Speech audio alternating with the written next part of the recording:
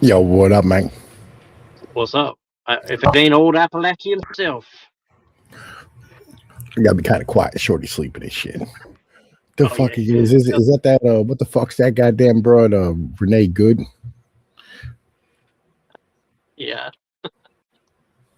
yeah. Right. Uh, yeah. Let's get over naked. Mm, man, listen, fuck. I'm taking the night off tonight. Fuck, man. Listen, I need to get some fucking rest. I've been on for like 9 days, fucking straight and shit. Exhausted. I hear you. I feel you. Well, I appreciate you showing up. I mean, you're always welcome. So, You know the deal. So what's going on today? uh, not much. Today's kind of my weird chill day. So, family day and stuff to go see the sights and sounds. And mostly everything looked kind of empty, but I guess it's not too shocking. But uh, the world feels kind of empty today. I don't know, pretty weird. Like it's kind of, I mean, it's busy, but for like the amount of people that are to be here, it feels a little slow. Gotcha. Yeah. But I say, man, listen, I've been lounging all fucking day. I went and got my went and got my fucking youngest son. You know, what I mean, the one that just got out the hospital like last week. You know, what I mean, I fucking brought him over. He's been hanging. Him and my dad have like fucking really weird ass relationship. You know what I mean? Because like he's like autistic and shit. My kid, he's like 4. He don't walk or talk yet. But him and my dad, like they get along like fucking peas and carrots. It's the weirdest shit. So like fucking, you know what I mean? And it's the only That's good person in though. the world my dad likes. It's like let the motherfuckers hang out. That's Mm. good though. That's good. Get us someone to bond with, you know. I feel you. Something positive in his life. You know what I mean? Yeah, Shit. that's awesome. Hell yeah. Fucking, you know, been running motherfucking ragged the past like fucking month. It's been fucking awful.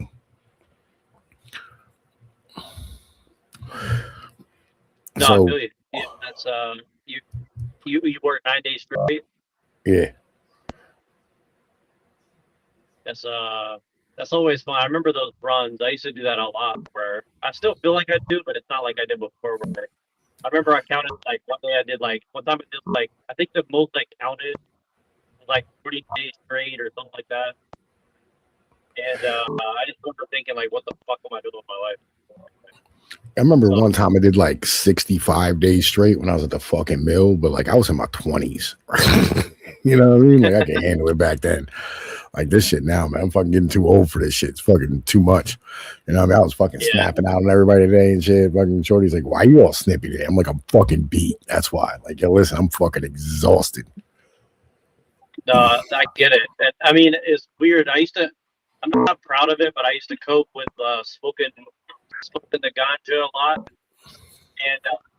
and I was pretty functional. I mean, I have to admit, like I got a lot of shit done, but that shit makes you very short tempered over time, you know, and especially when you're tired on top of it and you're not dreaming, you're not sleeping right on top of it, you're not eating right on top of it. So yeah, I get you. I get you.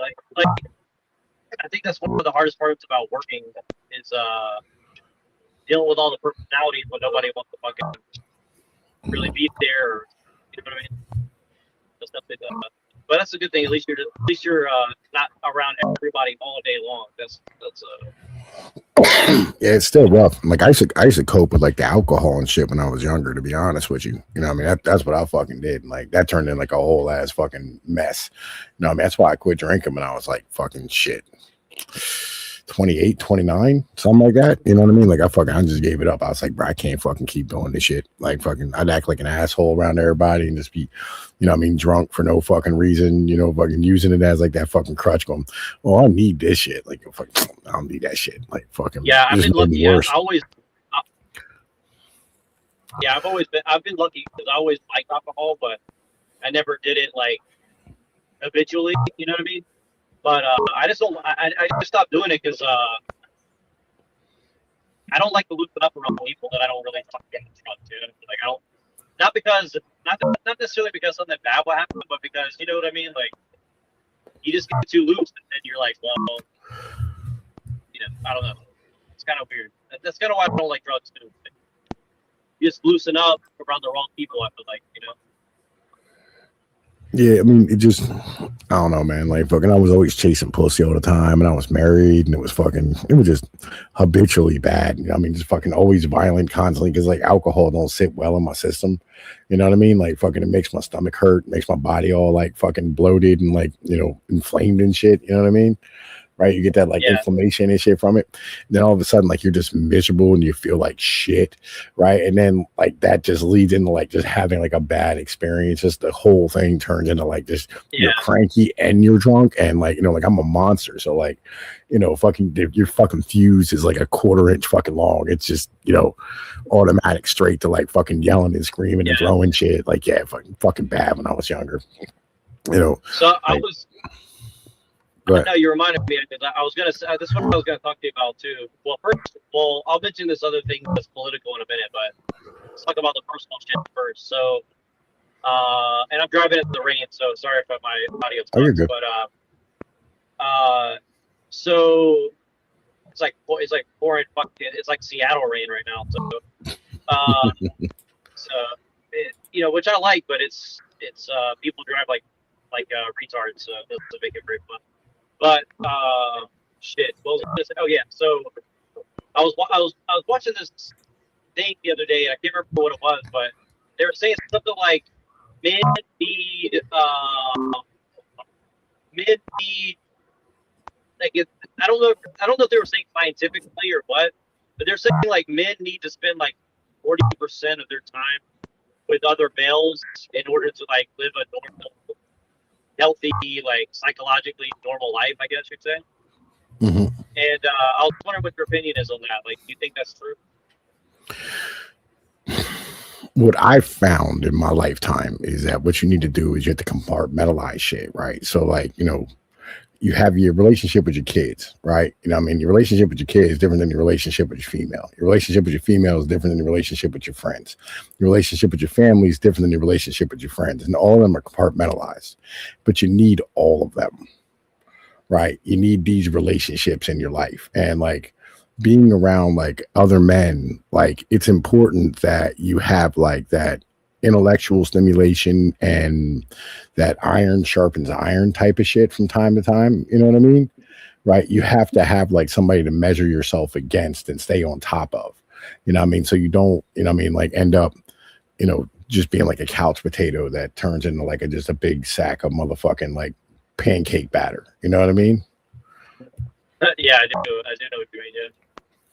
And that's something that I've definitely been lacking for a long time. And even when I was working like in an office with almost all men and around guys all the time, like I think it's really, at least for me, it's always been very difficult to find men that I want to be around and not like, strangle or something like that. So, because like I'm a very peaceful guy, I'm sure you can tell, but like there's just not a lot of people that I like to spend. Like it's weird. Like I do like to spend time with people in theory, but when you get around them, it's like I think it's like this thing. Like you want to see. I think it's what you said. You want someone who you push each other towards something better, right? And I just never really had. I never really seen myself around other people where I feel like we're all pushing each other to be better. You know what I mean? And it's so hard to keep yourself afloat as it is. That makes I don't know if that makes sense. Maybe it's an excuse. Let me put it like this, right? So like I have a dude who's like, my hetero life mate is what we call each other, right? And I've known him since, oh my God, I have pictures of me and him playing fucking T-ball when we were like 5, right? I've known this motherfucker forever. Now he disappears, right? And doesn't hang out with any of us for a while. And the same with his brother. When I finally got back a hold of him about like 6 months, a year ago, whatever the case was, this dude ended up like on heroin, and I'm looking at him and like he's like fucking like he's like 6'5", right? He's always had like a skinny build, like a beanpole build, and then all of a sudden now he looks like Dale Gribble. He's all like fucking just fat all over him and shit. And I caught up with his brother, same thing, right? His brother ain't hanging out with no dudes, ain't doing shit with nobody, you know what I mean? Just kind of like by himself, you know what I mean? And like he doesn't have like a platonic male relationship that's not like family. And you know, he showed up and this motherfucker, like his stomach sticking out underneath of his shirt. And I'm like, bro, listen, you know what I mean? Like, it's important that like you have these like maintained relationships where, you know, you guys like measure off each other and go, bro, listen, like he looks like shit, or like, you know, I'm fucking, oh, he looks good, man. Fuck, why do I look like shit? That type of thing. You know what I mean? And it makes you more conscious of like how you are, because you have like a baseline of like what that person was, you know what I mean? And like what that person is and what you are and what you were, right? That type of shit. And like you notice it when you see guys who just disappear and come back, or even yourself when you disappear and come back into relationships, and like motherfuckers see you like, oh my god, like last time I saw you, you were, you know what I mean, like fucking 40 pounds lighter, or you were like fucking 50 pounds heavier, whatever the case is. Usually it's a negative thing, you know what I mean, right? Yeah, it's usually a negative for sure. Yeah, that's true. Yeah, the connection, and well, like this guy, I can't remember who it was, but he said something like, you know, the answer to all the men's problems right now is community, right? Mm-hmm. And then I jumped on this communist guy's podcast last night. I did like an hour. I'll send you the tape later. You might find it interesting.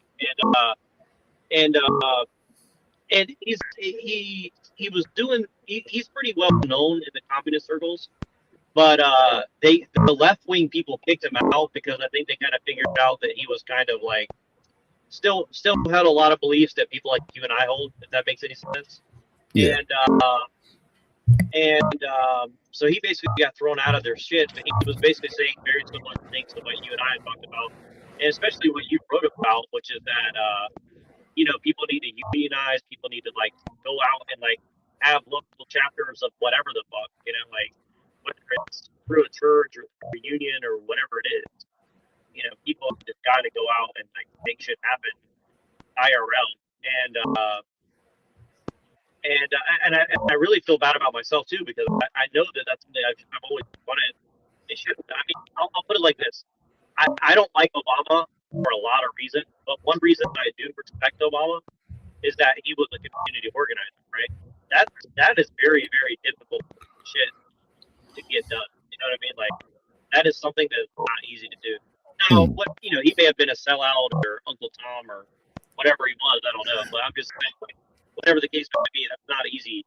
That's something that's not easy to do. You know? I mean, like when he first ran, right? I was gonna vote for him because like one of his big things was a fatherhood initiative, right?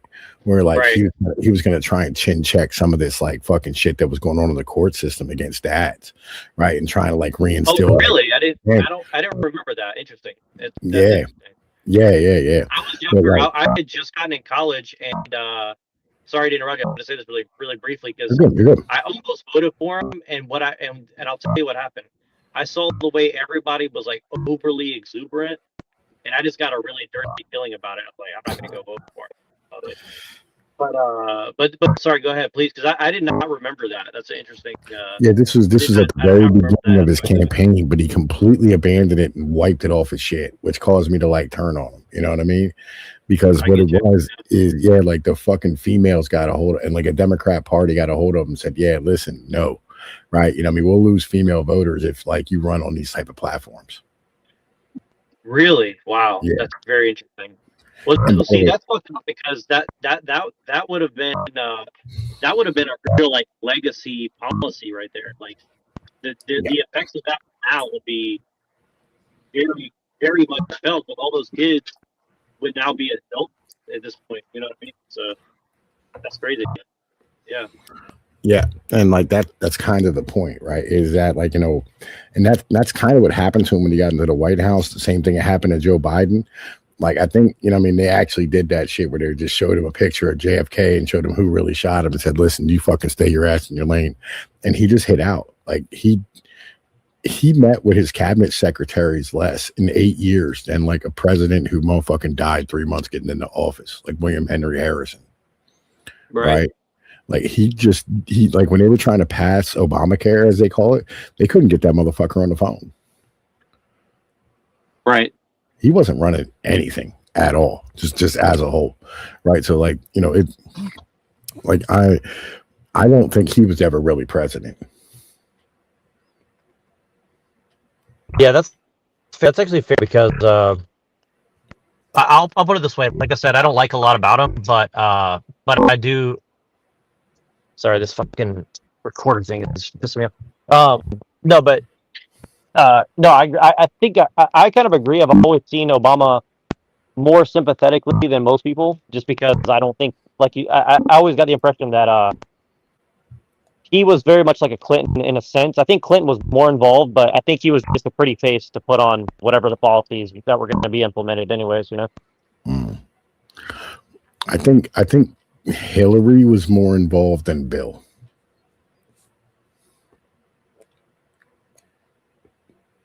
If that makes any sense. Right? Like there's stories of like Bill Clinton where like the night before some like crazy summit overseas and he has to go like meet with these people, the CIA and like the State Department would come over and do a cram session with him, and he would just go out and knock it out of the park, and then he'd like fucking leave and just go fuck all the bitches. Right? Yeah, exactly. Yeah. That's what I would imagine Clinton really was like in real life, and I think that's why I liked him so much, because well, I mean, I know this is really fucked up, and people might feel a certain type of way about what I'm going to say, but like, I really saw a lot of myself and like my people in Clinton. Like, you know what I mean? Like, he was very similar to like a lot of people I grew up with, where they just like, you know, smart, charming, but kind of like a procrastinating asshole who just was trying to like get shit to work at the last minute, and then he wants to go and get laid or whatever. Yeah. Like there's guys who like, you know, they, you know, we were like his handlers, and he would end up, you know what I mean, like they'd be like, yeah, we'd meet at a restaurant, and like all this motherfucker wanted to do was talk to the waitresses, right? Like they couldn't keep his fucking attention, you know, like he was just like, you see that ass, you see those titties, you see that ass, you see them lips, you see them thighs, right? That he was just worried about pussy the entire time. He was not worried in any way about like the actual meeting. Yeah, I mean, I think the thing is like, I don't know. It's so weird now. Like I think this conversation that we're having 20 years ago would not have been controversial, but I always think now, like, you can't say shit now. But like, I don't think that's that abnormal for somebody in power, though. Like the amount of testosterone that you'd have to just even put on a face that you're like in charge is like. Do you understand what I'm saying? Like, like if your testosterone's over a certain level, like you're just going to be in that mode all the time. You know what I mean? I mean, I know that sound like I'm not excusing it, but I'm just saying like that's well, it just kind of comes with the territory as far as I can tell. There's a reason. All right, so the guys who seek power and money, the reason why they do it isn't for power and money, right? It's for pussy. It's because they don't have any other way to get pussy. Yeah, right? I agree. I agree. For the most part, I agree. Yeah. Now, or they're Bill gay, Clinton, you know, unless they're gay, maybe. Like Bill Clinton's a little different, where like Bill, you know, I mean, Hillary was basically like his handler in the end of the day. Like she was like his manager, and she was pushing him to do all this shit. Because like if Bill was left to his own devices, you would have never heard about Bill Clinton. Oh, I agree, 100%. 100%, I agree. Like, well, I think that's the case for a lot of men in power. Family's fortune on cocaine and pussy. Yep. No, I agree. I think that's true of a lot of men. Like, and this is one thing where I think women, they get it twisted and they say, "Oh, the women have never been in charge." It's like women have always been orchestrating shit behind the scenes, one way or the other. I mean, it's just kind of weird that people don't, you know, acknowledge that fact. But yeah, I think, I mean, I could say it's true for myself, like for sure. Like, you know, when a woman behind you, whether even if you want to pretend that you're fully in charge or not, it always has a huge impact on like the direction that you're headed or trying to go in, for sure.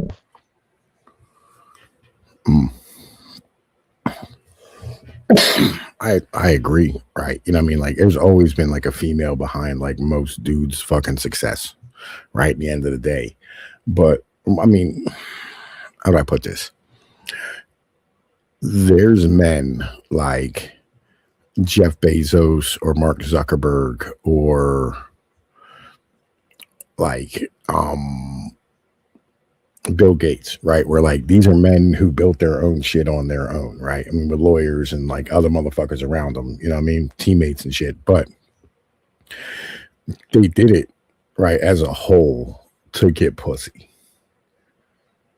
right? They didn't do it because that's what they wanted to do, right? But that was the only way they were ever going to get laid and like have any like ability to have any social standing. Let's look at Bill Gates. 100%. Right. You know what I mean? Like if Bill Gates didn't make something of himself, he'd be a fucking incel nerd until he's fucking 40 playing Dungeons and Dragons. But I agree, and that's one of the reasons why that's what's kind of weird about it is like a lot of these people end up as gangsters because it's almost like just a part of what happens to them, right? Like they would have just been some nerd, but then they get all this power and women, and they kind of feel like, you know, whether they feel like it or it's just a part of the game, like they kind of become little mafiosos in a sense, you know. And it's the curse. It's the curse of the short king and like the dysgenic, right? Like so. If you're like, you know, tall and strong and, you know what I mean, like fucking properly genetically built and all this type of stuff, you tend to be, you know what I mean, like successful, but not as successful as like the top end guys. Like all the top end people, if you look at them, they're all dysgenic as fuck. Like none of them like look like a Chad ass motherfucker. You know what I mean? Right. And it's because like in order to reach the top, unless like you were handed money, you know what I mean, like Trump or somebody like that, you know what I mean, you're the only way you're ever going to be able to make something of yourself. And there's only some of them that break through, like, you know, JD Vance or whatever the case is, right? Where they're going to stand here and like be extra. This is, you know what I mean, like how many fucking nerds are like engineers somewhere that you never heard about, right?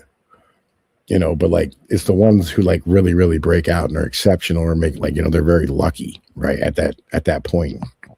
And they become, you know what I mean, like much more than what they are. This is, you know what I mean, this is why I bitch about Anglos. It's like, you know, these Anglos, you know, like they're, you know what I mean, not as strong, not as like fucking capable as everybody the fuck else is. They have zero goddamn fucking culture and like they've been conquered multiple times. What do? They go start conquering everybody the fuck else and kill their culture. Right? They weaponize their fucking religion like through their government, and they just took all that fucking force and pushed it into everybody else. That's why I bitch about them, right? Because all the rest of us are like, yo, we don't need all this shit. Like we're good. Like we're fine. Well, like, I do. As I said many times, I do actually agree with you on the whole of that situation. Like as a semi-Anglo, I don't know if I really fully qualify as what you're talking about because like I've met the real Anglos and like I don't have a lot in common with them, but you know I look enough like them to get blamed for all their shit, so I guess I have to take some pride in it as well. That you know we are destroying the world in a sense, but it's like, you know, it's almost like, well, if anybody's going to destroy the world, it might as well people who at least look like me, since I get blamed for their shit, I guess. But you know, so it's like it's almost like I don't want to like it's almost like what they call what do they call it? Like I don't want to like punch to the right, like, well, if they're or whatever. I don't know. There's a lot of different terms for it, but it's almost like I don't want to you know, like if I'm going to get lumped in with them too, then it's almost like I'll give you an example, right? So like a lot of these communists go around saying like white supremacy is the worst thing ever, and this is why gay people for in like Kenya and Nairobi are suffering because white people all over the world are blah. And again, like, yeah, there's some truth to it, but it's also like it's almost like they're worshiping whites in a weird way, where they like just say everything is white people and they take zero responsibility. Like, yes, it's true, but it's also like infantilizing whatever group of people they're talking about. And so it's almost like, well, you know, it's kind of like everybody calling you Hitler because, or like everybody I don't like is Hitler or something, right? It's like if you're just gonna get called Hitler, it's like, well, I might as well just not. I'm not gonna like sit here and say, oh, I'm not Hitler, because everybody's calling me Hitler. So it's like, all right, let me first say this, right?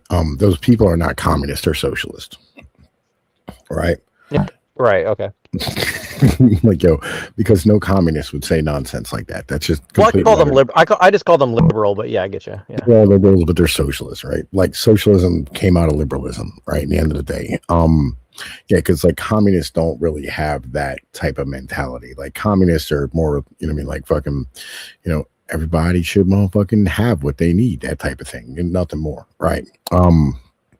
And communists tend to be much more chat ass motherfuckers at this point, right? Because like they understand what communism is, right? Like this, but that's like communism is not like this bullshit of like white supremacy nonsense, right? Because like the communists understand, like, you know, you fucking it's not about like the global south, right? Like that's fucking retarded. Like the global south doesn't want their shit. Like anyway, doesn't matter. But this is they're socialists. No, I get you. Right? No, I get you. I've been hearing that. I've been hearing those talking points too. Yeah.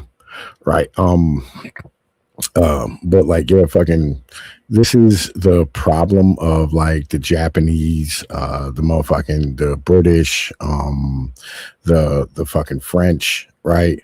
It's these people who have been the Dutch, right? So people who have been ransacked multiple times, right, by like outside fucking people, and then they like took and they went to war. Or the Portuguese is another one. They went to war with the entire world, right? You know what I mean? In order to like beat back everybody the fuck else, right? And it's really a process of insecurity of like your own people, right? Where it's like, you know, we have to extend our borders forever, right, in order to like be fucking successful. With the thing with the French and the Spanish and the Portuguese, though, what ended up happening is the church said, hey, listen, you know what I mean? Like your king is under us, right? He's under God, he's under the Pope, and your laws are under God and under the Pope. And so therefore you have to give rights to the indigenous people. And that's why like Mexico and like fucking South America and like fucking Central America are all kind of like fucked up, is because like they actually like included them in shit. Right, like the Franciscan monks and like the guys who were over there trained in, you know what I mean, like fucking Rome or fucking Spain or wherever the case was, they fought for the rights of the indigenous people and helped with their revolutions, right? And those people ended up, you know what I mean, like taking power, and so therefore they ended up preserving like a lot of their cultures and their ways of life and all that type of shit.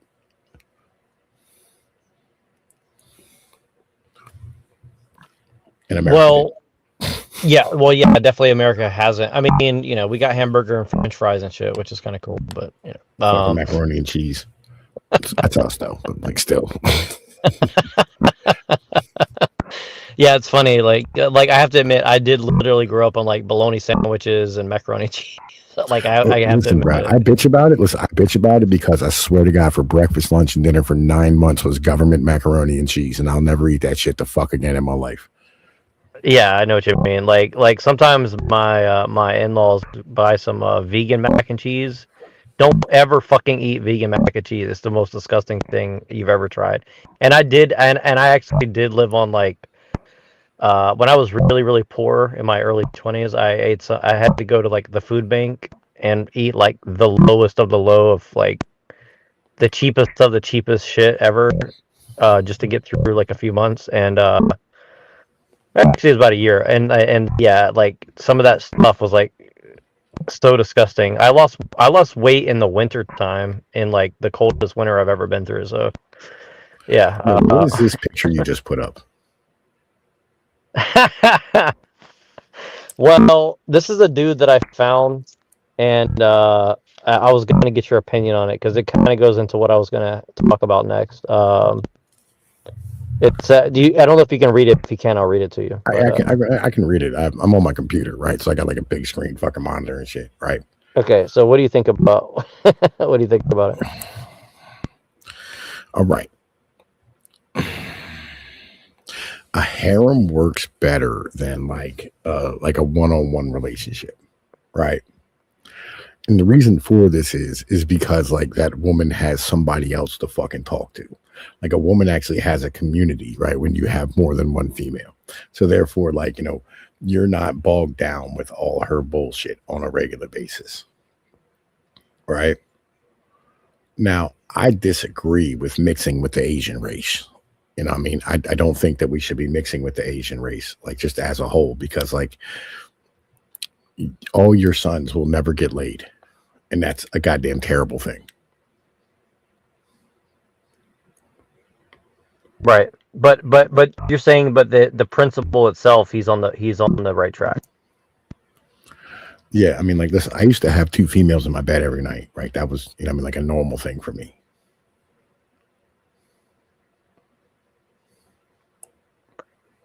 And well, I found this guy, and he was making some very interesting arguments about it. I don't have my computer in front of me, but I mean, I don't mind. I can send it to if you want to look at his video. I would be interested to cover it with you because I do find it interesting. But I don't need to watch it again. I'm just saying if you're interested, he was making some very interesting arguments about what he's doing, and I think he has like 8 girlfriends living in one house with him. So. Yeah, listen, like, and I understand all this, right? Like, I get the mental, right, as a whole, and I also understand like that in the West this would never work.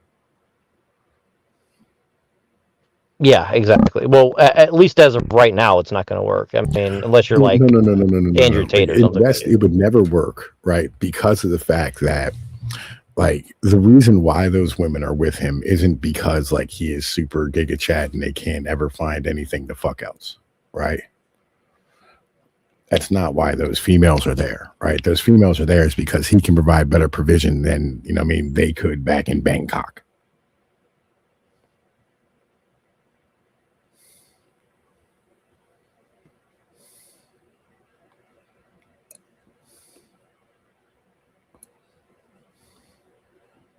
And in the West, this would be considered sex trafficking.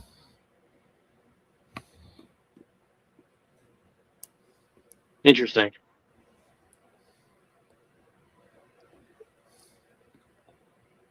Well, wouldn't you say a lot of corporate jobs are kind of like sex trafficking as of right now?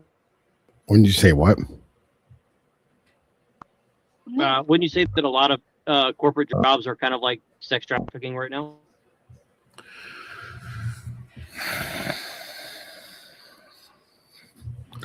Yes. I mean, I don't think it's sex trafficking. All right. So, listen, you're never going to catch them on the hypocritical point, right? Where, because, like, yeah, listen, they like take advantage of you because you're desperate and force you to do shit you would never do, right? In any other condition, right? And I mean, but like on the same level, if you have, I mean, like 2 or 3 females living with you, I mean, because like, they didn't have any place to go, I mean, and like, you're like, hey, listen, you can come hang out with me, I mean, fuck me, be around my females, I mean, be part of my fucking shit and be on my team, right? I mean, motherfuckers would go, you're raping that woman.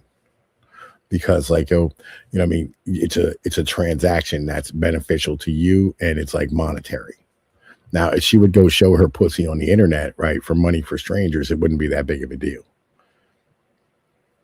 But, I mean, like we have seen this multiple times recently where like, you have females who, I mean, like are desperate or whatever the case is. And, I mean, they're trading, I mean, their vagina for, I mean, like a place to live or whatever the case is. And it's considered rape.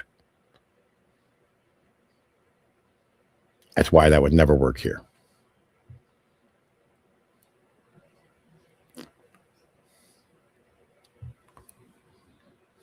Yeah, I mean, I pretty much for the most part, I think it definitely works here, and it's just very interesting because the more I've started to look into like the corporate world and the education world with women, it looks very much like sex trafficking in a lot of ways.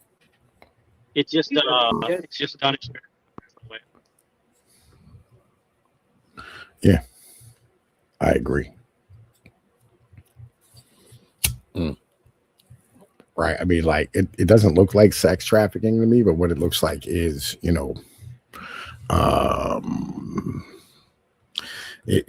looks like slavery, right? At the end of the day, with extra steps.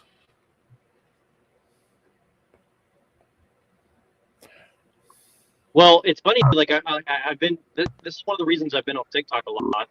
Is just to see like all these very miserable, 20-something, 40-something, actually even up to like 65-something, or women who are just saying like how free they are because they're educated and don't need a man and all this stuff, and even some of them even have husbands, and they're basically just saying the worst things possible about men, and it's like it's very very shocking, you know, to be honest with you.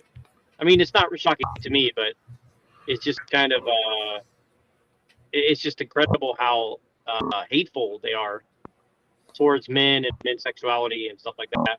Which is why, like, I found pictures like this and I started putting it in my videos because it really triggers them, you know. So I started just like putting this out there, and it's very funny. Yeah, it's the it's a desperation thing, right? So like anytime that like the transaction isn't 100% chosen off like female emotions, it's considered like in a female's mind and in like a liberal mind rape, right? Like anytime you put into like the aspect of where it's like, yeah, listen, either she finds a dude and like, she figures out how to live so she can survive, right? Or like, fucking she finds a dude and fucks him so she can have a place to live, right? Or, like she fucking, ends up homeless, right? That, transaction is considered rape in our modern society, right?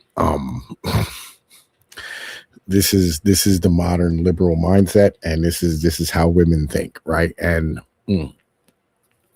or they consider like fucking men, and this is a problem of like our society not understanding like what the transaction is supposed to be, right? Where like you and your female are supposed to be working together to like maintain a family, right? It's not supposed to be like, you're going to work to maintain the family and she's there to like, fucking vacuum, right? That's not how this operates, right? Because her contribution could be like fucking replaced with, like a fucking Tesla bot or, like a fucking Roomba, which is a goddamn tragedy, right? The end of the day.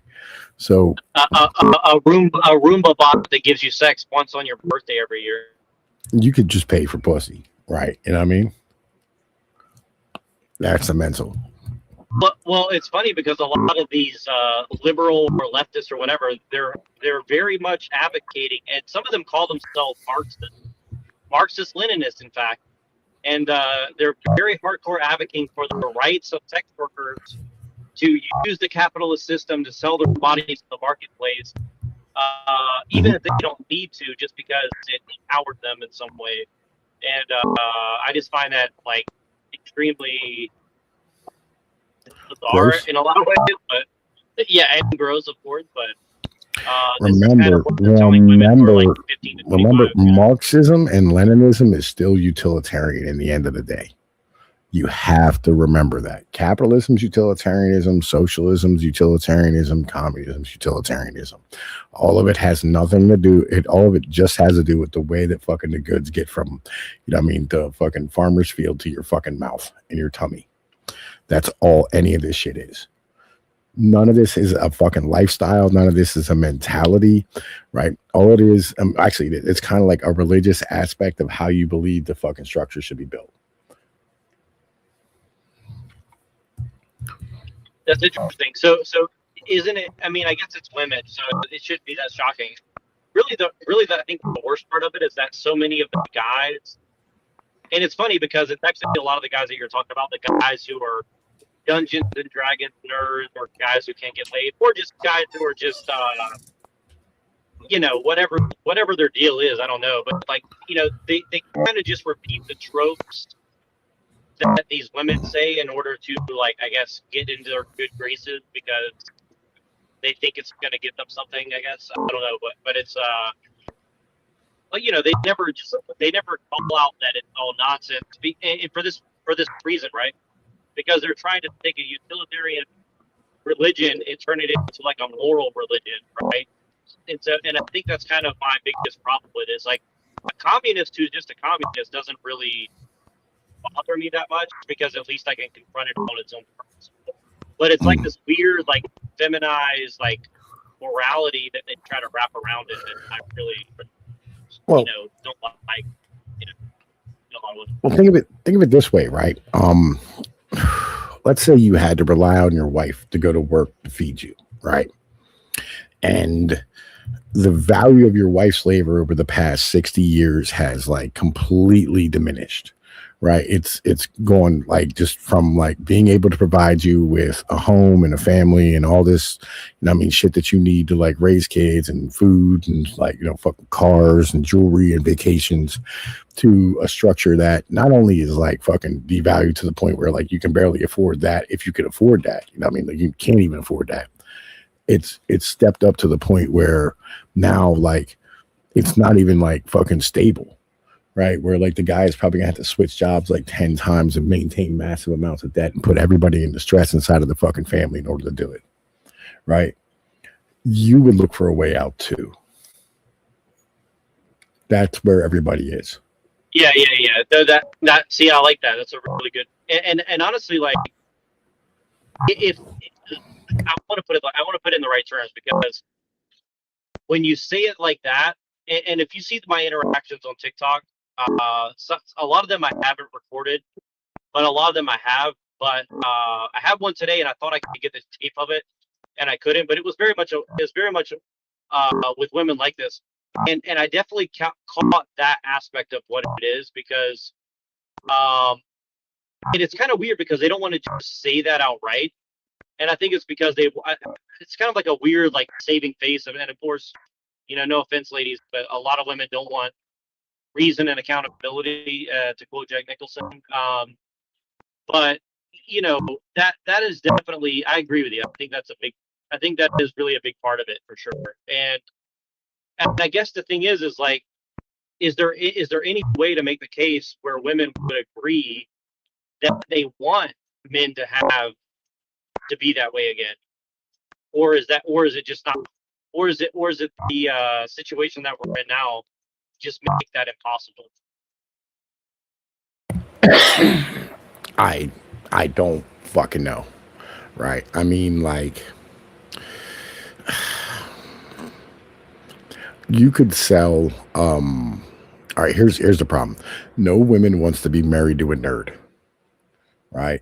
No woman actually wants to like have sex with a dysgenic, glasses wearing, fucking round headed, short person, right? No woman wants that. They will all want to have sex with a dude who's 6 foot tall, you know what I mean, with like broad shoulders and, you know what I mean, like fucking proper genetics. That's who women want to have sex with, right? That's kind of the fucking issue, right? And the issue is that like over the past 60 years, we've allowed nerds to just replicate like fucking crazy, to the point where like all these fucking guys now, right, who are out here trying to find females. This is where like the whole incel thing comes from, the MGTOW, like all this shit. It comes from like all these fucking guys who literally, you know what I mean, like were just born fucked, you know what I mean? And they should have never been born, right? You know what I mean? Without the Industrial Revolution, none of them would have ever been able to be bred, right? It's this massive expansion of like the management class. It's elite overproduction, right? And it's like fucking biological form, not like it's motherfucking like, you know, fucking economic and sociological form. It's the biological form of that, right? In the end of the day. And that's kind of where we are. So you know what's funny is like this actually leads to the point that I was going to mention about politics. So, and I know this doesn't sound related, but I swear to God, in my mind it is. Which that maybe I'm just fucked up in the head. But okay, so this whole Jeffrey Epstein thing's going on, right? And then you ever heard of Midjourney before? Midjourney's like that, like Yeah, it's an AI like fucking generated joint. Yeah. Right. So that guy who's like the CEO of that or whatever, he invited Nick Land and Curtis Yarvin over to his house and threw a party with Nick Land and Curtis Yarvin and like all these kind of like weirdo I don't know what you call them, but let's just say like influencers or something. Yeah, listen. First off, I want you to know I love fucking Curtis Yarvin. He is my favorite writer, right, of modern day. Right. I fucking thoroughly enjoy Curtis Yarvin's shit. Right. You know what I mean? Like I'm real adjacent to the neo-reactionary shit. You know what I mean? So like, you know, I don't really like Nick Land because he's a fucking Brit, but like, you know, fucking I've read a lot of his stuff. And they're not influencers, right. They're neo-reactionists, right? So they're basically like tech utopianists. Right. Right. Right. Well, it's kind of weird because like I have really mixed feelings on a lot of the stuff, as I'm sure a lot of people have gathered, and because like in a sense, like I think like if we can't stop the technology anyways, like maybe we should just try to make the best of it, even if we're all gonna die, I guess, you know. Um, and if we can stop it, then you know a lot of people are gonna die anyway. So I think that's the other side of it, right? Like either way you go, you know, there's not really going to be a like good choice in the matter, right? And I'm just honest enough to say that out loud. Like I just think that that's the I think that's just the truth, right? But the reason I say that is because what you're talking about with the whole nerd management class, you know, whether they intended it or not, it's almost like they've bred a whole generation of managerial people who are only, you know, really like who are really only geared towards managerialism, but now there's no real need for managerial people. And I think this is why, you know, I suspect that they're kind of depopulating the world and why they're specifically going after, you know, quote unquote whites or other people who are kind of nerds. Again, right? Literally, like it's just the economy has led to this, right? So when you need guys, all right. I mean, let me put this like this, okay? There's a bunch of new YouTube videos that came out in like the past 6 months, and they are basically AI written and AI motherfucking read with like a either like a British voice or like an American voice, and it's really really good. They're good voice models. They're not like today we stood here and they're fucking great, right? They're fucking really really good shit. Yeah, And I've used them for a few of my articles and stuff. yeah, I like they're on every one of mine, but these AI voice models are reading off what happened during World War II in particular, right? They're like Americanism, but they're telling secrets that nobody wants to fucking hear, right? Or that nobody knew about. We didn't beat the Germans and the rest of Europe, right? Because of the fact that like, we had better soldiers, right? Or because like we had better pilots. Like the entire idea of dogfighting is nonsense. We have never like Top Gun was completely fabricated, like 1,000,000% fabricated, right? I don't listen. This is not an agree or disagree thing. What we did is we built planes, right, that were like fucking flying tanks.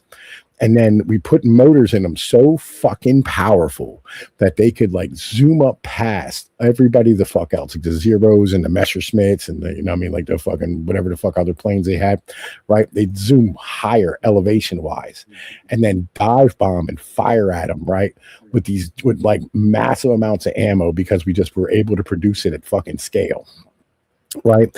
And then they do it again. They just keep going up and down doing this. This was not dog fighting. There was no turning and rolling and like fucking doing all this. No, it was just fucking just bombing these motherfuckers. Right. And by the time these motherfuckers were able to like even they couldn't even fight. Like they'd fire at our planes and then run out of ammo because our shit was too tough. Right. There was no dog fighting. Right. And like this is how we won wars, is by technical ability. Right. This is how we've stayed ahead of everybody. It's by technical ability. It's logistics chains. It's fucking engineering. It's all this type of shit. We have more people like doing like engineering and brain work than anything the fuck else in this goddamn country. Right. Like that's literally like what we do. And we have bred an entire class of these people. Right. That, never would have saw the light of day before this because there was no way to have mass communication on this scale before 1850 when the telegraph became a thing. Right. So you couldn't coordinate on this level and like transfer information on this level like we did now. Right. With, like the fucking with the internet and the phone system and fax machines and telegraph machines and all this stuff that was able to like inside of America take and run, like fucking you could in Detroit go, hey, listen, we're having a problem putting this together. It's like fucking, a quarter of an inch too big, or it's like 0.538 inches too fucking wide or whatever it is. And they could transfer that in the telegraph to somebody the fuck else in, like fucking Kentucky or, fucking I don't know, California that was making the part, right? Who was shipping the parts over, and they could switch the line immediately and motherfucking change everything the fuck over, right? And all this was done by like these nerd ass engineers, right? Right. This is the thing. This is the stuff that like we don't have real conversations about, right? Because like we want to have this conversation and go, we're great because like we're a great people. We're not. We had unlimited fucking resources, and we just threw all the oil and all the iron and all the coal and all the fucking all the rubber and all the fucking corn and all the water at every fucking problem we had. It wasn't the money. Right. Fuck the money. The money is a representation of all of that. Of the resources. Yeah.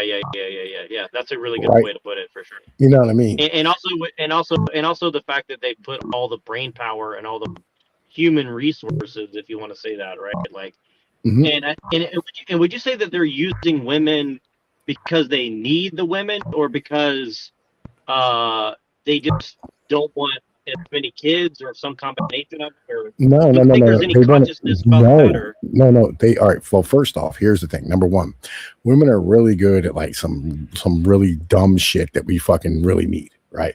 They're amazing at paperwork. Women are fucking fantastic at fucking paperwork, right? And you don't believe me? Go look at all the fucking welfare recipients. How much paperwork do they have to fill out to get all that fucking that benefits and shit? A lot. Right? They're amazing. Black women are fantastic at that type of shit. White women are great at that shit, right? And so we use them for paperwork to keep track of all the legal and dumb and fucking copyright and fucking counting and fucking, you know what I mean, like employee files and all the shit that has to be done for that. And they're fucking super docile. But on top of that, when you add them to the labor pool, you're taking 50% of the fucking workforce and putting it into the fucking workforce. Right. So basically you're doubling the size of the workforce while keeping the pay rates down. There you go, buddy. That's why they want women in the workforce. It has absolutely fuck all to do, right, with they don't want any kids or da-da-da. Those are second order effects of the shit that they want with the economy. And what you're saying is we just don't have any leverage to demand otherwise, essentially, right? Yes, because this economy was not built by like strong men with their using their backs to toil and shit. Yeah, there was a bunch of us working in factories. Like 30% of the population worked in factories in 1960. Yes, that's true. What was the other 70% doing?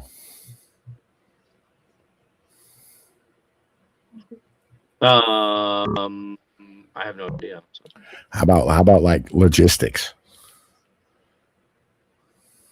Right. You know what I mean?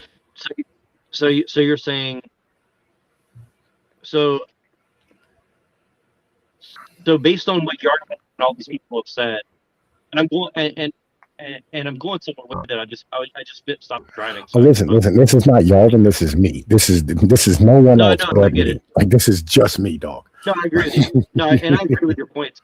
And I'm not trying to give Yarvin the credit. What I'm saying is, like, because you've read Yarvin and these people, do you think that there's any hope for what we want, or do you think that ultimately, like, it just looks like it's going to go generally in the same direction? Yarvin is our best bet to get where we want to go.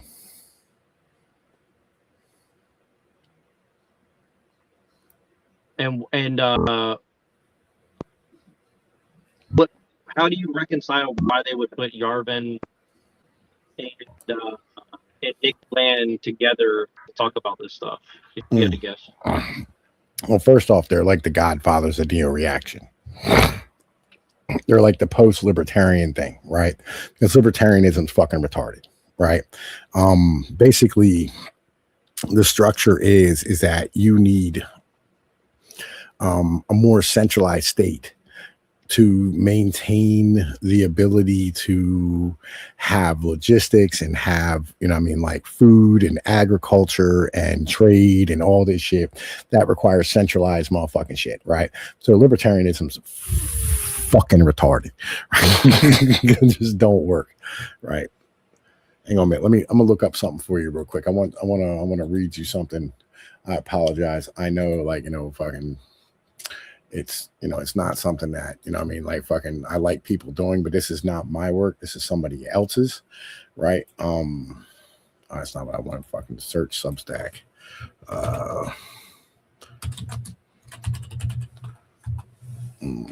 Gray mirror. Hang on a minute.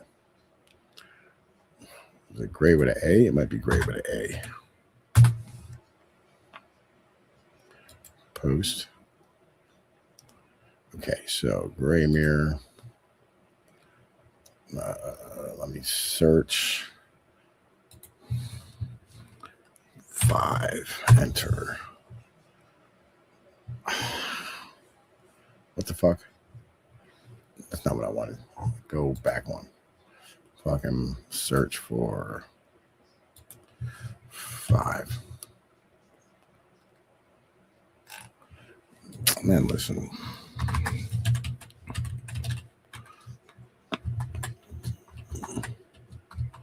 Space 5. Okay, so all right. So in chapter 5, right, which I could probably send you so you could have this too, right? I'm gonna send this to you on Discord so you can have it and you can read it yourself, because this is like fascinating shit that I thoroughly enjoy, if I'm being honest with you. He breaks down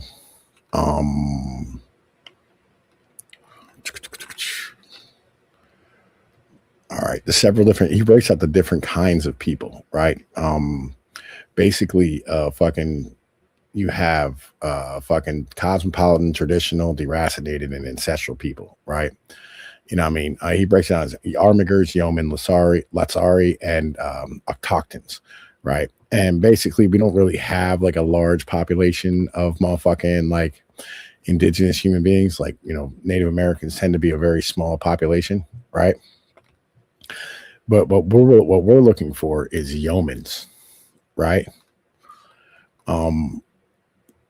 So here's how this works. Armigers are as unique and as atomized as children, which is, you know what I mean, like the cosmopolitans. It must be governed accordingly. Govern your armigers in the modern way in rows in a big flat database, which you have a row for each yeoman as well. But you do not govern yeomen individually. You not even govern their villages. You govern their sections. In practice, this means your bureaucrats at the culture department oversee their foundations. Empires as different as the British, the Ottoman, and Roman have used the same pattern, which British called the indirect rule. Everyone is best governed by those like them. Everyone still has to share one physical country. The national regime handles all the conflicts between sections and the exceptions that cross sectional boundaries. Governance of yeoman, which is, you know, I mean, just like traditional normal human beings under this version of indirect rule, happens at 3 levels: the village, the section, and the regime. At the village level, every tradition is different, but a village can govern its yeoman tightly as its tradition and judgment requires. The masculine level of social control is roughly the power of parent over child. The village controls the person's minds, possession, and of its yeoman. In return, has no job but to defend and nurture them all. This is the small-scale, full communism of the early Israeli kibbutz. The village can tax its yeomen, require to labor, impose punishments on them. It can track their bodies, clothe their bodies, test their bodies, and treat their bodies. The village can tell its yeomen what content they may read, hear, browse, and watch. It has the exclusive authority to educate and discipline their children. It can even decide what tools and technologies its yeomen may and may not use. In short, the village has all the powers of the classic 20th century dystopian totalitarian state. But it's not a totalitarian state. The village is not a huge and faceless bureaucracy, but a little group of people who live together for their whole lives. Nor do its leaders do not have authority without responsibility. They are accountable to their foundation. Their foundation is accountable to your regime. Nor is the maximum the norm. Most yeomen in Colombia are either used to this level or neither used to this level of intrusive governance or would dream of choosing it for their own communities. For the average Colombian evangelical, which is America, right, the sectarian system might just mean a tighter, more Mormon-esque relationship with its current mega church and Christian academy, which is fine. But the last century has left most Colombian traditions in an unusually cosmopolitan condition. Under your regime, they can change that as much as they like, and their ancestors who made and lived in these traditions might as well want them to, which to cosmopolitan is irrelevant, but a little bit less to a yeoman. The logic of indirect rule fits well with strong and insular traditions like the Amish and the Hasidim, and centrally organized ones like the Mormons. The section system is almost a dead ringer for urban American Catholicism before 1960s. It is unsurprising that the pre-modern traditions which have survived best in the modern world have been those that have most effectively retained pre-modern folkways and structures and best divided themselves from modernity. As the village governed its yeoman, the foundation governed its villages, and again in every dimension of government, the political, economic, spiritual, and intellectual. The foundation is the intellectual center of the sect, its version of a university, its best technological scholars construct and maintain the tradition itself, updating its timeless truth and paving them into an educational path from infant to professor. While the doctrine of a section need not even be completely standard, any doctrinal versions must be so small that no one can need to fight over them. Nor can the foundation limit itself to its own ideology. Keeping the section's top minds within their own faiths is a core concern. They can always drop out to be fucking cosmopolitans, which is generally bad for them, bad for their section, and bad for the fucking country itself. So the foundation must concentrate excellence in every scholarly and technical field, joining with doctrinal cousins where its section is too small to staff a department. A section is too small to have its own medical school, is too small to have its own doctors. So why not too small to exist? Of course, a foundation maintains its own continuously updated historical narrative or the news. All the yeomen in the section see past and present as the foundation sees them. The traditionalists have social media, the web, and Wikipedia, but online pals are within their own tradition. The foundation filters the web and filters and forks the Wikipedia. Their internet is just a tool, not the vehicle through which Satan enters the world. Yeah, so you know, what I mean, like you kind of getting the point. Yeah. So it cut out for a second for me. Can you explain what the definition of yeoman is? Because I haven't heard that word in a long time. Oh, basically like a traditional person. Like a man of the land, essentially, right? Yeah, Landman. Just a normal human. Like somebody works at a fucking warehouse, or I mean, just somebody who lives in a place. You know what I mean? Like they can't just go. I like that better than normie. That's like the ultimate normie, essentially. Yeah. No, it's just a normal person. We're both yeomen, right? At the end of the day, it's what we are. Right. We're fighting for a yeoman way of life, right? So, yeah, fucking. So that, like, and it gets into like the economics too. It's like economic independence is a critical attribute of a healthy sect. A section that spends more money than it earns becomes literally dependent on whatever power fills the gap. So a regime that stabilizes an insolvent sect is paying to ruin its own human asset. At most, your regime should restructure economically weak sections with large one-time grants, giving them a limited and realistic runway to sustainable independence. One way to both measure and enforce economic independence is the sectional currency. If the currency floats and its trade deficit is a zero floor set by import certificates, the market reacts to sectional weakness by making imports arbitrarily expensive, where an import means spending outside the section. A traditionalist money just goes farther when he buys products made by a brother from a store owned by a brother. This automatic mechanism makes a weak section stronger by increasing its cohesion.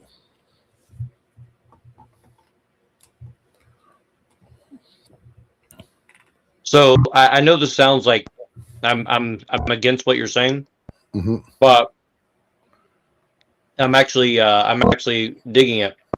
But it's almost like we need to create our own ghettos, so we can get out of the ghettos, essentially. Yes. That's what's interesting about Jewish history is like the ghettos made the Jews very strong. That's what's kind of weird about it, you know? I agree. Right. And like, so like, this is why, like, I like talk about like technology restriction and shit. Right. So this is he gets in, this is in that fifth chapter. The fifth and the sixth chapters, the best chapters of the book that he's been writing. It's been a while since he put out a chapter, you know what I mean? I'll be honest with you, but like, you know, I dig this shit. Naturally, reality shapes all markets, yet the power of free markets is great. So when a state sets out to distort the free market, it should emulate a state of nature. It is hard to conquer nature, but easy to surrender to her. Power finds it's hard to make things easy, but easy to make things hard. Technology restriction is the best way to distort labor markets because TR emulates a state of nature in which the restricted technology mysteriously fails to work. The more broadly we define technology, the more easily we can appreciate the metaphor. Mercantilism, for instance, works by disabling the technology of importing goods and services. As far as the demand for your subject's labor is concerned, it matters not at all whether a product is imported or robot made.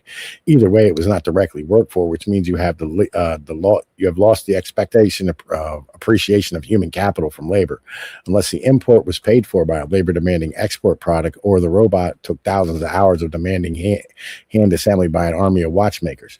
But of course, the literal purpose of both imports and robots is to replace human labor. So smash a robot, stick to container ships. Well, maybe. To beat the technology resource curse and the human catastrophe of mass uselessness, you need to create a demand for both armigerous labor and yeoman labor, cosmopolitan and traditional labor. Some of this labor supply overlaps, but most does not. So we consider two stratas separately, right? As we saw in the example of shovels versus spoon, appreciation of human capital from labor is highly dependent on the quality of the labor. Every man is different. His ideal job has to fit in the way an ideal boot fits the foot.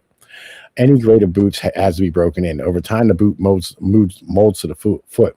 And the very finest, some say, do the reverse. Over time, the foot molds to the boot. Whether or not this is true, a man's ideal job molds him into the man he should be, which means it may feel like a poor fit at first. Bulk labor demand is easy to generate. Hire men to dig dishes and fill them in again. But this is pure prison camp work and palpably useless paperwork. And David Graeber's bullshit jobs is even worse. It isn't even good exercise. What a man actually needs is for his work for his own benefit. It is meaningful labor that trains him to the highest level of skill in the strongest area of human potential, then stably and predictably rewards him for exercising that skill. The backbone of artificial difficulty is conversion of economies from industrial to artisanal production. This conversion, which like anything can be overdone, can generate an arbitrary level of stable market demand for high quality artisanal labor. Well, not every yeoman can be an artisan. Not everyone is good with their hands. This kind of work can take care of a large percent of the yeomanry, fucking the traditional people. As for the capacity of artisanship to express human potential, the uber aristocratic English actor Daniel Day-Lewis took a year off from his career to apprentice with a master Italian cobbler. Maybe this was just a publicity stunt. If it wasn't, it should have been. Everyone needs shoes, and all shoes wear out. If the only way boots for Colombians' feet can be made is by Colombians' hands, Americans, right, with natural American materials and approved American tools, since it will never stop being the future, your boots, which will be $450, will come with a raw making of video. America will need a lot of cobblers. What are we doing here? We're restricting technology. The technology of importing shoes from Vietnam, where shouting natives stamped them out of scrap leather and tire trimmings in the giant coal-fired colonial era steam presses, or whatever. It is hard to be sure where the shoes at DSW come from, but it doesn't involve Daniel Day-Lewis. And in returns, everyone's shoe budget is taxed to support this new cobbler economy. Most of the traditional people in the section are not cobblers, but by buying only traditional shoes naturally from traditional people of their own sect, they have to spend more on shoes or buy fewer shoes or both. This is a tax. Instead of buying human decay, it buys nice shoes. When we think of technology restriction, we usually think of regulations that prohibit new technologies. These regulations are mostly pernicious, which gives technology restriction a bad name.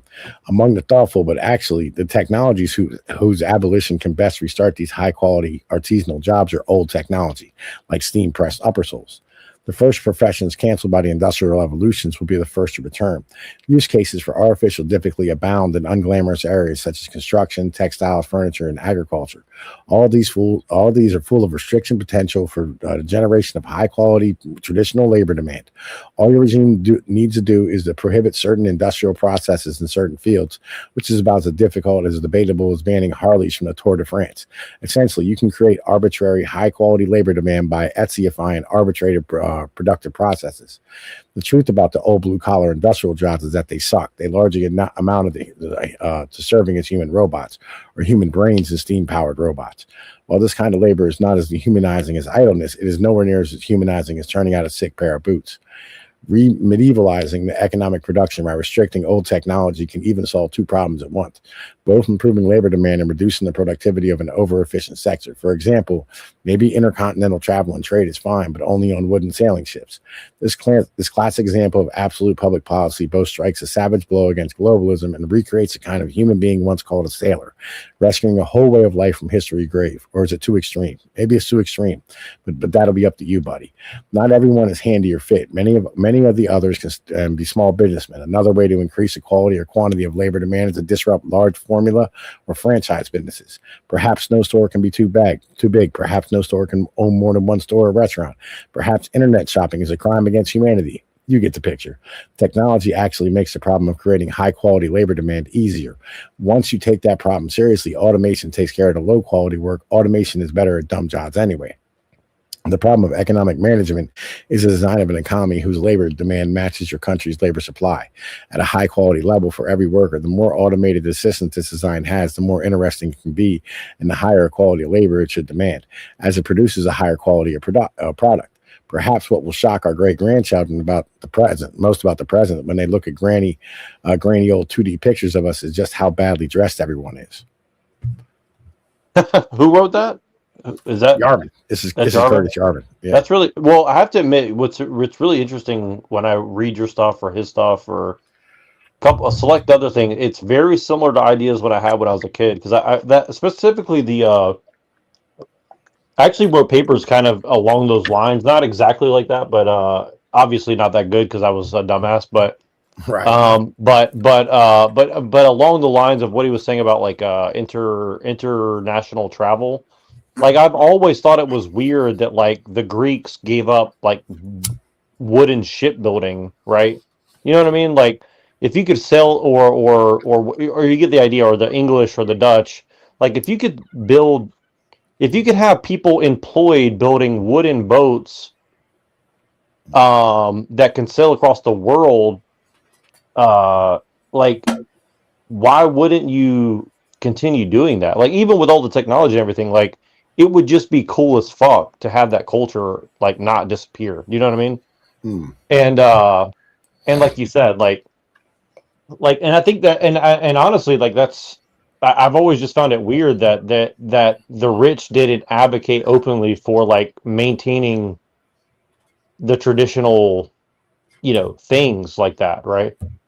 I mean, maybe not like armor, like maybe not like knight's armor or some shit, but you get the idea, like stuff like that. The rich did, but they just got beaten to death by the mercantilists, right? So, like, have you read my article about like the Roundheads yet? I don't think so. How long ago was that? I don't know, like 2 days ago, something like that. Oh no, I haven't done. I haven't been on Substack for 3 days. So, all right. So, okay, all right, hang on, man. Let me go down to the part where it matters. Okay, so English Civil War. Yeah, right. But that Yarvin writing was really good, by the way. Check it out. Our basic structure of how our country works as a whole is a continuation of the English Civil War. It is the loser Cavalier South versus the winner Roundhead North. This is shown in the election maps to this day. These cultures, which in modern England have absolutely no bearing, are clearly visible here due to the distance and geology of our country. The Keystone State has acted as a natural barrier between the two. William Penn, in his tour of tolerance, invited Germans who filled the state, which had kept the North and South separated for 200 years. This is also why Pennsylvania is the most important state in elections. Whoever we side with will win, given its large population and economic similarities with Ohio, Michigan, and Wisconsin. I don't know if you know about like the English Civil War. Well, I know it was what's his name? Cornwall, not Cornwall. What's his fucking name? God damn it. Shit. Listen, you fucked me up by saying Cornwall, bro. Like I forget his fucking name now. Cornbread? No, no, it's man. Corn Pop is a bad dude. No, but I agree with you, because I definitely think that there. I mean, I can't remember as much detail as I used to, because it's been a long time since I read it. But I definitely think there's huge connections between the English Civil War, the French Revolution, and the the American Revolution and stuff. Like, I think there's like a pretty solid line between all that. It was Cromwell. Cromwell, there you go. Cromwell. Sorry, I'm fucking typed into Google. Yeah, but Cromwell's one of those like he's like a I mean, he was basically like a proto-Jacobin in my opinion, for sure. No, he was a Jacobin. He literally invented the Jacobins. Oh, really? Okay. So I was right. Yeah, I forgot. It's been a long time. I haven't read that shit in so long. So that's why I had to look it up the other day. Because I thought that was like a unique opinion of mine, but if I'm right, even better. Perfect. Yeah, no, like that's the basic historical context. Is like it was the Jacobins, you know what I mean, and the Jacobins, which are also called the Roundheads, right, versus the Cavaliers, right, you know what I mean, which is like basically the old nobility. And so the old nobility was fighting for this way of life. Hence, you know what I mean, the Civil War in the end of the day. right? Like the upper class has fought for things, so they just get smashed by people who can make more money than them because greed, Right. right? Yeah. Yeah, you know what's funny? You just fucking reminded me of something. Hold on one second. You know what's fucking crazy? I know that you're not interested in Star Trek whatsoever. I mean, like, no. I like the Ferengi. I think the Ferengi are like fucking awesome. Like, listen, I list like their laws of power in some of my articles and shit because I think it's fucking hilarious. Yeah, but I do no. I like the Ferengi too. I watched some. I watched a little bit of Deep Space Nine here and there, and I grew up on TNG, but I'm not a huge I'm not like a huge nerd about it, but I did watch a lot of it as a very young kid, like 7, 8, 9, 10, 11. Like I watched probably every episode more than Yeah, once. So, yeah. I've seen all of them too. My dad is a fucking giant TNG fan. Like he's fucking just Yeah. He was watching it with my kid earlier. Like Yeah, my it was when we went back stepdad to was the big Old into West. it. Yeah. Yeah, my stepdad was huge into it. So I had all the toys. I was. It wasn't for me. It was for him. But I had them. My dad had like the fucking Christmas ornaments on the fucking tree and shit. Wow. Okay. Interesting. But there's a lot of interesting stuff. There's a lot of interesting stuff in that, and I actually wanted to do a whole series of like talking about the philosophy of and the occultism of Star Trek. Not because I'm like super interested in it, but I think that they are telling us very similar things to like Yarvin or Land or something like that. I mean, somewhere underneath all that, But I mean, so like here's where I'm at, right? So like the TNG shit is I think it's a like you ever heard of the term with totally gay or or fully automated gay space communism? say that one more time. Fully automated gay space communism. Yeah. I like to say that. I think I've said that a couple times, but yeah, I like that. Yeah, that's Star Trek.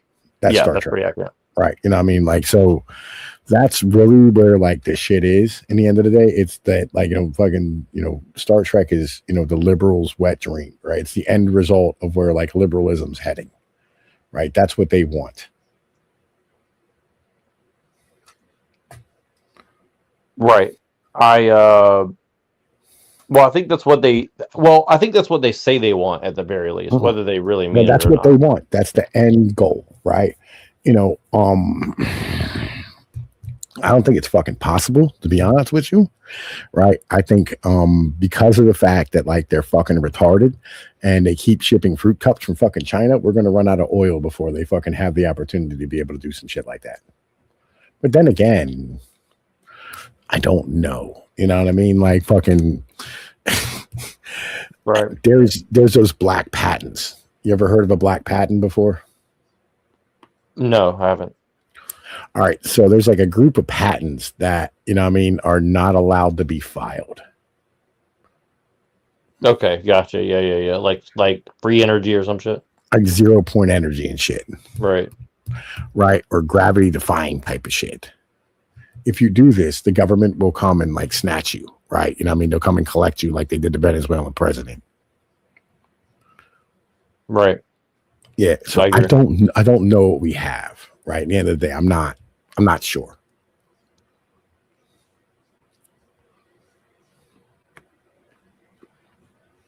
What do you mean? Like, I don't actually know how much technology we really have. Yeah, I agree. I think that's something I've been trying to figure out myself. We're not going to figure it out. No one's going to figure it out. It's just we don't know. Well, I mean, if I were in charge, I would also leave everybody guessing as well. If I didn't have that much technology, I certainly would project that I did, but not openly, right? And I think that's where that's kind of my opinion on UFOs and stuff is like whether they're real or not. If I didn't have the technology, I would still like use holograms and tell everybody I did, or show people that I had it, but then deny that I had it, right? You know what I mean? So, I'm torn, between like knowing that the elites are fucking retarded, right, and on the other hand, knowing that like there's shit that I don't know about, right? You know what I mean? Like it's a hard case to like argue about.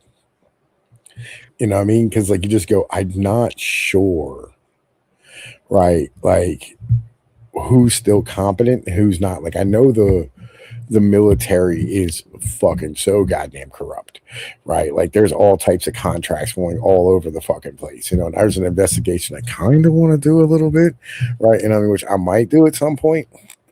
Which this is like there's all this stuff, right? Like you ever heard of a guy named Igor Pasternak? No, definitely not. All right, so Igor Pasternak, I covered him back in 2019, 2018, 2019.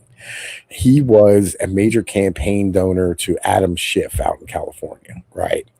And he had a DARPA contract to build blimps with a company's called Aeroscraft, right? And this guy ended up getting a contract back during the Crimean War to build MWAC 47s, which is a fucking AR-15 variant, right? That allowed like the fucking the whatchamacallit to be swapped out, the barrel to be swapped out, and so it would allow for the the gun to be able to shoot NATO rounds of 5.56 and AK-47. You know what I mean? Yeah, that would be dope. I think I heard about that a long time ago. Yeah. Yeah, but he was a Ukrainian gun runner, right? Who had DARPA contracts. Interesting. Right? You know what I mean? And like I feel like he should probably be tied to Epstein, right? He just seemed like the type, you know what I mean? Which is something I kind of want to like research a little bit, you know what I mean?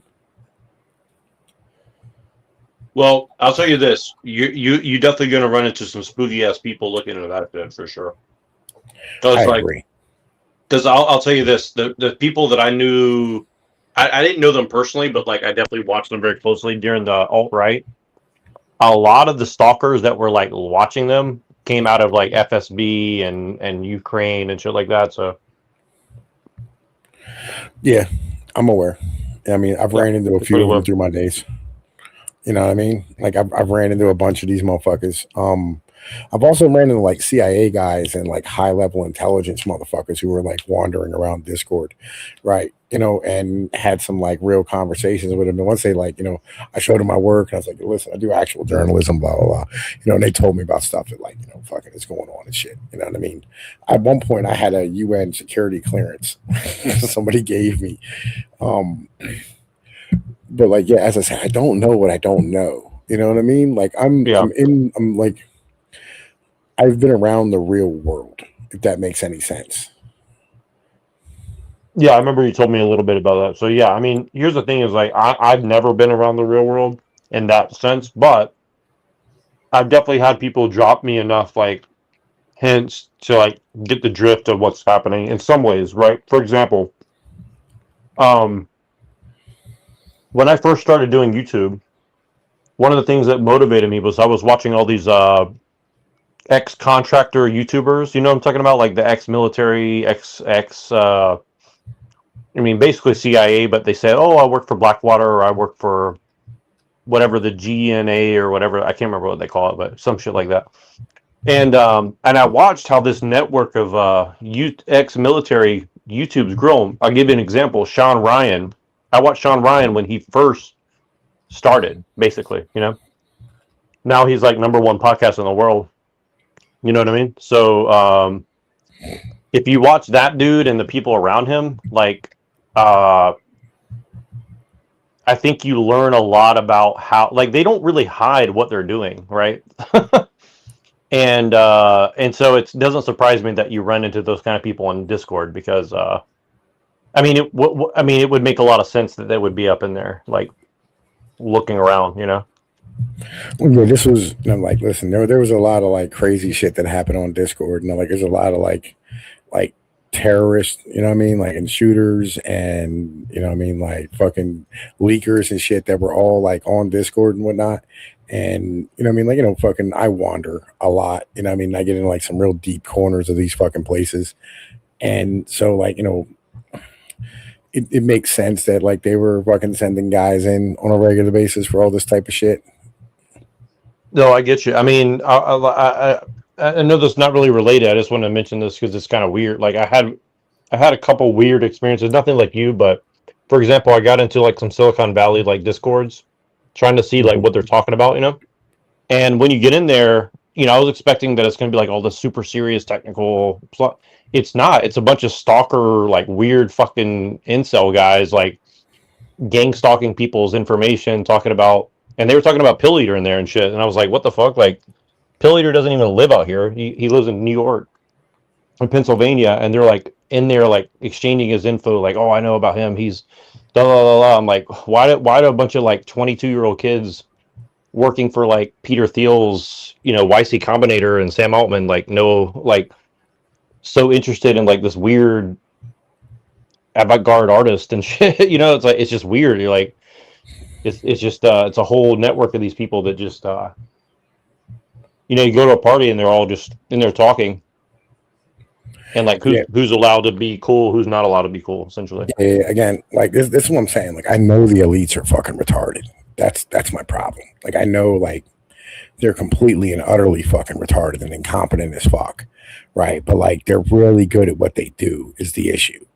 right? So like you have these guys who they can program their ass off, and you know, I mean, like they know everything there is to know about like computers and automation and robotics. But on the other side, like they're just fucking dog water. You know what I'm saying? Like they're fucking they're too fucking autistic to just do basic shit. You know what I mean? Well, this is why I really believe that, you know, for the last 20 years, and maybe for the next 20 years, what average guys from the Midwest and the East Coast should be doing is trying to hit up the women in tech because they're so underserved. If you know what I mean, right? Well, no, man. Listen, what they do is they go get immigrants. You know what I mean? They go find like guys from like, you know, Saudi Arabia or, you know what I mean, fucking Pakistan or, you know what I mean, like some Japanese dude or whatever it is, right? Who's a top shelf. Like, and this is the thing, like when we bring in immigrants, right? Like a lot of the times we're bringing in like, you know, the most military fucking aged men, right? We're bringing in like their best and their brightest, like quite literally. And really not that country has a best and brightest. Like Somalia, the average IQ is like 68, right? And I mean, they don't like their best and their brightest isn't really good, but like we're still bringing over their best and the brightest of whatever country, you know what I mean? So they're going to be, right. You know, I mean, fucking proper, like, you know, fucking upper class individuals coming over because they have the money to be able to do so. So, you know what I mean? Like we're bringing in like that. We're doing it from Europe. We're doing it from fucking Australia. You know, we're doing it from all Costa Rica, all these countries that have, you know what I mean, proper motherfuckers who have an upper class to send over. So, you know what I mean? It's don't think that like, you know, they're underserved out there. They're fucking not. But it's just, you know, there's so many goddamn nerds, right? That like nobody wants to fuck. And the only reason that people fuck them is because the only reason women fuck them is because, you know what I mean, they have money. Right, but what I'm saying is that, you know, the electricians and the plumbers, they would probably get laid out here, you know, if they can make a fucking living. I think that's fair enough. Well, don't worry, Sancho and Jose are making a good living out here. They're not even making good money because there's too many Jose's and Sanchos. ¿Qué pasa, man? ¿Qué pasa, you mean, man? They pinch you, hey, right? Like fucking yeah, like Pinche gringo, you talking about my people? Yeah, like I can't, you know what I mean? Like this is why nobody wants to go to the West Coast is because there's just too many goddamn fucking people. You can't make a living when there's that many people. It's fucking impossible. You're not totally wrong. That's for sure. Well, I know. But but the other part is, did you enjoy that halftime show with Bad Bunny? Yo, listen, I didn't watch Super Bowl. I was working. But even if you weren't working, would you have watched it? No, probably not. Right. I mean, I probably would have watched it if I wasn't working. I would have sat down with some wings and ate. You know what I mean? No. Well, I was just joking because apparently it was like really, really bad as far as the you know, like, oh, it's all in Spanish and I love all the people, Puerto Rico, Chile, or whatever he said. I don't know. Whatever. Yeah, listen, I'm fine with that. Listen. This is the problem. Okay.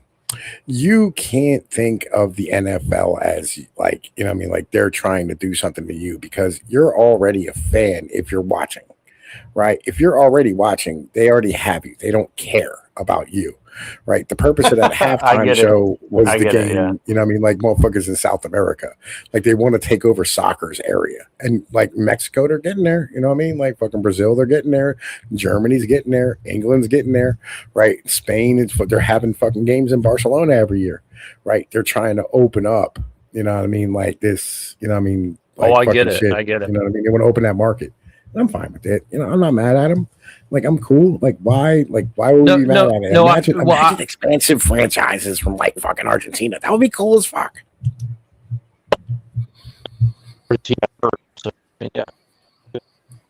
But a lot of blonde hair, blue eyed, Hitler's granddaughters or something. I don't know, but I'm just saying. Imagine expansion franchises from like you know what I mean, like fucking Chile or fucking Puerto Rico. Tell me that would not be cool. I mean, I think it would be cool because you get to see a different brand of people get brain damage on television for free, basically. So. Listen, I'm a football fan, right? And I like the NFL. No, I like I like football too. I'm just saying. I actually do like football. I just don't like the culture of the NFL. I used to be in the professional profession of, let's say, legal ticket scalping. So I used to watch a lot of sports. So yeah, it's one of those things where it's just one of the I just don't like the NFL, honestly. I just really don't like the NFL, but I do respect the sport itself a lot. So. Yeah, I mean, like I like the NFL more than I do like the NCAA, right? Like, yeah, that's true. Yeah, for sure. I mean, I'm just saying, college. Yeah, college is so terrible, right? My son plays college ball, and like it's just God, that shit's such a fucking mess. It really is. Yeah. Well, I don't know much. I don't know much about the college football because honestly, I wasn't really much of a college guy. But Me either. A lot of people I knew are like I knew guys in their like 70s who were huge college football guys, and they're like, I got to go to every college football. I'll tell you this though, like I've seen some college football games, and it looks like a great place to go and like mingle with people. Like, you know what I mean? Like if you want to go and meet some cool people, like seems like a pretty good place to go. No, it's not. Really? Why is that? No. Listen, go to a game, right? And you'll notice that you don't mingle with anybody. At a college football game? That sounds fucked up. How's that possible? Okay. All right. So when you go to a college football game, what ends up happening is, and by the way, like I've taken my kids to like college football games, you know what I mean? And like still nobody like fucking will like talk to you. Right. What ends up happening is like you get seats, or like you go and you have to go find parking first off, and you got to park in like a regular lot, right? You know, usually you pay for like larger colleges with Penn State, Ohio, whatever it is, right? And then you have to like go and walk, right, to go to like the fucking stadium. All that idea of like, fucking tailgating and all that type of bullshit, right? You have to pay a fee to park near where like the tailgating is and participate in that activity.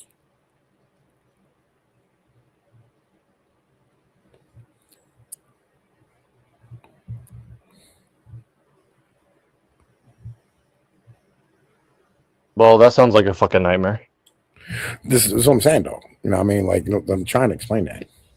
Yeah, that's not what I expected. I thought it was like I would expect that. Well, maybe it's just for the college kids. Maybe they all get to tailgate at their fucking frat house or some shit, I guess. So. Yeah, they hang out. Yeah, they hang out with their other players. You know what I mean? Or like other college athletes. Around the dorms or in like the whatever, right? But like when you go to like a college game or like a college, go to like a university, bro. Listen, number one, these places are fucking massive. Number one, number two, like literally, like you'll be in a parking so far away that you have to be bussed the fuck in.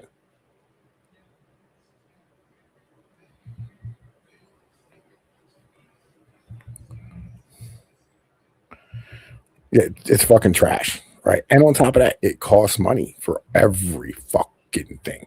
Sometimes the food's okay. Sometimes the food's shit. You know what I mean? Depending on what stadium you're going to. Right. I've been like, it's not a positive experience. Like, it's really not like, do you go to a concert to go meet people? I mean, Ideally, yeah, you would, but I mean, probably not. I mean, I haven't been to that many concerts, honestly, because I don't really like concerts, to be real honest. I So, agree. Right. I mean, like you go there to meet new people. I mean, I don't imagine that I would, but I think if it were my ideal, like, I mean, I'm into punk rock, so like, in my opinion, like, it should be like you're going to fucking meet the scene, in my opinion. But I mean, If you're going to a bar to go watch like your artist play, sure, right? You're going to meet new people. yeah, like that's kind of like most of the concerts I went to were like that, where like I actually knew the fucking people playing and stuff. So like that's more like how I am personally. So like I've done that. yeah. So like that's more how like I went to go see like Blink-182 and some Incubus and a couple other bands like and I liked it, you know, but it's just I just found it like too. I don't like to be around shitty people, and I just found that like concerts draw like a lot of shitty people. Well, it's also it's like going to like McDonald's. You know what I mean? Like you're a fucking customer, right? You're not there to like mingle. You know what I mean? There's no place. Yeah, to mingle. you're shuttled in and you're shuttled the fuck out. Yeah. You're Right. you're basically getting dropped off at like adult daycare for like 5 hours or whatever it is, you know. It ain't even that, bro. Like you're literally like you're going in and you're gonna like find whatever the fuck you're supposed to say it or your fucking area or whatever it is, and you just hang the fuck out and watch a fucking show. You're not like intermingling with the people around you. You know what I mean? You're not like fucking, fucking hanging out at like the fucking bar or on like the second level or nothing like that. You have to pay to get it all like get into places where there's like people actually hanging out and having conversations and Right. chilling and you know what I mean? Yeah, maybe if I was rich, I would have got that opportunity, you know. But That's what I'm saying, bro. Like this well, is where it's at. what's funny is like when I was doing this ticket scalping stuff, like I did get to go do some of that, and Yeah. it was not what I expected. I was like, this kind of sucks, honestly.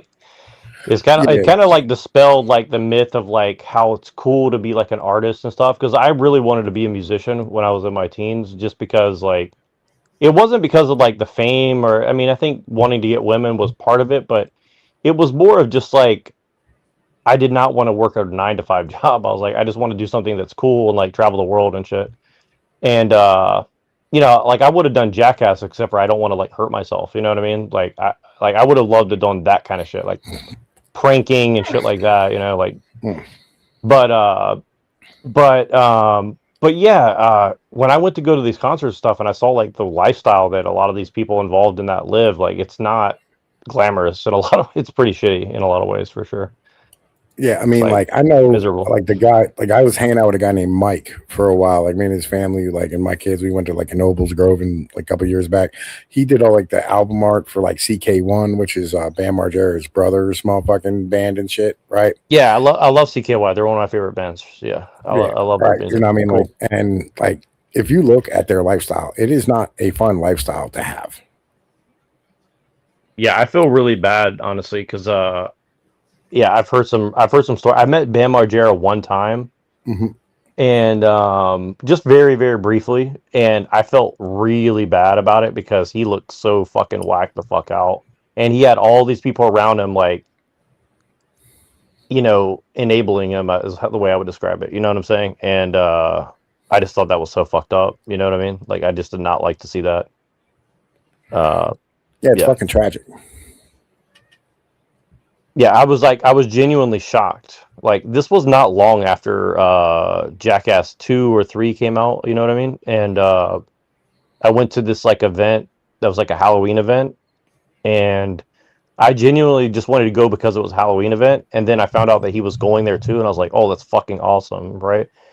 And then I found like it took me a long time to figure out where he was, and then like you get up to him and he was just like so high on whatever he was doing or drunk or whatever, and it was just yeah,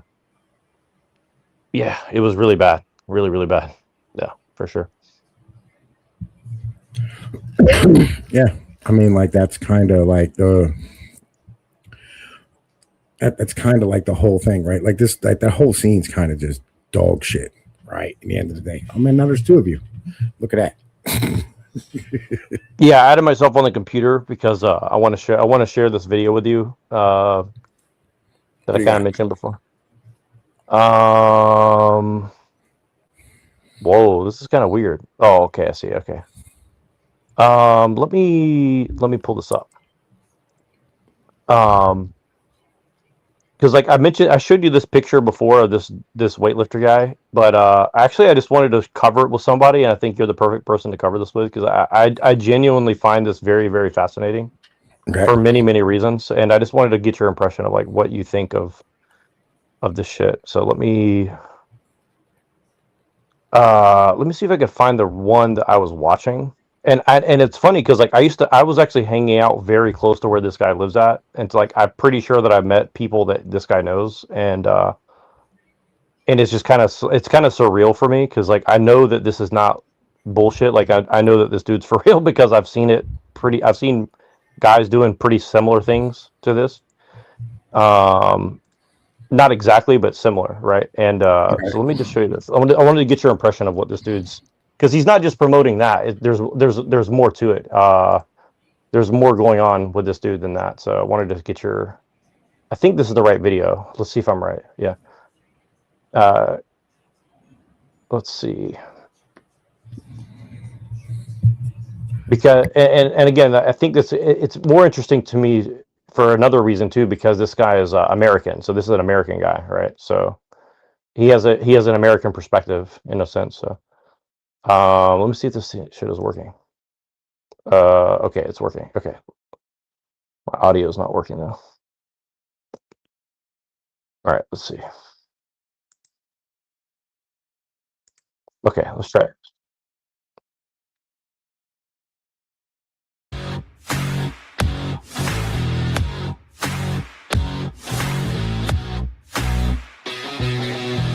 Airport to pick Tony up. Oh. Come back home to Harlem. Come back to drama. Drama waiting for you, Tony. We need you. I got to pause it real quick. All right, what do you notice?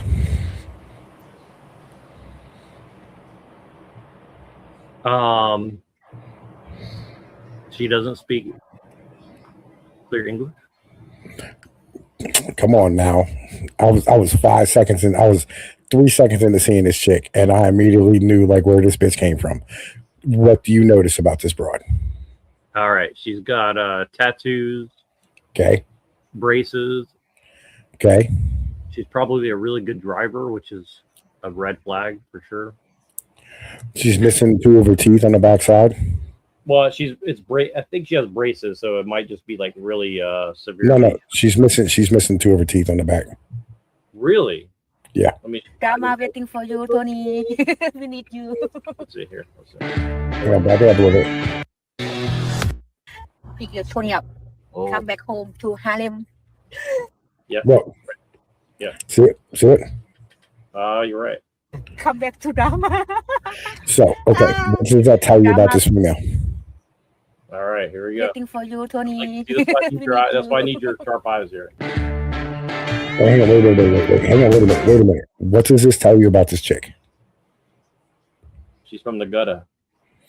Okay. What does okay, so she's not from some like dirt hole, right? She didn't grow up in some village, right? You know what I mean? Where like, she was, around fishermen. What was she before he found her? Oh no, she was definitely probably selling herself for sure. I'm pretty sure that she admits that. I'm pretty sure like all these women were doing that before. She was selling her ass. Yeah, pretty sure. There you go, dog. Tom's not going to miss anything. It's going to be play by play here. Yeah, because you can look at the tattoos. Like, look at the tattoos, bro. She has his name tattooed right here. I don't know if you can see it. That's his name. Well, look at the one in the hand's old. Huh? The one in the hand is old. Yeah. On the right hand side, that's an old tattoo. Look at the definition on it.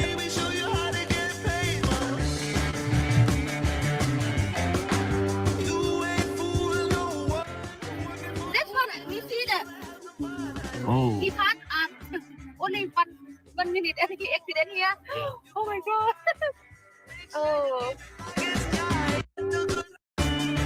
How I get annoyed with this girl and who is my favorite girl. If we talk about my favorite, I don't have any girl. I'm introvert. I like to stay alone. I don't like to stay with, but I get along with any girl. only one girl I'm not dealing with, but we can talk about her later.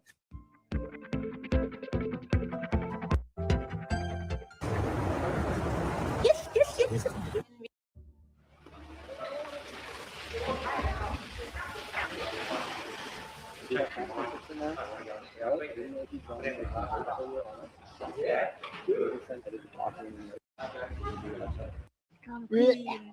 Drama queen.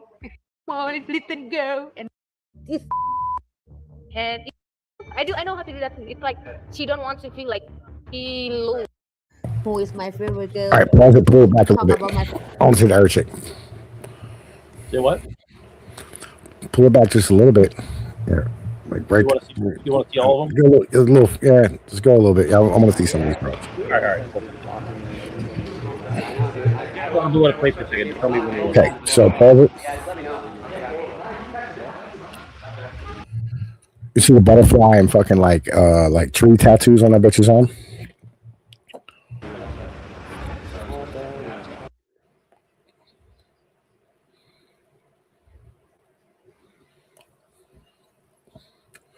Oh, sorry, I was muted. Yes, I do see it. Yep. All right, you see the music note on the fucking upper right chest?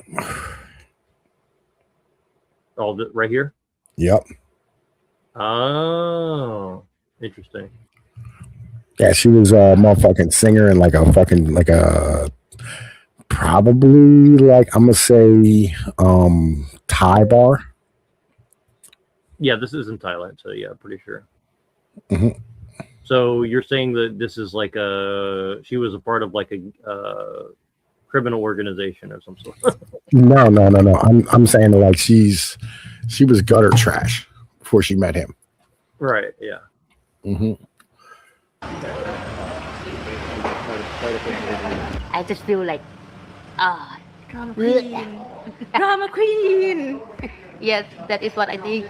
Yeah, I don't care. What I care, how I care. No, I don't care at all. It's just like she is drama queen. The drama. Oh my god. I'm sad everyone fight with me. Oh my god, I'm the small little girl. And then after fighting, and they come, oh my god. So if one girl I want to kick is Nita. she is. I don't like her. There's like Hold up. If you don't know her. Back it up.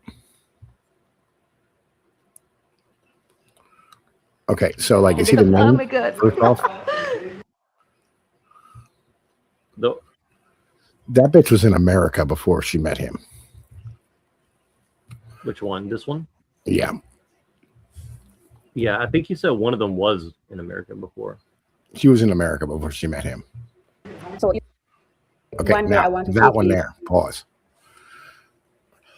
All right. She's like 34, 35. 100% she was like a fucking dope fiend. I think you're right. You could just tell by the look. Yeah. Right?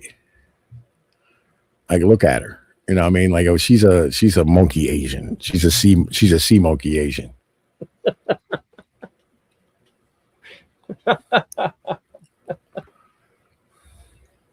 Yeah, he talks about them and very interesting. Like the thing that's the most interesting thing about this whole thing is when he starts talking, the shit he says is very like, it's very interesting the way he describes a lot of it. Yeah, she came out of like a very, very, very poor place, right? You could tell by her genetics. Yeah, I think she's from a very poor part of the Philippines. Like if I had to guess where she's from, she looks like she's from the Philippines. Like Jakarta or something, like some fucking like backwoods spot. Yeah, it could be Jakarta. Yeah, for sure. Yeah. Because I'll tell you this, I never saw anybody who looks like this when I was over there. That wasn't from somebody else. Yeah. This is an extremely poor fucking part of Asia that this bitch came from. Yeah. Yeah. All right, let's keep going. is Nita. She is. I don't like her. All right, that bitch. Pause. If you don't know her, if you met her for the first time. You know, you can hit your arrow keys and it backs that chick. Okay. That's a prostitute.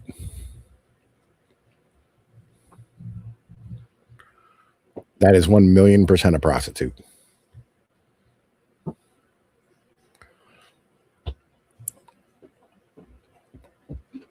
From the raw amount of makeup she has on her fucking face right now.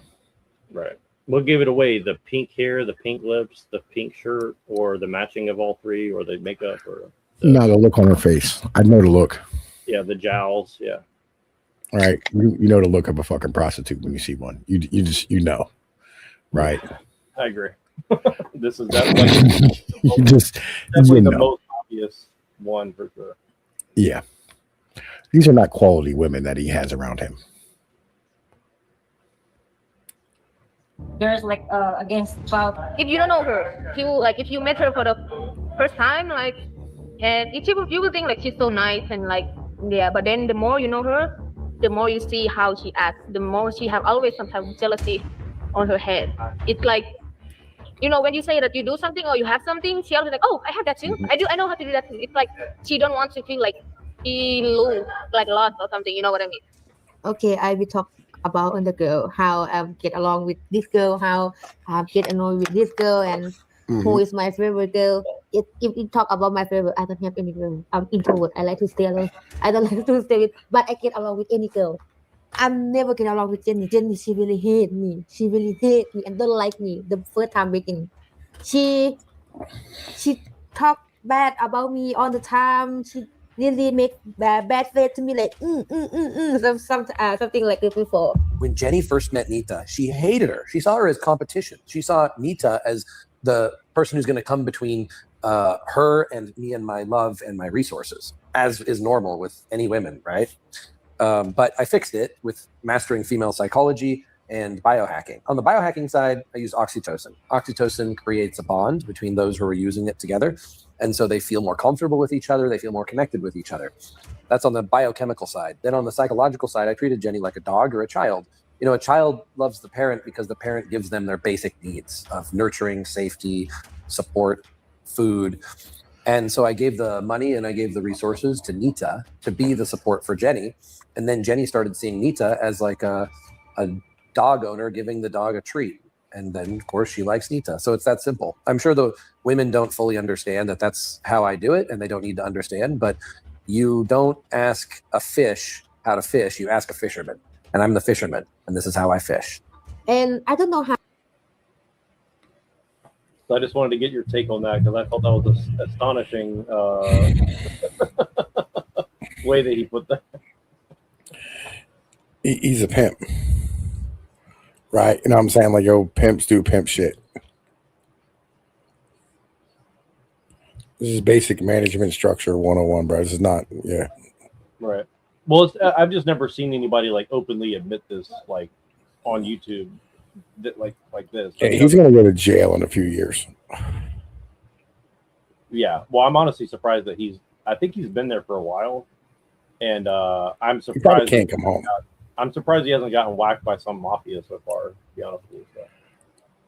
I mean, he bought most of these broads, I'm guessing, right? Like he bought out their contract from whoever they were with, right? Or he like picked them up, you know what I mean? Just flew them the fuck out, right? And they can't go home. Right? You know what I'm saying? Yeah, like fucking, he's going to go to jail eventually.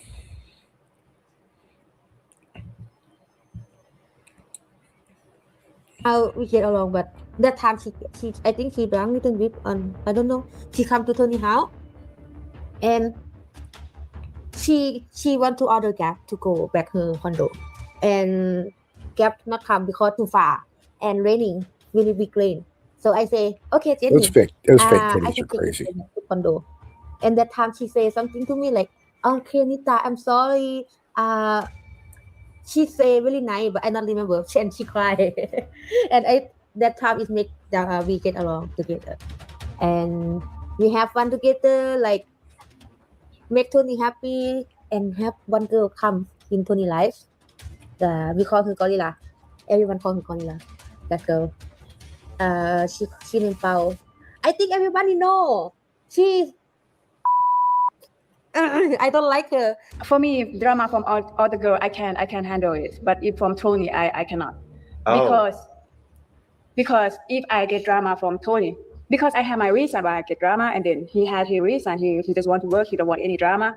But my reason is to say and understand each other. But he don't understand about it. I think maybe he understand, but he try to teach me another way. So if I get drama from another girl and I get drama from Tony, I feel I want to break up. Okay, so like again, she always says everyone's against her. But Yeah, she was in America. No, I tried at the first. I tried to get along with her. I try not to be any drama, but she still like be complaining or saying something about me to Tony. So it's sometimes it's like, yeah, I don't understand what she's trying to do, or it's like, does she see the way she act? Because I used to be nice to her. You know, I used to be nice to her. I used to try to get along with her, but now she's don't like me about some type of stupid thing. So yeah, she's old, but she's acting like a child.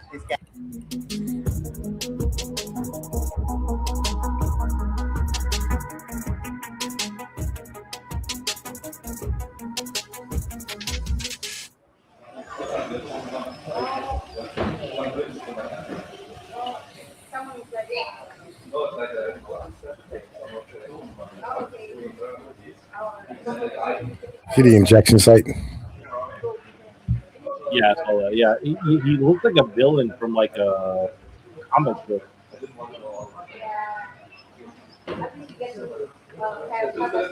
Like a Punisher comic, like maybe like a Punisher. Dick Tracy. Sometimes I just think so weird. Like, you know, another day she'll go crazy and acting like texting out some all these things, and the next day she'll be, oh, but everyone is against me, blah blah blah. All her girls like against child because she have a plastic attitude. Dating, you know, like she wanna be a number one from Tony. She wants to be like all the girls, get rid of all the girls and stay alone with Tony. And she tried to compete with Nita to be a boss in the house because they cannot be the boss, like only Tony be the boss. It's crazy. She wants to control everything in the house, Tony's house. At the beginning, she will try to be nice, flirt with other girls just to make Tony's like, oh, I'm so proud of you. You cannot trust her, like give everything she wants. But later on, she get jealous a lot, get crazy, start fucking drama because she said, I don't get jealous any girls. I'm not drama, but look at she now. She's the only one who fucking jealous, you know, and big drama with Tony. So now, So like, what did you want to know about this? Move out yesterday. Say again. What did you want to know about this? Well, what's interesting is this, and then this might not be the right one, but he starts talking about his regiment. So he does like biohacking. It must be the other video. Let me see if I can find that really quick, because he has another video about the biohacking side of it. Yeah. Listen. There's going to be like a combination of like fucking drugs, right? And you know what I mean, like psychological fucking shit that like keeps this type of shit operating. Right.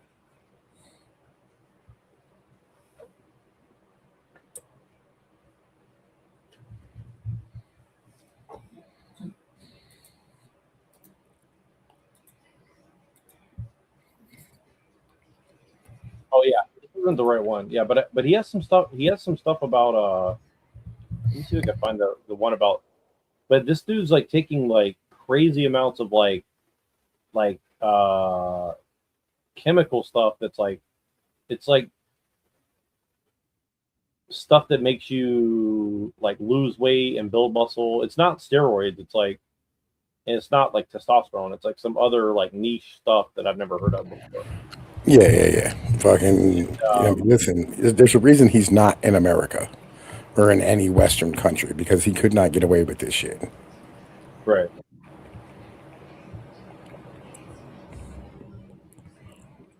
It's just, it's just really, it's just very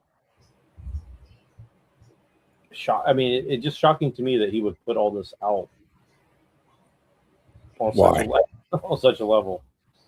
I mean, if I were to ever be like this guy, I don't think that I would put all this out on the internet. You know what I mean? Like, but I mean, maybe he's got some. I'm sure he must be part of some business thing that he's doing, but I just don't understand that. Yeah. Listen. This is another Liver King type of situation. You can tell by like the fucking video quality, you know what I mean, and all that type of shit. Yeah. I just found it very because I know that you like you said, you just you have more experience with this stuff, so that's why I wanted your opinion on it, because I found another one that he went into some more detail about the details of what he's doing, and I don't know where it is right now, and you probably don't want to watch it anyways, but yeah, I just thought it was very very strange, because like I was into like I kind of wanted to go into the biohacking, but they didn't have that name for it when I was in college. Like I basically wanted to do like natural medicine, essentially, is what I like the way I would describe it, right? And I've never experimented with any of that shit, because like I'm very I'm like overly cautious. Like I don't want to do testosterone. I don't want to do like roids. I don't want to do any of that shit. Like, Yo, Avian, I can't give you the link in chat, buddy, because I don't have the permissions. You know what I mean? So like, you know what I mean? Or I'd give you the link. You know what I mean? Like, yeah, I mean, I don't have you on Avian, Discord either. You know, because like my I'll let fucking you account up. got nuked.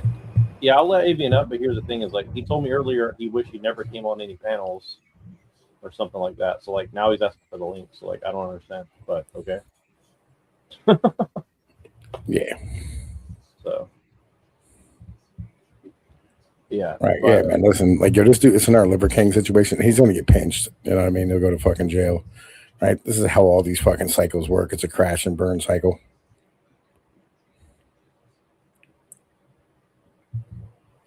You know, this is dangerous to like the American liberal way of fucking thinking about things. Because again, he's literally like he's drugging chicks. He's fucking, you know what I mean? Like he's, you know what I mean? Like fucking picking them up out of prostitution and shit. He's like what they would call sex trafficking, where the rest of us would just call like, you know, rescuing bitches. You know what I mean?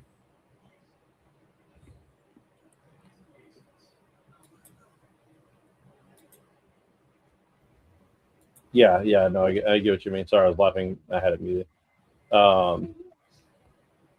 Yeah. I thought you. I wanted to show you this picture too. I thought you might like this one. This is James Lindsay. Oh yeah, listen, of course. Like, listen, the atheist himself praying to the motherfucking Soviet whaling wall. Of fucking course.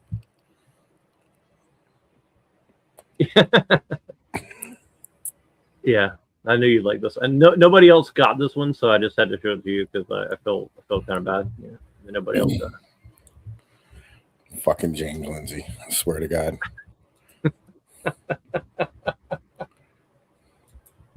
I just like how he triggers though. Like he's very triggering, even to me. Like I agree with some of what he says, but I just find him like extremely like grating to listen to. You know, He's a piece of shit. Fuck him. I don't know much about him. I just like I found out about him like through like one series that he did a few years ago before I met any of you guys except for Machine. Oh no, like I've known about James Lindsay since he became like famous, right? Because he got famous for the whole like, you know, he put out fake scientific papers, right, and got them published in scientific journals saying like, you know, there was like gay dog parks and like trans dogs and all this other fucking nonsense. He was on like Joe Rogan, and I've known about him since, and I've always said he's had the dumb face and he's a fucking retard, and I never liked him. Yeah. I didn't know his history at all. I just knew like one series he did, which I thought was really interesting, which is why I covered it. But oh, he's been the one running around screaming about the woke right for the past 2 years. I mean, I think he's right in a sense about that. But I don't at all. I think he's right about it, but it's a lot more sophisticated than what he's saying it is. I think he's kind of like doing a poor job of representing what he thinks it is, right?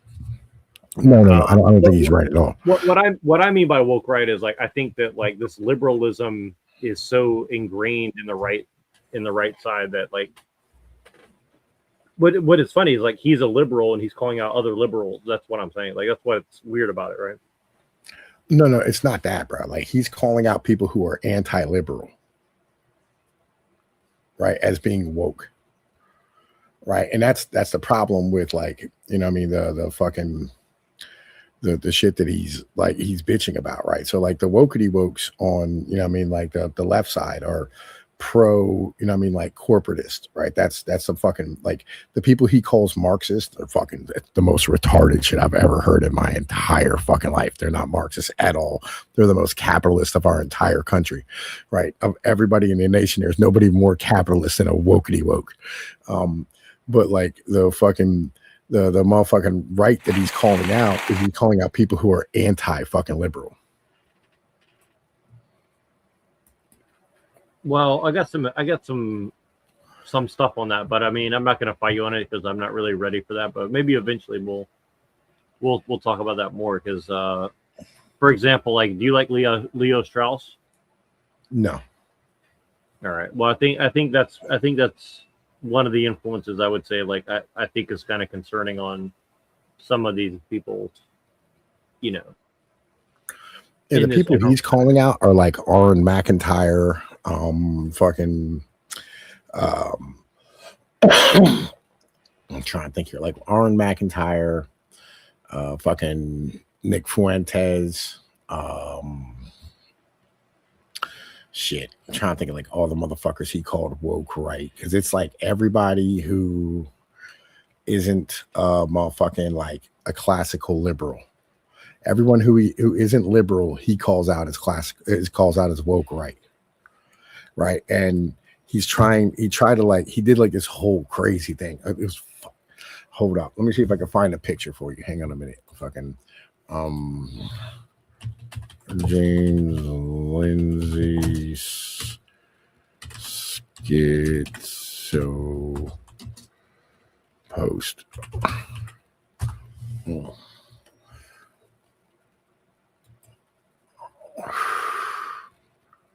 Hang on.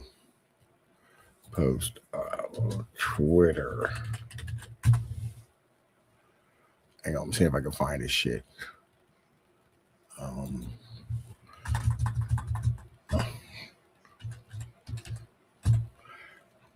Enter. Hang on. God damn it. Listen. All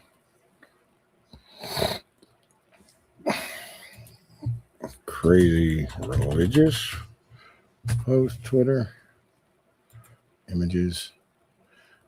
Man, listen, because he put out some fucking insane shit, bro.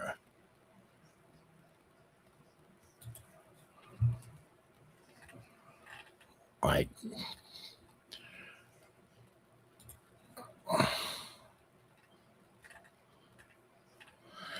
I can't fucking find it. It's fucking aggravating. It's on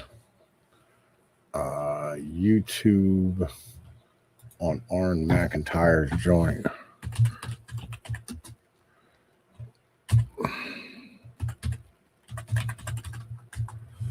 Aaron McIntyre. James Lindsay. God damn it.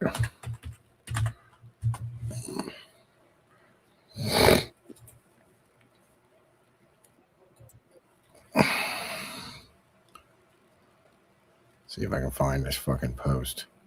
Fucking, this shit's fucking crazy, bro. Like his shit. I'm looking up the list of people he named. So like Tucker Carlson, Candace Owens, Joe Rogan, Andrew Tate, Dave Smith, Fuentes, Gottfried, Hoppe. What? Hoppe? All right, that's getting a little. Hold up. I'm gonna send this to you so you can put it up. Fucking, you can see like this is actually from James Lindsay's Twitter, right? Oh wait, hang on. I gotta send it to your motherfucking actual. They don't be understanding what I be posting on Twitter. All my saying here.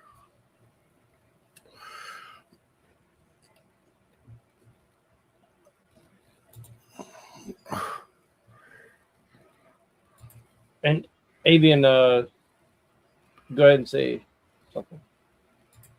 Yeah, I was gonna ask Pinoid about something. There's this book that interests me, and it kind of seems like it intersects with some of Pinoid's interests too, especially in the question of sustainability and clean natural resources. I'm not sure if he read it when I texted him it. So Again, my shit got nuked, bro. Yeah. So you see, I found this book series. It's called Overshoot: The Ecological Basis of Revolutionary Change and Bottleneck: Humanity's Impending Impasse. Cotton presents a single tightening argument. Industrial humanity has achieved spectacular short-term success by living on phantom carrying capacity, the one-time breakdown of fossil energy, soils, water, and ecosystems, thereby overshooting the Earth's permanently supportable limits and mistaking this temporary subsidy for genuine progress.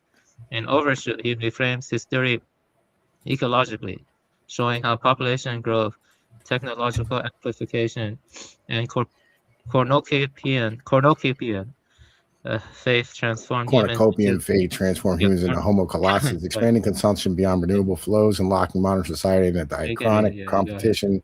Prosperity for the present, purchased by deprivation of the future. Bottleneck sharpens the diagnosis by arguing the overshoot has already committed humanity to an unavoidable constriction as depletion, pollution, and systemic interdependence converge.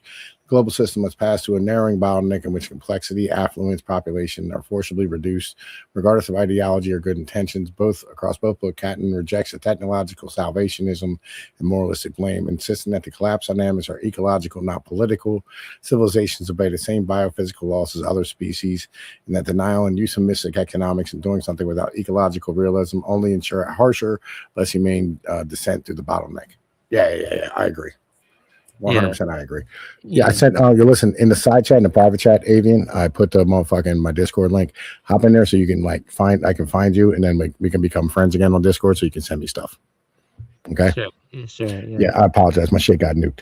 But Neuro Jack, did you see the shit I sent you, buddy? You sent it on Discord? Yeah, I sent it in your DMs. All right. I had to grab screenshots out of a YouTube video. All right, let me It's a long YouTube video. We don't have time to be watching at the moment. As soon as I get off of here, so my female can fucking sleep. You're about to sleep too? No, but she has to sleep. And I can't. I don't got any place to fucking go. But yeah, fucking check this out. Yeah, check the shit out I sent you. Look at the fucking shit that fucking James Lindsay was posting on this goddamn fucking shit. Yeah, I'm gonna download it all right now. Yeah, look at this fucking insanity, bro. Wait, let me see. All right, most Americans, even Catholics, don't know anything about Archangel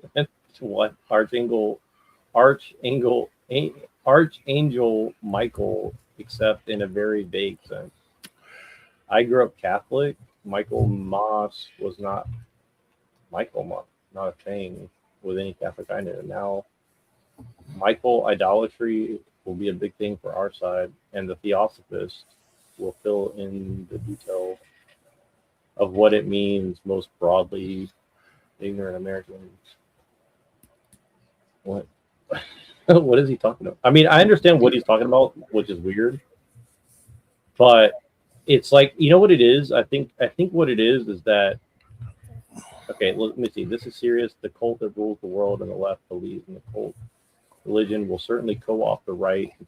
See, this is true in a sense, but what I think it is that he's reading it so literally that it's it almost becomes nonsense, where it's he's just too literal with it. There's some truth in what he's saying, but it's I think it's I think he's autistic about it. I can see it's almost like he's not really serious in a sense. Yeah, elements of this view will be sprinkled in various subtle ways, never openly invoking Lucifer or Ahriman, but only their positive seeming attributes to ensnare good believing Christians and new Christians who lack the needed discernment to avoid being taken astray. Michael Flynn's Christian nationalism has been appealing to Michael in the exact words of Theosophist Claire Prophet for years, leading unassuming Christians to repeat their incantation word for word in mass groups as a prayer beyond heretical. This is serious. The cult that controls the world and the left leads this cult religion will certainly co-opt the right into a dialectical foil version and partial spiritual contamination. It's also covered over the fingerprints of counterintelligence operations, which we should be slow to touch, slow to trust. We must be more careful. We must also find out who fed this idea to Trump and expose the bad actors and dangerous fools in a circle. This is no coincidence.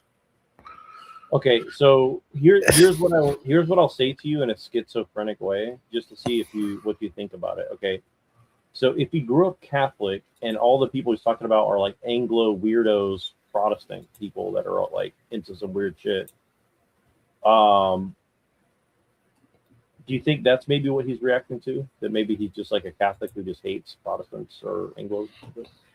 No, James Lindsay's an atheist. Well, I mean, there's a lot of Catholics that are atheists. Though. No, I mean, he's like an actual atheist, like an atheist, right? He doesn't believe in anything, right? He thinks that like they're going to utilize the religion like as like a fucking brainwashing mechanism because like he thinks that all fucking religious people are fucking stupid, right? Number one. Number two, he was literally just schizo posting nonsense, right? Because like he wants, excuse me, he wants to like fucking stand here and fight back against the right wing's ideas of throwing the immigrants the fuck out and not being liberal anymore and like being nationalistic, but he wants to do it through like a religious aspect, right? Because he can't scream Marxism. Like with the left, he went with all the wokey wokes and he broke down like all this Marxist shit that they were doing and and this all comes from, you know, fucking Marxist Leninist ideology and it's fucking Soviet fucking infiltration, blah blah blah, nonsensical bullshit again, right? I don't believe in Marxism. Like I don't think it's ever. I don't think it's actually a fucking thing, right? As a whole, I think Marx was right about some things, and like he's just proving to be right, and therefore like it's one of those like coincidental things where it's like, yeah, like of course, like fucking, you know, Marx was correct because he was a fucking economist, right? There's a lot of economists out here like fucking Kalecki, right? Who, you know what I mean? Like sat here and motherfucking like, predicted shit back in the 1920s that happened in the fucking 2000s. Like this is just how economics works, right? Because it's all just numbers, right? And sociology. So therefore, when you stand here and you like break all this shit the fuck down, you know what I mean? You can kind of almost predict the future at the end of the day. So like, I don't think Marxism is a fucking thing. I think really it's just capitalists co-opting motherfucking liberalism or using liberalism because like capitalism and liberalism is literally the fucking same thing. And like they want to include more people. And they did this first off with like civil rights where they sat here and they included black people and women into things because they wanted to get the fucking cost of labor down and open up the fucking market of like the black fucking neighborhoods and fucking communities, right? Like the people who paid for Martin Luther King shit was McDonald's and Coca-Cola. You know, I mean, get nothing misunderstood about what all this is in the end of the day, right? This is all just capitalism expanding into new markets. And because they don't have any low-hanging motherfucking technological innovation fruit to be able to pick off of, they're fucking just expanding into humanity itself. Well, I do agree with you on that for sure. Yeah, and well, and again, like I'm not a Marxist by any stretch of the imagination. I'm not either. I fucking like listen, like yeah. I like Marx. I hate fucking socialism. I hate managerialism. Like it's fucking stupid. Yeah, but his analysis is correct about a lot of. I mean, again, as somebody who hasn't really read Marx, to be honest with you, a lot. Like I've skimmed a lot of Marx, but I've read enough of people in the postmodern stuff now where I kind of get the gist of like how he was utilized, I guess you'd say. So yeah, I think I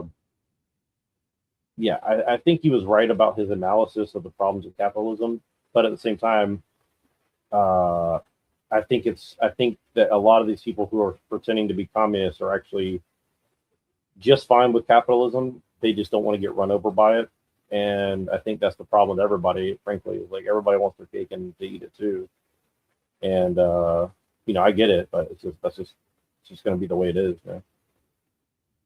Yeah, it's capitalism and liberalism at the same time, right? Yeah. You know what I mean? And you know what I mean, like that's wokeism. It's that simple. And anybody that fights back against that system, fucking James Lindsay calls woke, right? They call him woke, right? When you're anti-liberal and you go like, yeah, I don't want to include everybody. How the fuck is that being woke? Well, yeah, I think what it is. Yeah, now I kind of see what you're saying because like, what's funny about it is like the thing that I do respect about the woke right, as he calls them, is that they're using postmodernism and all this stuff as a weapon against the people that use it as a weapon against them.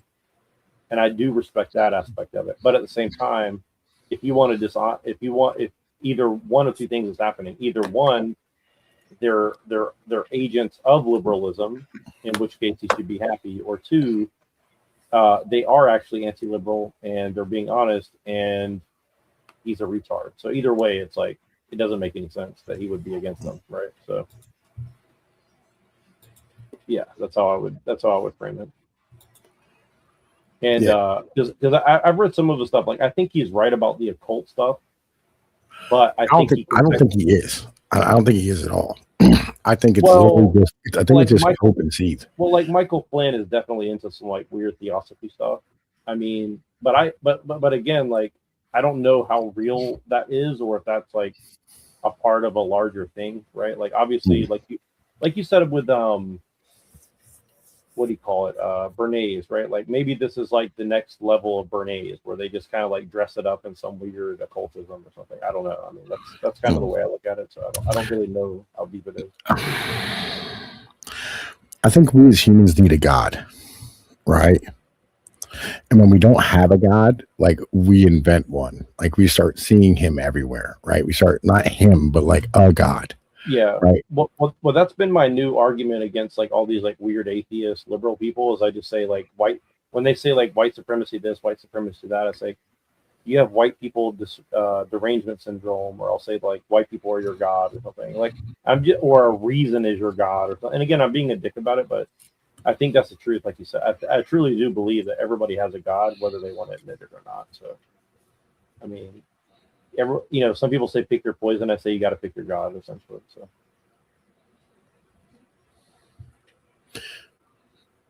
yeah, I think what it is the government's their God. Or education. Well, yeah, I would agree, but most of them would never admit that. But I think if you say like education is their God, they would admit to that, like in some way, right? Like I think you can get most liberals to admit that, like, they're just like a slave to the God of like education or like virtue signaling or something like that. Well, here's what it is. Okay, so like, the economy is their farmer's field, right? And like when the farmer needs rain, or like the farmer, needs like the fucking plague to go away, or the farmer wants people to stop stealing shit or whatever it is, right? He prays to his God, right? And who's the God of the economy? It's the government.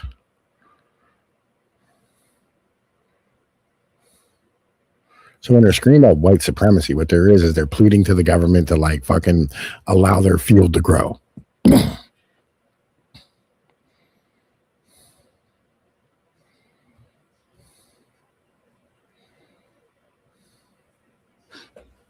Yeah, well, I do like that analogy.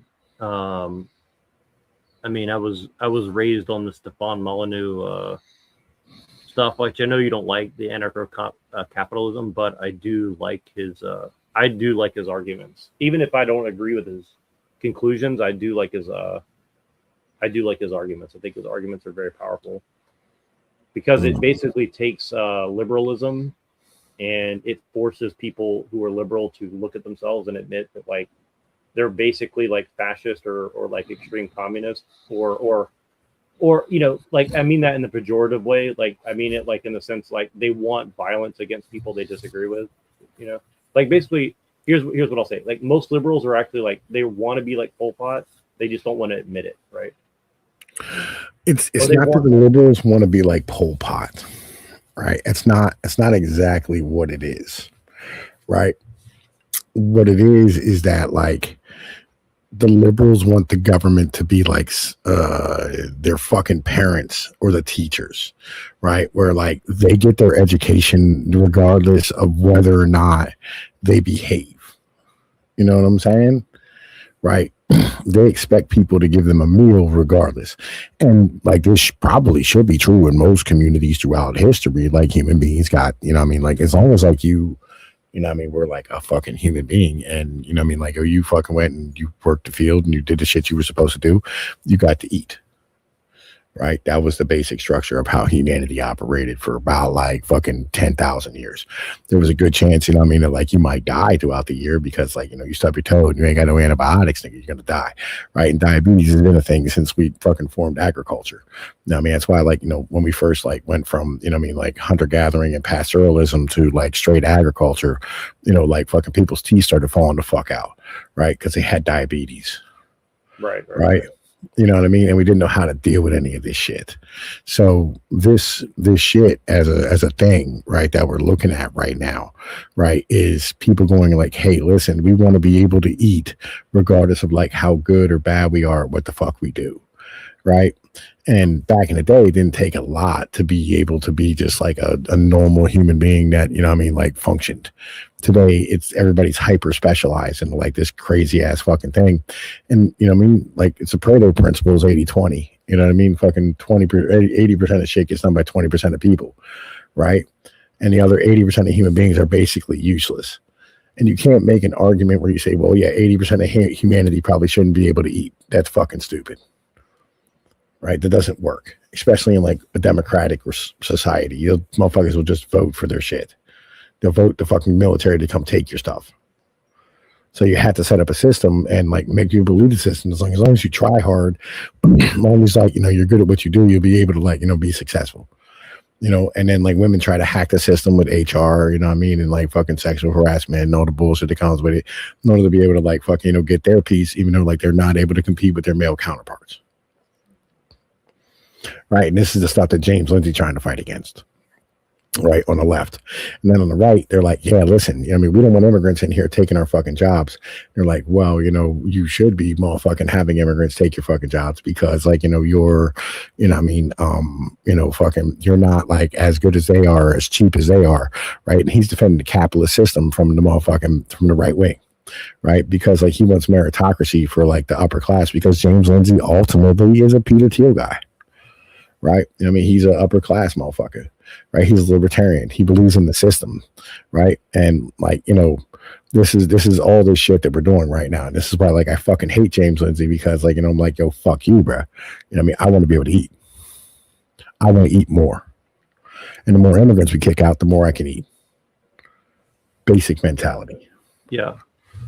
Well, here's what's funny is like I feel like if there were actually people around who just said that openly, I really do feel like that like women would actually respond to that better than the bullshit that people are trying to do now. Like they would never admit that, but I do think that like in you know in their heart they would actually be like okay with that. You know what I mean? Mm-hmm.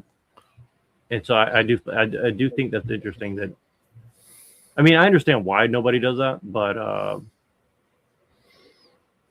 yeah, I think if people just more plainly said it, like listen, I need my own shit. So again, if we were capable as human beings of having that basic conversation, right? Of going like, yeah, listen, I want to kick out the immigrants because I want more money and a cheaper place to live.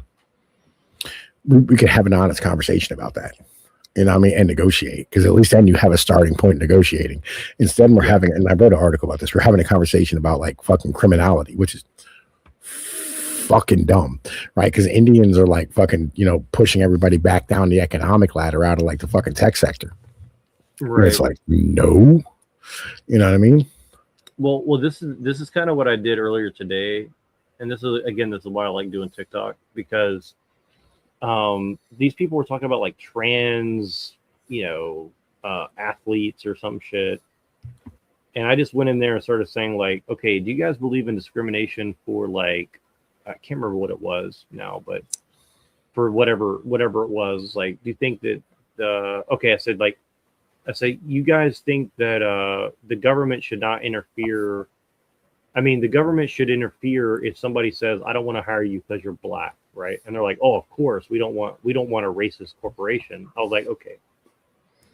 Because they were telling this other guy who's like, well, that's a private company. If they want women to get beat up by men who are pretending to be women, then that's their right to do that, essentially. Which I thought was really weird that a liberal would say that. But I was like, okay. And I was like, okay, so you said that. I was like, so but you also say that corporations should like get punished if they don't hire somebody or fire somebody because they're black, right? And they're like, oh, of course. And I was like, okay, great. I was like, do you think that women should have the right to discriminate who they want to have sex with? And they got freaked the fuck out. They're like, what are you trying to say? Well, but again, it's like, well, I was like, well, the thing is like discrimination, right? Like you guys are saying like, you don't want people to discriminate based on like certain things because it's the law, right? But then we're talking about a woman get punched in the head until she has like brain damage, right? Because it's like Mike Tyson versus like a 100-pound lady, right? Like at some point, this is the dumbest shit. I fucking hate it so much. I fucking hate all of it so fucking much. Like that's a second order effect, right? Like, can we stop having that conversation? This is the same as like the criminality with immigrants. It's fucking dumb. It's the stupidest shit, right? Like, listen, why are we talking about crime with immigrants? Because we let immigrants in. Why we let immigrants in? Because it lowers wages.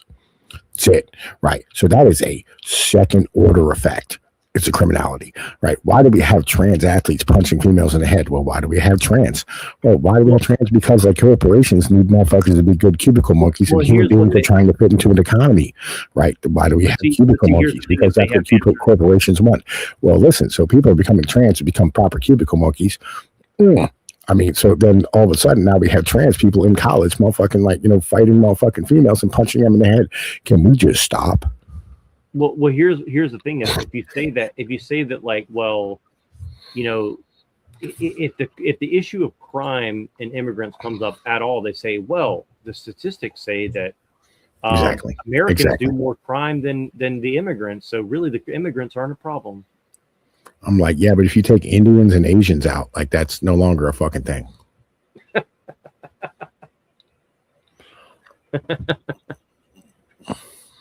Right, but see, this is the thing. This is what's funny is like, listen, if you take out like major urban areas in America, right? You know what I mean? Like as far as crime statistics go, we're safer than every country in Europe. Yeah, exactly. See, this is what I was telling them, and they get so angry at me. I was like, if you correct for like inner city gun violence, America is one of the safest places in the world, right? And again, people just don't want to face that fact. And again, I'm not saying America is like perfect or anything. I'm just saying like you're pretty fucking safe in America. And the people who don't think that should go somewhere else and then come back and tell me that I'm wrong. You know what I mean? Like, yo, if you want to have a conversation, right, with these fucking retards, right, which I'm fucking 100% behind you having a conversation with these retards, hit them with the economics. Explain like, yeah, listen, trans females, right, you know what I mean, in fucking like trans females and women's sports, right, are a second order effect of corporations forcing everybody to like work in the fucking cubicles. That's all you have to do. Well, that's what I ended on. So I backed them into a corner because they said, you sound like a fascist, because I said I don't believe in rights. And they're like, oh, you're a fascist. I was like, no, I'm anti-liberal. And then they're like, oh, well, what does that mean? And I was like, well, I think liberalism is like the ultimate fascism. And they're like, what? That doesn't even make sense.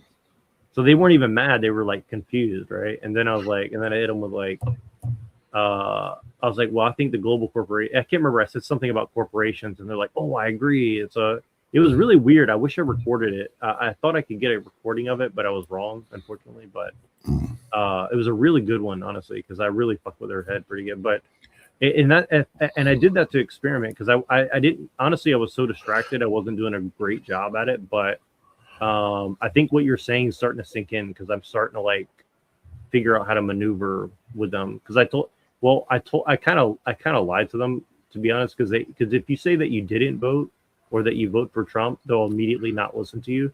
So I told them like a half truth. I said, well, I voted for Trump last time, and I voted for Harris this time, because to be honest with you, I almost voted for Harris just out of spite, just to be a dick, because like I knew my vote wouldn't count in California anyways. So it's kind of like a half truth, but I just did that because I knew if I said I didn't vote last time, which is true, or if I said that I voted for Trump, they just wouldn't listen to anything I said. So I kind of fucked with them, and then they started saying like, "There's no way you voted for Harris. There's no way."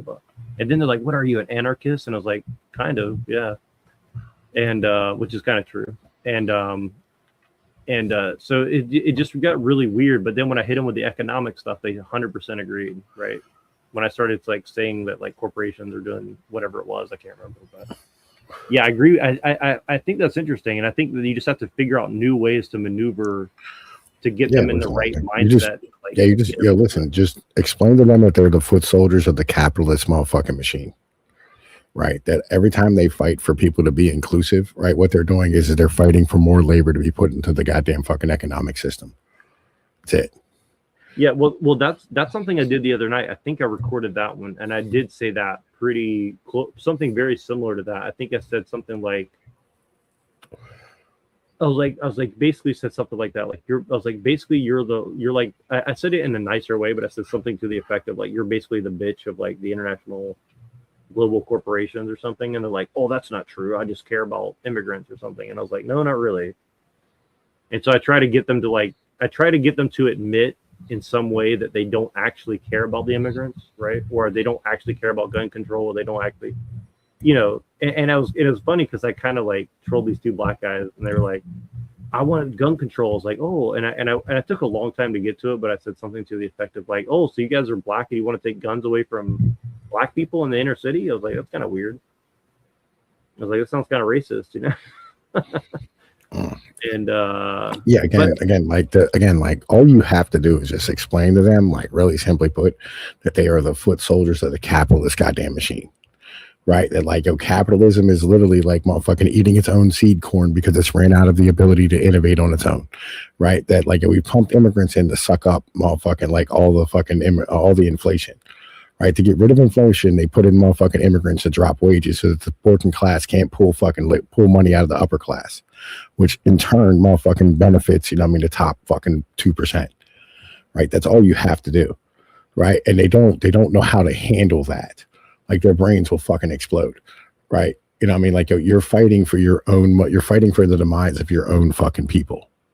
Yeah, well, that's definitely what I'm trying to get across to them for sure. And I mean, if I figure out how to put that into video format, I definitely want to do more videos like that because and it's kind of funny. Like I honestly have mixed feelings on it. Like, for example, like if I was talking to a black guy, or I just use that as an example because it's the most easy one to think of like, how do you show that these liberal black guys who are over here like trying to pretend to be like a bleeding heart for the immigrants, like how do I make it clear that like these people are literally like the Uncle Toms, you know, of their generation? You know what I mean? Like that's really what I want to do. Like that's really easy to do, right? You go, hey, listen, you know what I mean? Like the absolute best thing, right, for black people, right, is to motherfucking have like homes or like they have fathers in them, right? Number one, and number two, have the ability as a people to be able to build their fucking wealth, right? And the best way to do that is to have less people, because the less you have, the more valuable things are.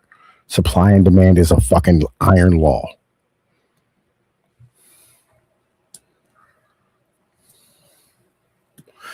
And the more they fight for liberalism, the more people get included, the less motherfucking money they have in their goddamn pocket, and the less fucking wealth that their people are able to build. They are fucking themselves. Right. And it's funny because then they'll say, well, I'm against capitalism and I just want to crash it or something. They haven't said this directly, but I get the sense that that's kind of what they're in the back of their head thinking that they're doing, I guess. Yo, listen, I gotta get up off of here because my girl's having a hard time sleeping with me over here bullshitting on the internet. So listen, I'm gonna holla at you tomorrow, man. You know what I mean? Like, yo, fucking think about the shit I told you, and you know what I mean, look up this thing look up that fucking article I sent you. Yeah, well, I'm gonna read your articles tomorrow too, for sure. So no, I sent you an article in your DMs. It's Yarvin's motherfucking chapter 5. It's a great fucking joint, right? You'll enjoy it. And if you read 5, you want to read 6. All right, cool. I will do. All right, appreciate brother. Peace. All right, have a good night. Have a good night. Hello, Avi. Hello, how are you doing? Good, man. I have a question for you. Are you do you have a TikTok? No. Are you willing to get one and do an experiment with me? No, I'm not interested in TikTok. No. Oh man. Yeah. You're such a good troll, though. I think you'd be like really good at it.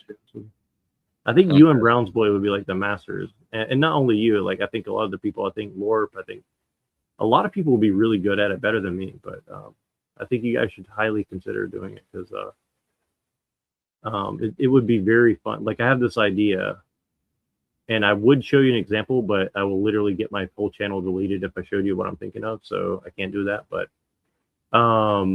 yeah, I do want to start doing that. I think we should go in as groups and not just troll, like do honest dialogue, but do it in a way that's entertaining. Yeah, I think that's fine if you enjoy it, but I'd rather read because I have to like balance, reading and other stuff. I actually, have to, balance my time more and stuff. Yeah, so I'm not interested in that. Like right now I'm reading Plato's Republic. It's kind of tiresome though, but I'm reading that, and have some other stuff to read also and stuff. Yeah. Yeah, also I'm thinking about maybe applying to a PhD program, but I don't know because I think academic funding is drying up. There was one program that's research that seemed interesting. I emailed the professor and he said that they're underfunded. So I don't know what the future will hold. So maybe academia will kind of die out, and so it seems Well, like. why do you want to be a PhD? Well, yeah, I don't know if the corporate work environment it really suits me and stuff. Like I was working, I lost my job after like 2-3 months. I had other jobs, but each of those jobs I got through connections. Something about the corporate environment hates me. I don't know why and stuff. So I can't survive in it. And so I don't know. I don't know. Like I can't find a job and other stuff. So I guess maybe just go for PhD. I guess it's like all I can do and stuff. Yeah, this past few months I've just been waking up, reading a bit, maybe do some meditation, but I've been just stuck in this room just reading and stuff. I don't know if it's mentally healthy and stuff, yeah, just wake up, read, maybe. You ever played some sports? You ever played sports before? Yeah, I used to box when I was younger, but I don't know, Okay. yeah, I'm not interested anymore in Well, you sports. probably beat my ass, man. I never did anything like that. Oh, well, how tall are you? I'm in the upper range. I'm not over 6 feet, but I'm close to it. Depends on the day. Sometimes I'm a little closer than other days. Yeah. Yeah, but let's say height is very important for strength and other stuff. So I'm like 5'8", 5'9", which is not Yeah, that. I'm pretty close to that. So, but yeah, I don't know. I guess I don't know. I'm not really that strong, honestly. Like, I wish I were.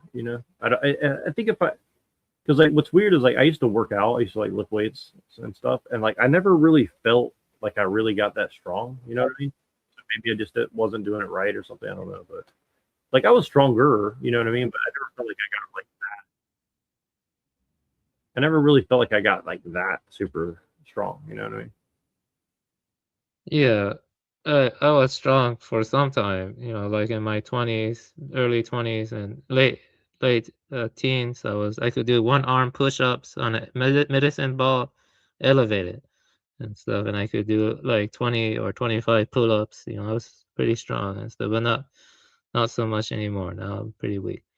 Yeah, but in the past I was very strong. But I think sports are. I think working out is important for the social aspect just as much as the strength stuff. I think you know what I mean. Like I think that working out should be like it should be a I think it should be a like group endeavor. I feel like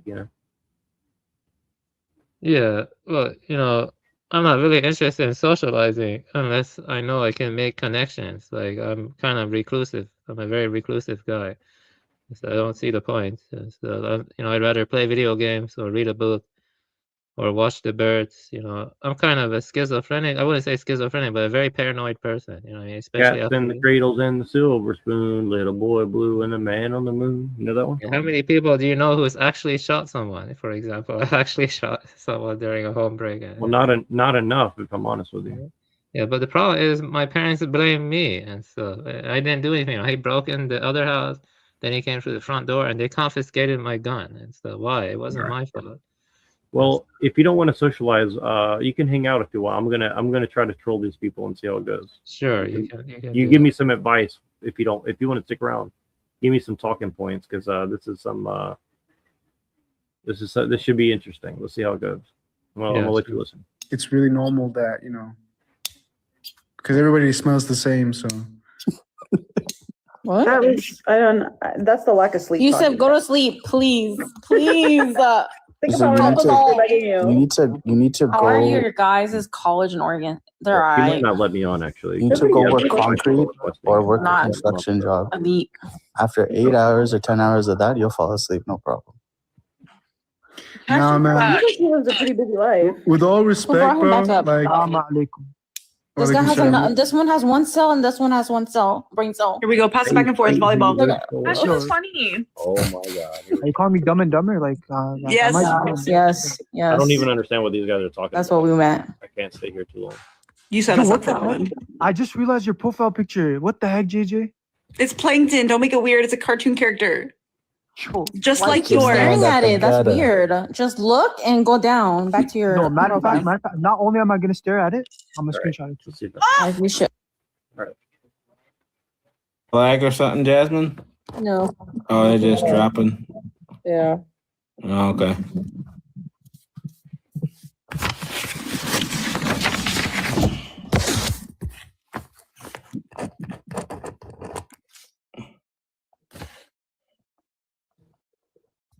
Those guys seem like trolls. Well, one of them could be real. You seem very sleepy. It's been a day. I'm not a fan of Dom, but Dims are equally flawed. Thoughts on Ice? I can probably. Well, can I make a F Ice one? Well, you're from the South, so you like ice in your tea, is that correct? And that's about it.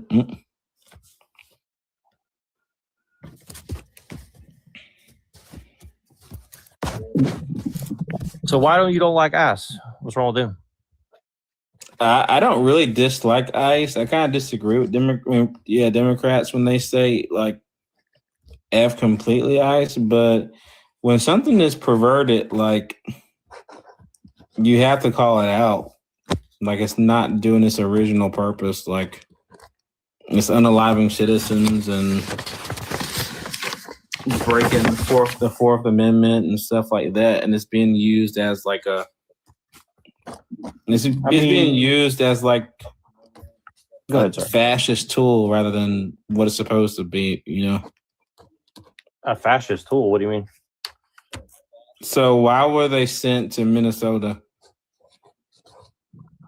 I'm honestly not sure. Because I think of they the were just trying to pick up people who were here without permission, as far as I understand. But I don't know the. So why this that has more undocumented immigrants? Why were they in Maine that has one of the lowest amount of undocumented immigrants?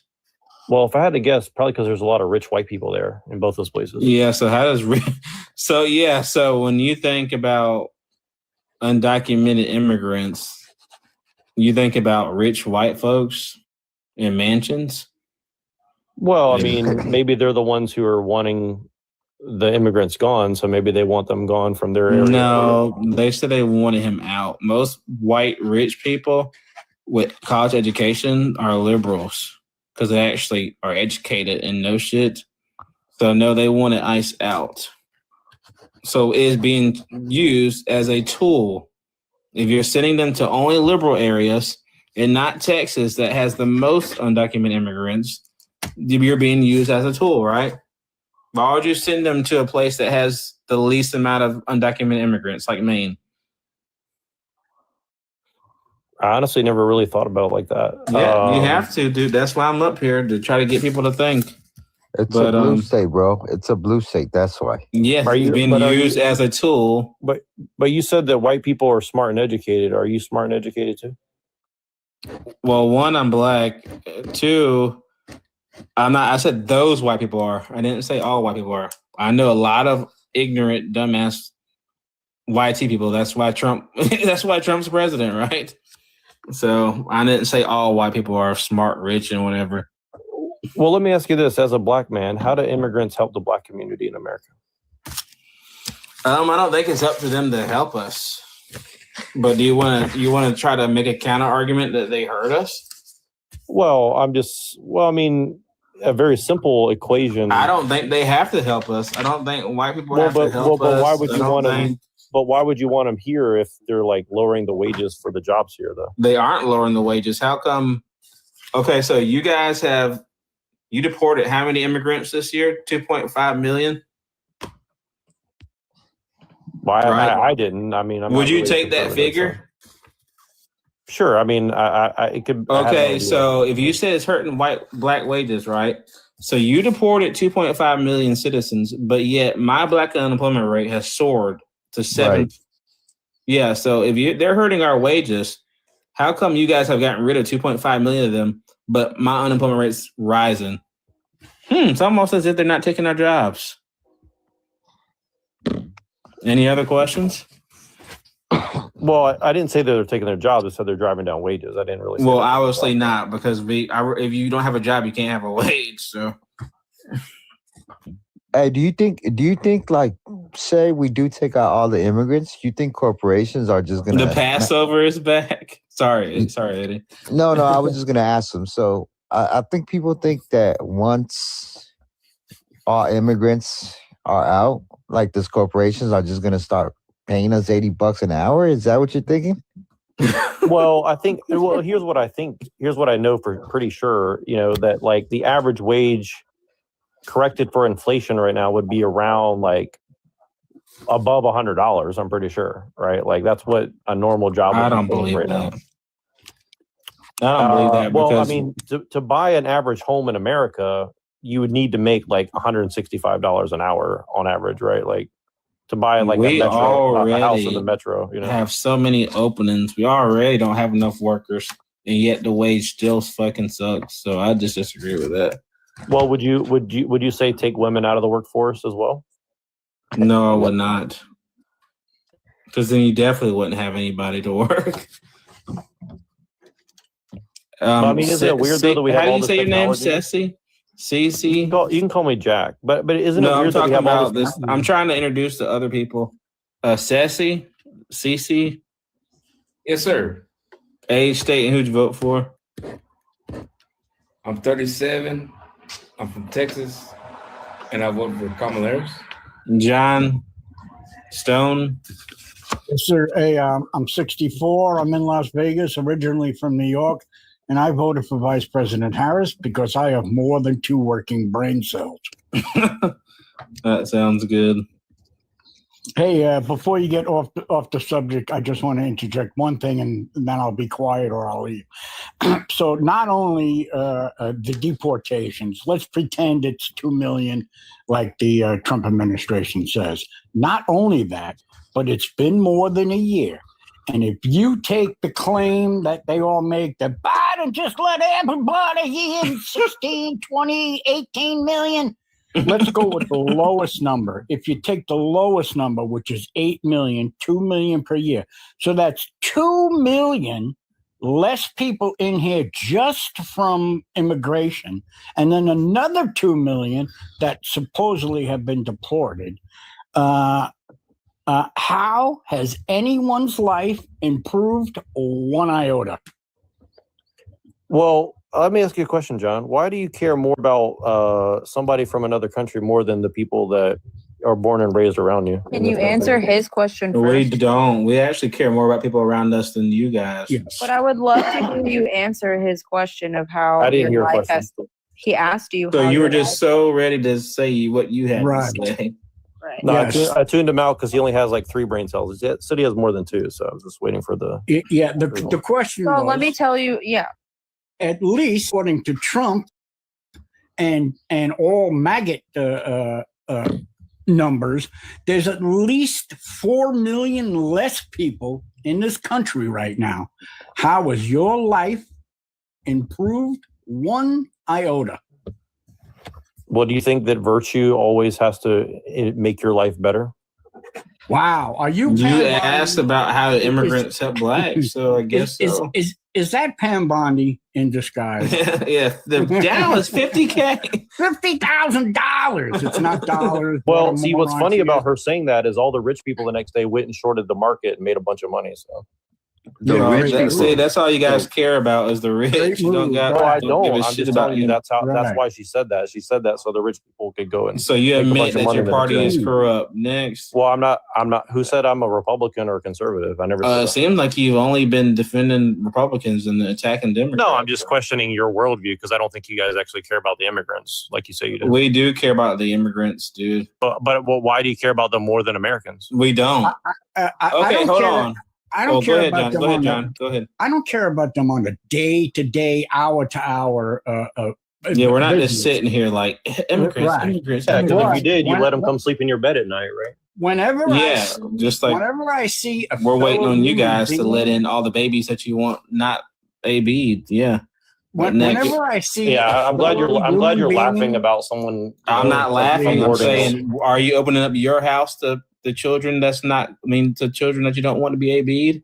Yeah, how many people? Yeah, I'm just turning your logic back on. I'm you, also dude. not out here advocating that women should have the right to that rather than people actually help each other. So you just said we're not opening up our house to immigrants. You're not opening up your house to adopted kids, are you? Yeah, but you're the one over here saying that, like, you American. just said you're not. You're the one saying. Go ahead, John. You're the one advocating that immigrants Go are ahead, better John. than But Americans. you're the one advocating for women not to have ABs. But go ahead, Yeah, John. I know you. Yes. Speak, please. Go ahead. John. You could I'll tell tell them you- the same thing. Like, how many veterans have you taken into your house? And Uh-uh. why don't- virtual I think signal. I think the military works for evil corporations. Why would I do that?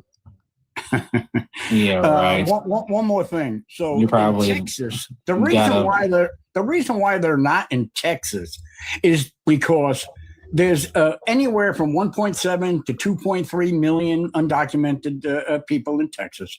Does anyone here think that Texas could take a 1 million person hit in their economy and survive? I don't. I mean, no.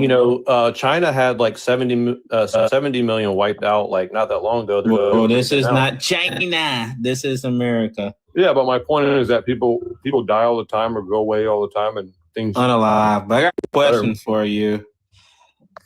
When you said that, what was that question you said? You said that we care more about immigrants than we do the American people.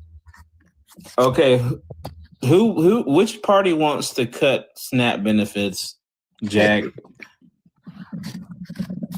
No. Again, see, I'm not a Republican. I'm not a conservative, so I don't know. No, you said our party doesn't care about the American people. Which party wants to cut SNAP benefits? Well, how is it? Hold on. Oh my God! I know you're mad because how is it? Hold on. How is it helping people to keep them dependent on the government, which doesn't care about which them, and is party run by wants evil to cut corporations? SNAP benefits? I have no idea, honestly, because I don't really pay Oh attention. yeah, right. You're just disingenuous. Is there another MAGA down there that's actually going to debate? Well, I think MAGA's a cult, so I mean, I'm not a MAGA person. I can't tell because you agree with you believe everything that they say. We have 2 new panelists. Melissa. I was just going to say, I don't think either of your new panelists are MAGA because they haven't unmuted and interrupted anybody.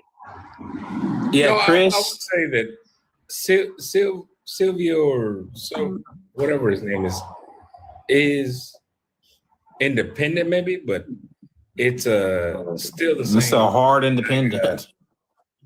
It's but hard. Hold on, Chris on 10 age state who'd you vote for? 32 Oklahoma, and I don't vote. Okay, Melissa, age state who'd you vote for? Oh, hold on. Can you hear me? Yes. Okay. 51 New Jersey, and who did I vote for? I voted for Trump. Okay, you've been very respectful for a Trump supporter. But Yeah, well, I mean, I don't support everything he does, though. You know, like I voted for him because I thought he was the better of the options. That doesn't mean like people that talk about like it's some kind of a cult. I don't know what cult you're talking about. I missed the cult gatherings. I haven't been there for it. There's plenty of shit that he does that I don't support. Well, don't worry. Even if you didn't vote for Trump, they would say because you're white, you're bad too. So that'll be the next one. we none of us. You've been on this live for like 30 minutes and nobody said that. So just leave your pipe dreams. Yeah, you're definitely not. You're definitely our MAGA, dude. No, I'm not. No, I'm not. No, not you. I'm talking about the crazy Jack dude who's just got kicked off because has no brain cells apparently. No, like I don't. Honestly, I haven't been paying attention to news lately. And the next thing I know, I wake up and like we took over Venezuela, and I'm like, why are we messing with Venezuela? Well, here's the thing. I actually agree with you. I don't think all you guys are cult members.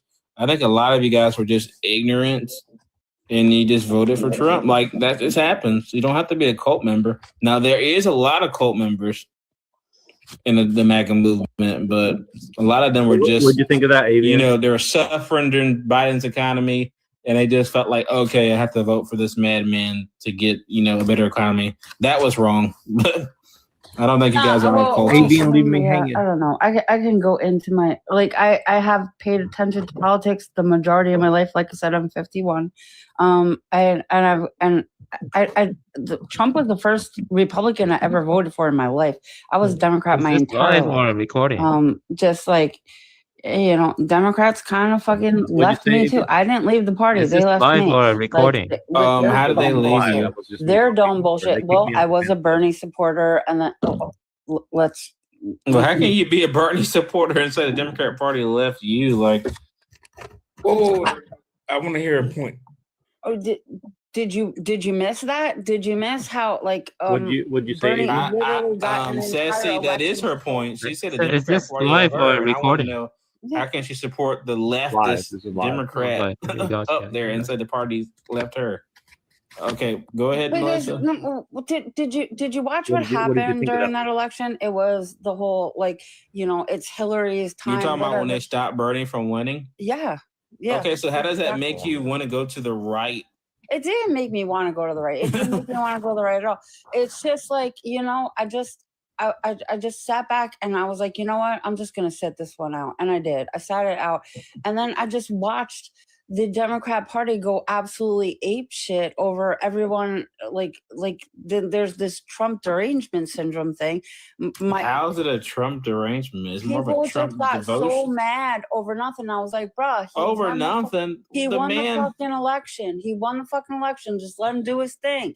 And nobody, and it just didn't stop. It was never. So you were okay with him fomenting an insurrection?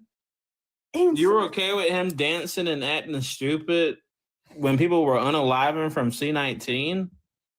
There's not Trump derangement syndrome. I voted for Trump. I voted for Trump. Did you? Okay. Yes, I did. I supported Trump. When? Which time? First time or second time or both? The first time. I didn't vote for him. And then you know who I voted for? I voted for Jill. And then when I see him betray this country and commit treason, basically, and cause an insurrection with January 6th, I left the party. So it's not a derangement. I didn't just hate Trump, and then all of a sudden just wake up and be like, support him, then say, oh, I hate him, I have Trump derangement syndrome. No, this guy he's pretty evil. Like everything he does is corrupt and evil. I can't agree with you on this. He's doubled his net worth. Yeah. If Obama would have doubled his net worth in office, everybody would have had a cow. I don't like shit he's doing lately. I could say this. All right, word for word, but ultimately it said that this Constitution was for a morally just people with the same, I think he used the word emotive reactions. I don't quite remember the exact word again. And he also said a people of the same founding stock. So he said immorally just? Morally or morally just. I don't quite remember again. I don't remember the exact words. But he also said that the people should have a common language, a common founding stock. So in other words, the Constitution, even though it guarantees individual rights, But at the same time, the Constitution rests on the principle that the American people speak the same language and are of the same founding stock. So, which means homogeneity, in other words, right? So that is actually, even though that's not directly written in the Constitution, but Thomas Jefferson, based on his review of the preamble, he wrote that in his diary, is that this is like, based on the assumption that this and this. Yeah, he's getting, man, you gotta silence those notifications. Somebody hitting Sorry him about that. up, Yeah. man. So Tom, in other words, the Constitution, even though it exists, right? But even though it guarantees personal, rights and freedoms, right, rights and liberties, but it was written, according to Thomas Jefferson, based on the assumption that the American people are a people with a common outlook, with a common language, and a common founding stock. So, in other words, it assumed a certain level of societal cohesion. What level of societal cohesion? The level of societal cohesion that is achieved when everybody speaks the same language, everybody has the same dedication or loyalty to the Constitution, and the people who look alike, who come from, again, his exact words were, I think, common founding stock. Now, as we know, America in 2026, we no longer fully satisfy that that condition that Thomas Jefferson wrote. So if you just give, individual rights and liberties without a common, I don't want to use a bloodline, but without a common nation, let's use the word nation, without a united nation, right? Then you tear the country apart. Because if you just respect individual rights and liberties and there's nothing binding the American people together, then we're not going to be united for much longer. Well, here's Savage. Can I get your age real quick, and then you address the problem, and then you can. 35. And how do you feel about the prompt? I mean, I pretty much agree. I don't really like democracy myself. I mean, I think it served a purpose, but probably not the purpose that most people want to believe that it has. You know what I mean? So. Yeah, well, not necessarily. The founding fathers necessarily didn't oppose the idea or value. They just didn't like the purest form of democracy when it was put into practice. Well, there's a reason why all the people that we don't like on the TV are saying like democracy. They don't want to talk about what a republic or a democracy or like what Plato wrote about or any of this stuff. They just want to obfuscate everything and make it as confusing. Yeah, hold on. Guy, can I get your age real quick? Guy. Not Guy. You're on teacup.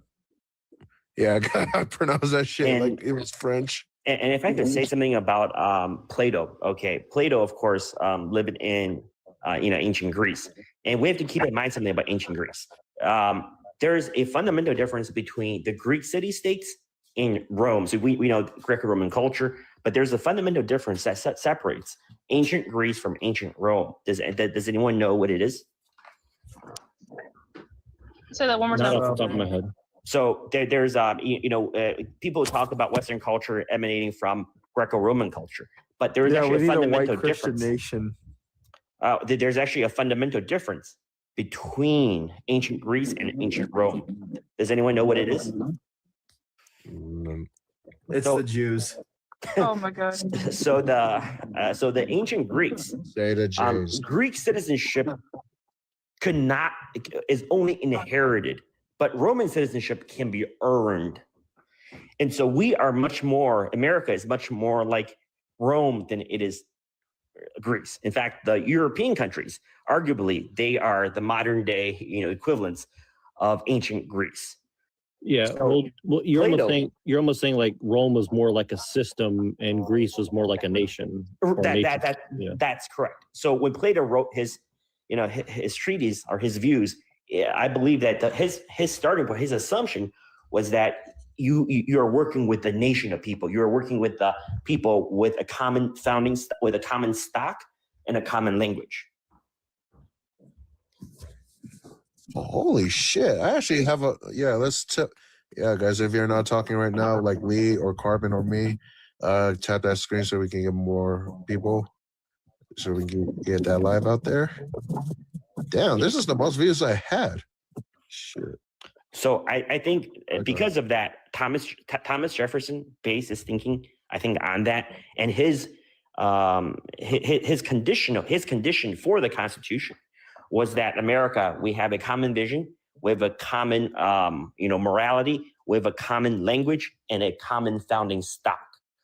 Which, of course, in the first Immigration Act was the Immigration Act of 1790, and there it explicitly mentioned that citizenship could only be earned by those who are white Christians. Well, and I just want to touch on something really quick. And again, like, look, I'm going to sound like I'm being liberal, but I'm really not. I just want to say this really briefly. So, like, here's the thing.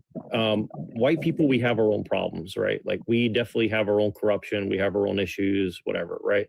But I don't know if you guys ever been into the third world or other places, like the level of lack of the lack of standards for morality in a European sense is shocking. And I think that most people have never really experienced that.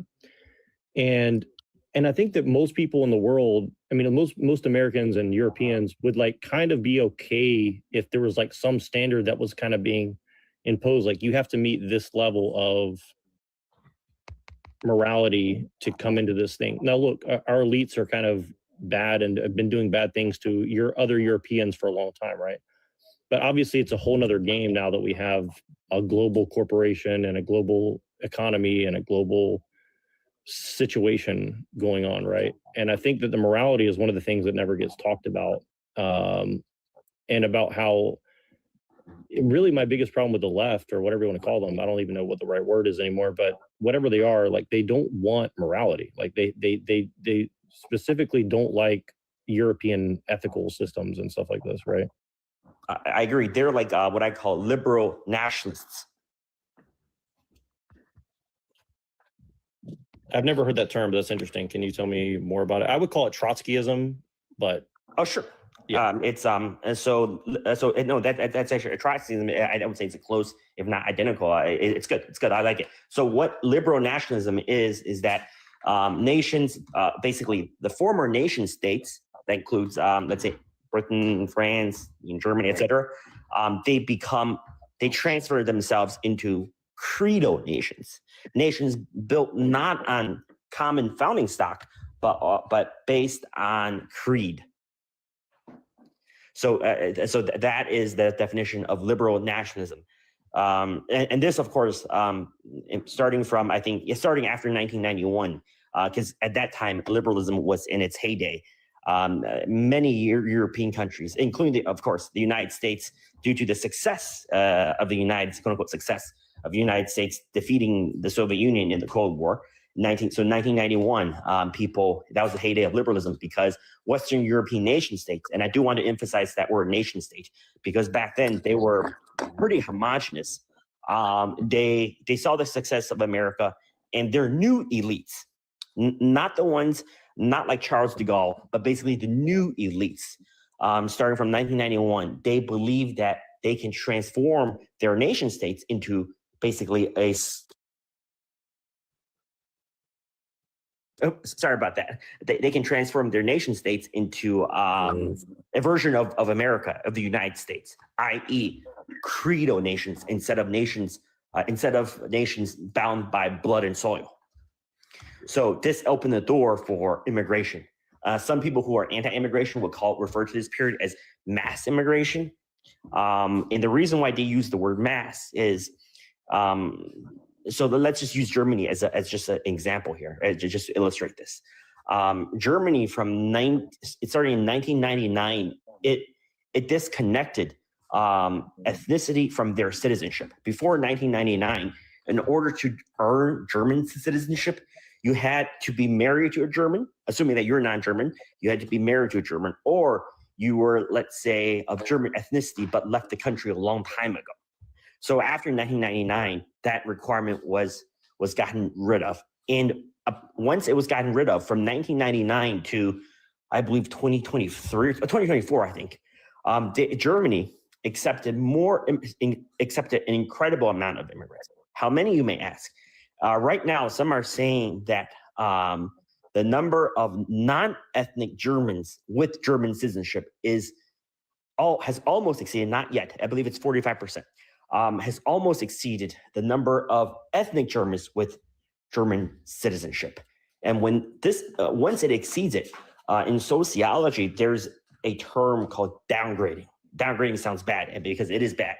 How downgrading is defined is that when a once dominant ethnic group or majority ethnic group slides down, or in other words, it downgrades to a minority. And by minority, I mean your population is now below 50%, because the majority is any ethnic group above 50%. So if you're above 50%, then you outnumber all of the other ethnic groups, hence the word minorities, put together. But once you drop below 50%, that's no longer true.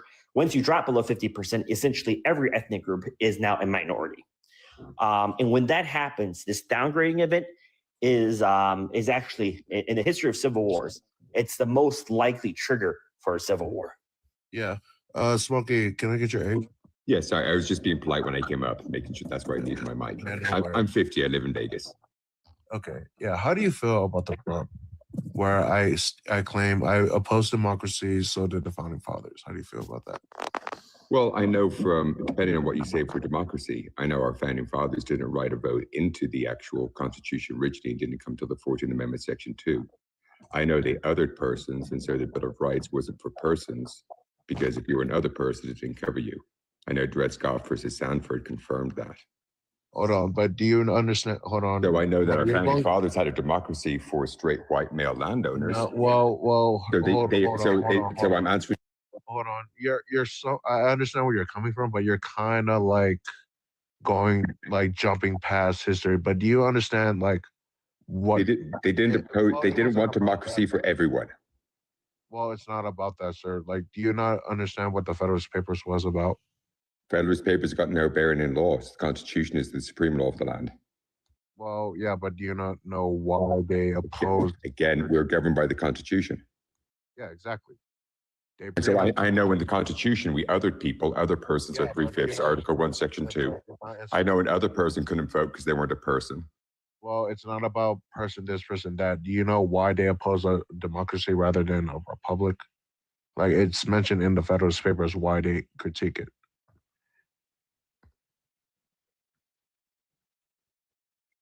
So?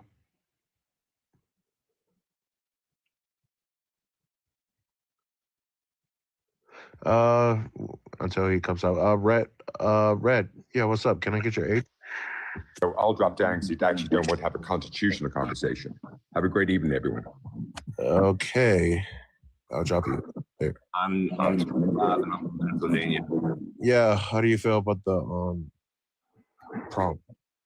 I completely agree with it. Our country was made as a constitutional republic, not a democracy. Yeah. So you pretty much, are you familiar with the Federalist Papers? Not particularly. I'm more familiar with the Constitution. Yeah. So the Federalist Papers made by Alexander Hamilton, John Jay, and James Madison. They pretty much gave their reasons why they did not want it. They want to still encourage a centralized government. They didn't want to give too much power to the mob majority rule. They also believe in the idea of checks and balances, in which your three branches of government, the executive, judicial, and legislative, pretty much the check and balances were there to make sure, to keep each other in check and make sure there's no specific entity or party in holding too much power, per se. Same thing with the mob majority rule. And because we've seen in history where we had a pure democracy and it turned out to be not really helpful. In the case of Athens, Rome, and Lee, I think you even mentioned the French Revolution, correct? Correct, yes. Yeah. Yeah, at that time, the French Revolution was there, and it was pretty much a confirmation of their fears of a pure democracy. So the French Revolution ultimately then led to the onset of European nation states or European nationalism, because once people stop believing in the divine right of rule, right? And the French Revolution replaced that with, hey, everybody should get a vote, right? So in other words, the people, right? But here's the thing: people come in different, languages. People speak different languages. People have different religions, and people look different, right?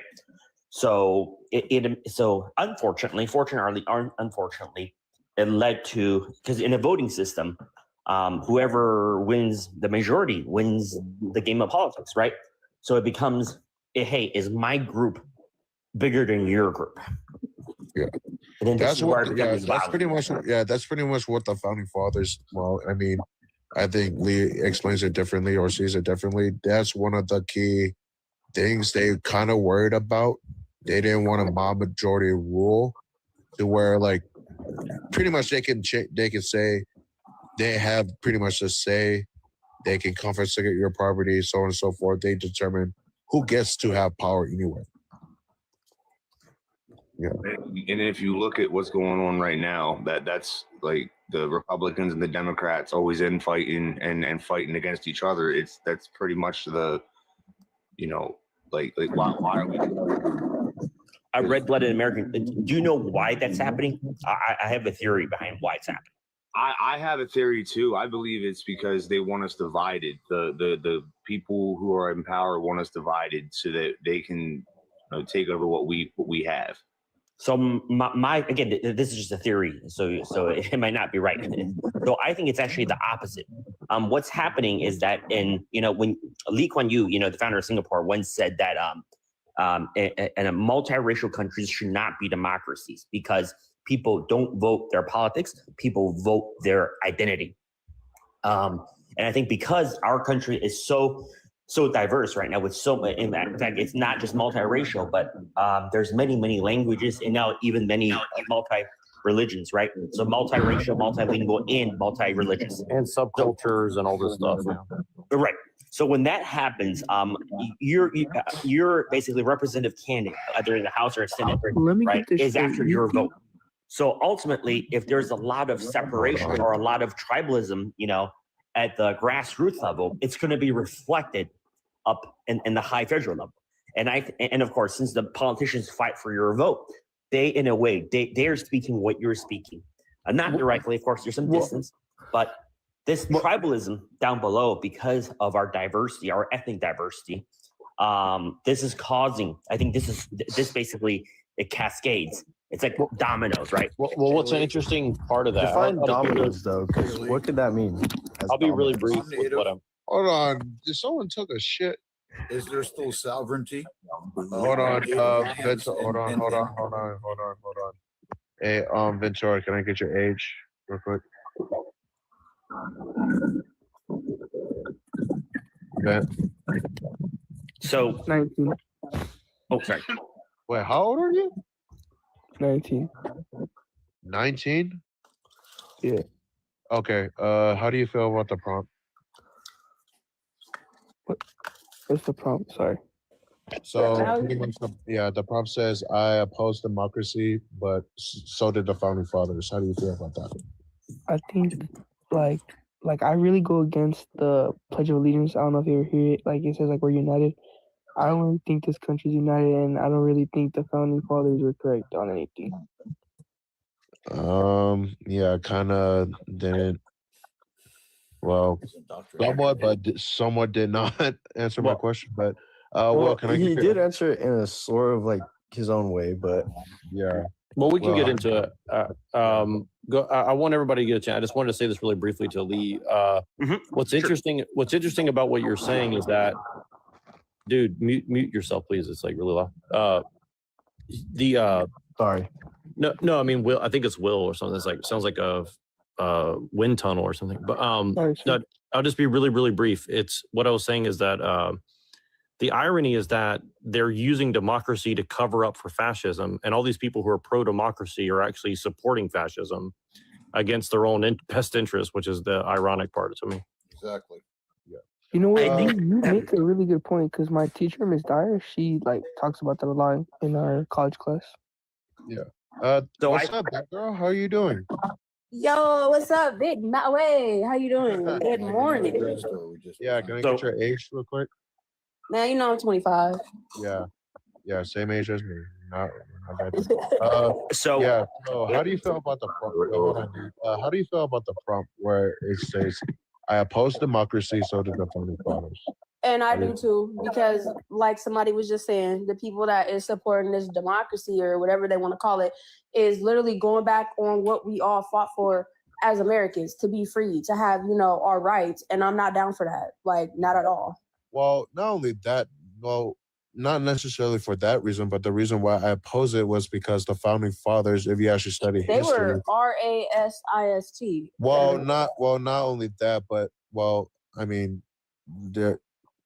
that's a whole different discussion, but they had very dissenting views on like the idea of a pure democracy. So wait, can I are ask you a question? familiar? Yeah, are you by chance familiar with the Federalist Papers by Wait, chance? Will has a question. A Sorry. little bit. Sorry. Yeah, so so the Federalist Papers pretty much like the reason why they opposed that idea of a pure democracy was because May I ask they a did question not real believe. Yeah, they did not believe in majority rule, because throughout history, people are known to like be selfish, so evil, kind, and they Will. don't have good judgment. Will, per what's se. your question? So Big Maui? basically, I was just gonna ask. So, are any of you guys aware of the 34th rule of the Constitution? I have to freaking. I only know the basic bill of rights. Oh, okay. Ventura, are you aware? I know you're in college, probably. Yeah, we've touched upon that topic, but I need a refresher. Okay, so I mean, I'm not an expert on it, but the 34th Hey, can you rule of mute? the Yeah, Constitution. Farron, can you mute your mic? I think someone had a really bad echo. That's not me. Okay, it's probably someone. I'm in a quiet room. I'm in the studio. Yeah, all right. Yeah, go ahead, Will. So basically, the 34th rule of the Constitution. I'm not like an expert or anything, but that's why I kind of need someone to like help me like clear it up. Because I was just wondering, because it was brought up to me in like the reel or whatever, and I just needed help like determining whether it was like a good rule or like something we should probably like work on. What do you like, mean? 34th rule, is it on the U.S. Constitution? Yeah. 34th Amendment he's talking about. 34th Amendment. Yeah, yeah. Equal protection, citizen right, due process. Yeah. If I could say something after this. Who just going? Go ahead, Lee. Go ahead. I'm listening. I'm also Well, listening. So I think the biggest issue right now in America is, I'll be honest with you, demographics. Because Can you define it for me? yes, Wait, demographics or Democrats? no, demographics. Demographics, got it. Right. So demographics based on based on race and ethnicity. Okay. So why is this important? So I would like to give a very quick intro to human tribalism. Right. People keep saying humans are tribal. What does that actually mean? Oh, You're I tribe. heard about this. Right. Can you there's stop three. interrupting, please? community. On a reservation. So there's three key, parameters that can describe tribalism, and I'll explain why these three are important. One is language, the other is race, and the last is religion. People have fought wars over essentially these three, and the reason why these three are and important, resources, by the way, and resources. But yeah. right? Oh, but yeah, you can't forget the it's resources. different identity groups fighting over a resource, right? So the Yeah. resource itself, that you're fighting over, but the reason why there was a fight to begin with is because that other group is not the same as your group, right? And by not the same, I mean there's a difference in either language, religion, or race, or all three, for example. You know and the what? This reason all- why those this three all are ties back to important. Rule 34 of history. It And the reason why In a way. Can you stop interrupting him, please? Well, thank you. Sorry. And the reason why language, race, and religion is important is because they. So due to human primordial tribal nature, so there's something called primordialism. Family, it's going back to like family Can you oriented. stop interrupting him, please? I'm learning. So human primordialism is, for example, when you breathe, you don't need to think to breathe, right? You breathe automatically, right? If you fall, you automatically, you just get up. Right. You put your arms forward to basically to cushion the fall, right? So the other is reproduction. So due to our human primordial tribal nature, and this does not single out any group, every human group.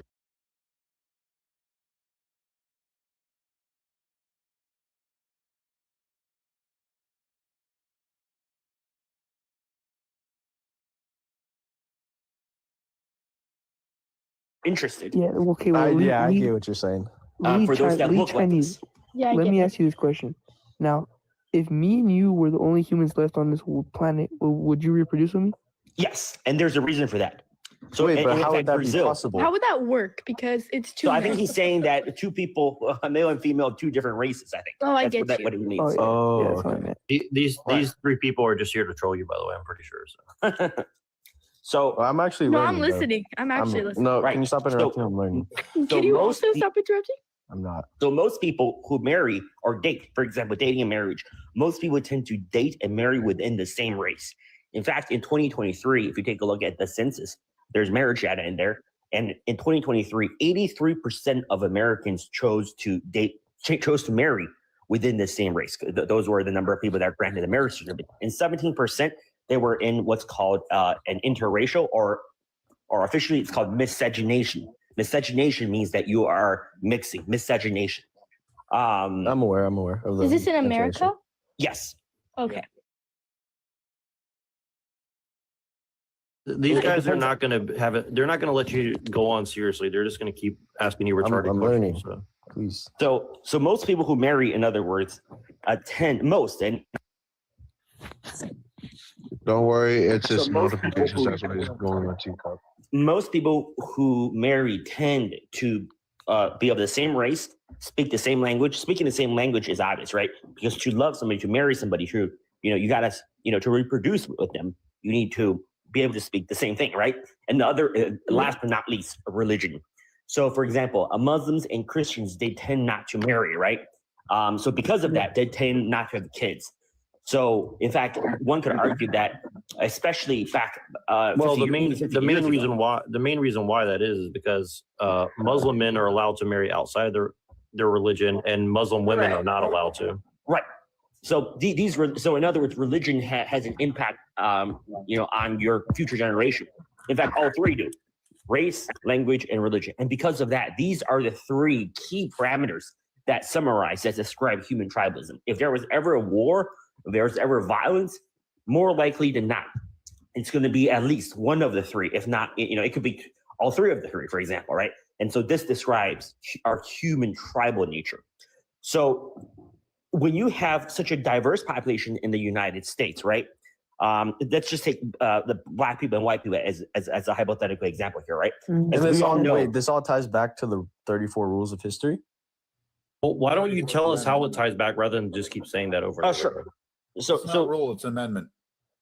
So it ties back because that rule, assumes a homogenous citizenship, that everybody is united towards the same goal. But when you have, let's say, different ethnic groups, or in this case, let's say in America, we keep talking about race, right? So black people and white people tend not to marry. In fact, the interracial marriage is very low. So what this means is that these two groups. That's a lie. I feel like in America it's very popular. That's a lie. In fact, I can tell you, 3%. It's on the rise. Yeah, maybe. So in fine. the So three. Honestly, it's on the rise statistically. It is on the rise, but like I said, it's still I have a lot of family members that are married to white men. My daughter, my grandchildren are half Jamaican and half. just to give you a statistic. Like my boyfriend, he's black. Like. Okay, so just to give you a statistic, These guys are just going to keep interrupting you, just to Hey, mess with you. Sabi, right? sir, Yeah, Are you sir, like the sir, only one sir. that's interrupting? So I I don't wanted you think to it's calm us. down. You're interrupting us, actually. So most people marry date and marry within the same race. 83% of Americans in 2023 married the same race. In fact, of all interracial marriages, black people, black-white intermarriage is only 3%. It's a very low number. And what happens actually when you marry a black person is that, and this is why you cannot assimilate a black person to a white person. So when a black and a white person marry and they have kids, there's a 90% chance that their kids wouldn't marry somebody who is black. So in other words, you lose the white person, right? So what this means is that the second generation chooses to marry somebody who is black, right? So all future generations. Wait, can I just interject really quick? Can I interject? Wait, I have a and question. This is gonna Why be like a personal, but like I've seen it before in other families. I beg to differ. Like my mom was married to a Caucasian man, and I am engaged to an African American man. Prior to that, I have had other interracial relationships. I've dated Hispanic, I'm giving you the general Native statistics. American, but like no, but that I'm doesn't giving that you the does not statistics. involve for all communities though. You can't just put it out there and say that because it's Well, totally we can, because unbiased. these are the marriage statistics for I feel like 2023. in other countries, Can you it's stop very interrupting, popular please? to have same-racial marriage. Hey, can people stop interrupting? Hold on, guys. Can you stop being a jackass? Let's give them a chance to speak. You were saying, so, Kitty? So because of this, when you have different racial groups, you have different interests, and when you have different interests, you don't have the same citizenship. You're fighting for another nation, in other words. So the word nation and ethnicity are common for almost every country except America. In America, nation and race are synonymous, right? So your nation is your race because you most likely you're going to marry somebody of that nation. And so. Is he boring you? You can leave, Ventura. So in other words, you're going to have conflicting interests.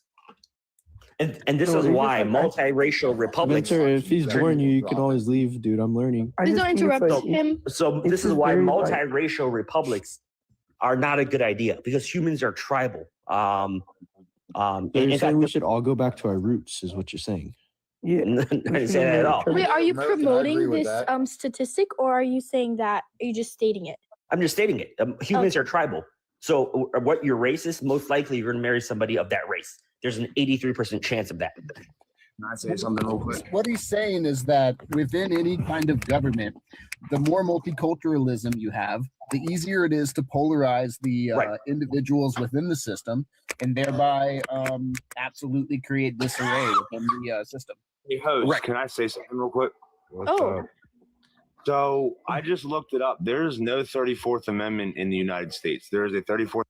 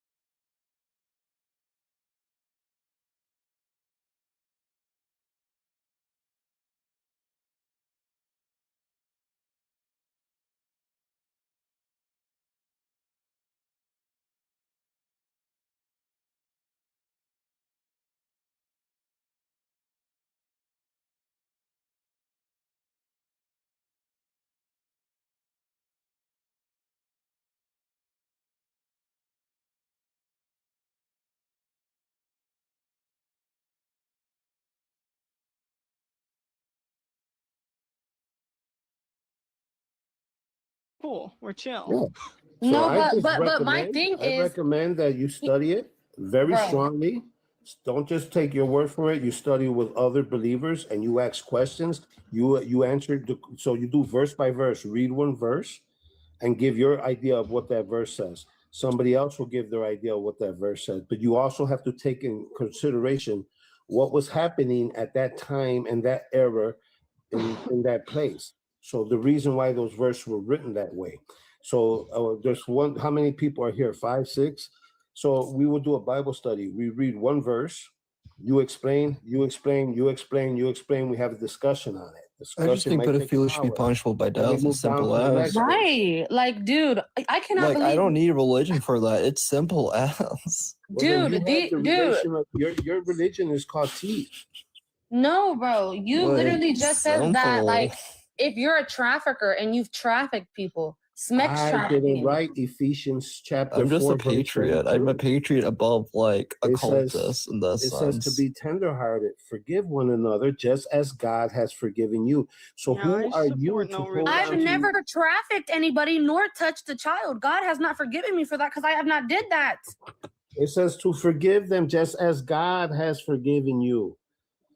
No, I'm not forgiving my traffickers. I actually hope. Oh my gosh. So Oh Jesus my died gosh. on the cross for nothing. Let me ask. So you're telling me right now, because I'm a victim of trafficking. Like Okay. the ones who know me know that happened to me.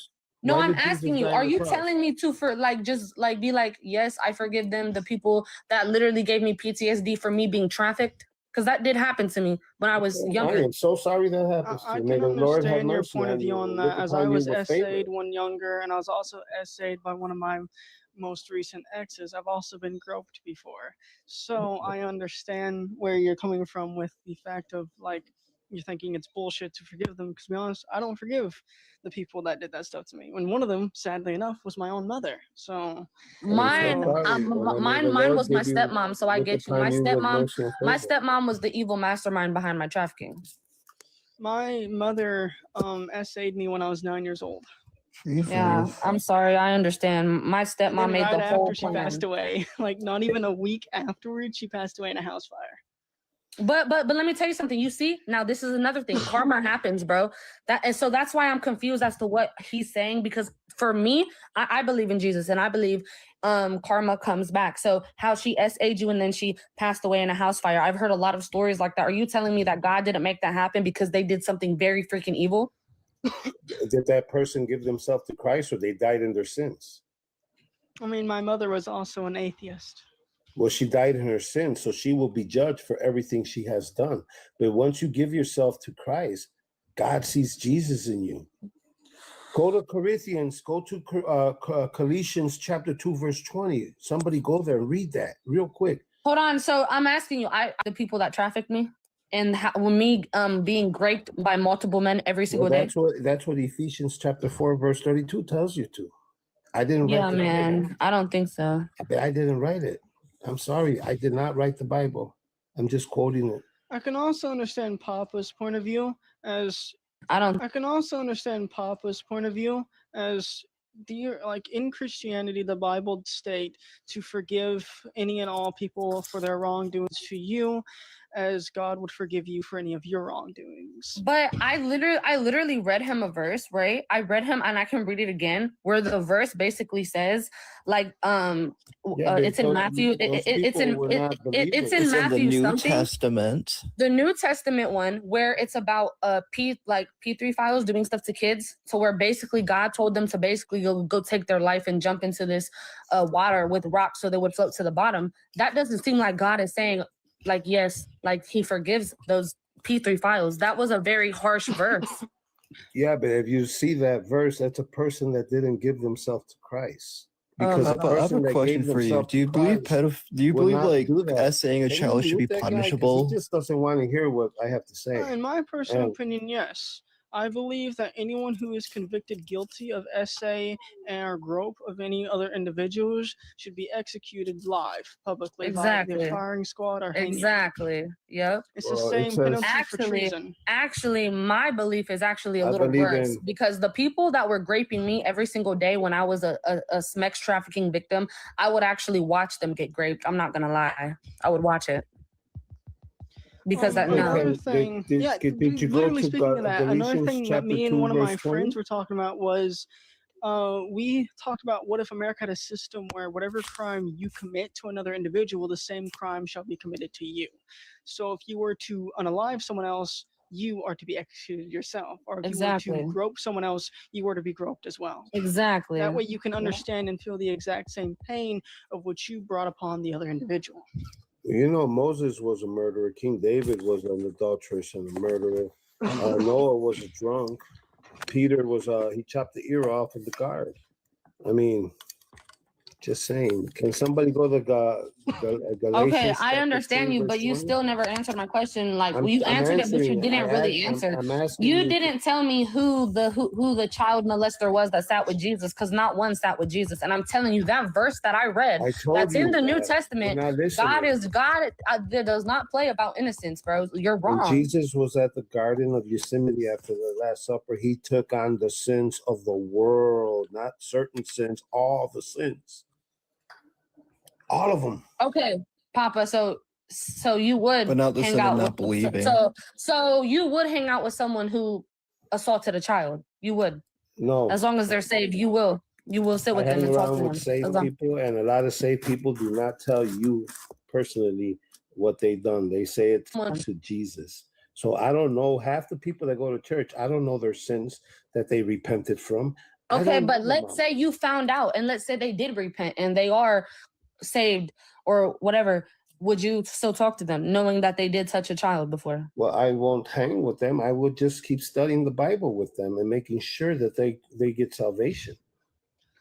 But the whole thing about the Bible is you have to understand it in your way. I treat it as if I'm going to school, you know, like as far as myself, as far as myself, I have to educate me, period. I have to educate myself on the Bible and break it down in you have to understand. But the Bible you have to also understand the states times. that You have to understand the times, the year, the era, what was going on back then.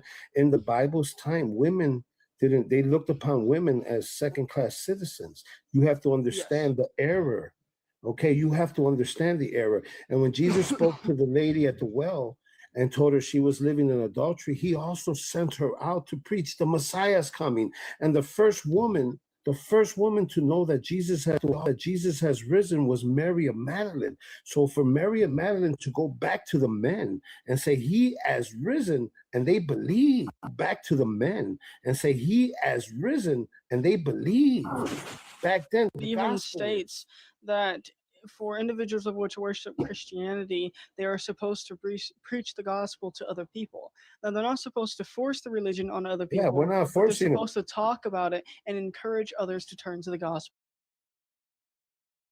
There has been plenty of fraud already caught, already prosecuted, and there is a lot more being investigated. So once it goes through court and if people get in trouble and held accountable, it very well could go back all the way to Tim Walz. Now, if you're going to just sit here and act like there's no possible way, that's ridiculous because you don't know that. You have no reason to believe that other than you want to believe that Tim Walz is a great guy and he would never you do want to anything. believe that he's guilty. Can I say something about this too? Can I say something about their claim that how is he guilty? You don't know that. Hold up. I have a question. Let Jonesy speak, please. Can I say something? I love how both you two at the bottom sat there and said that his video was proved or illegitimate when it was.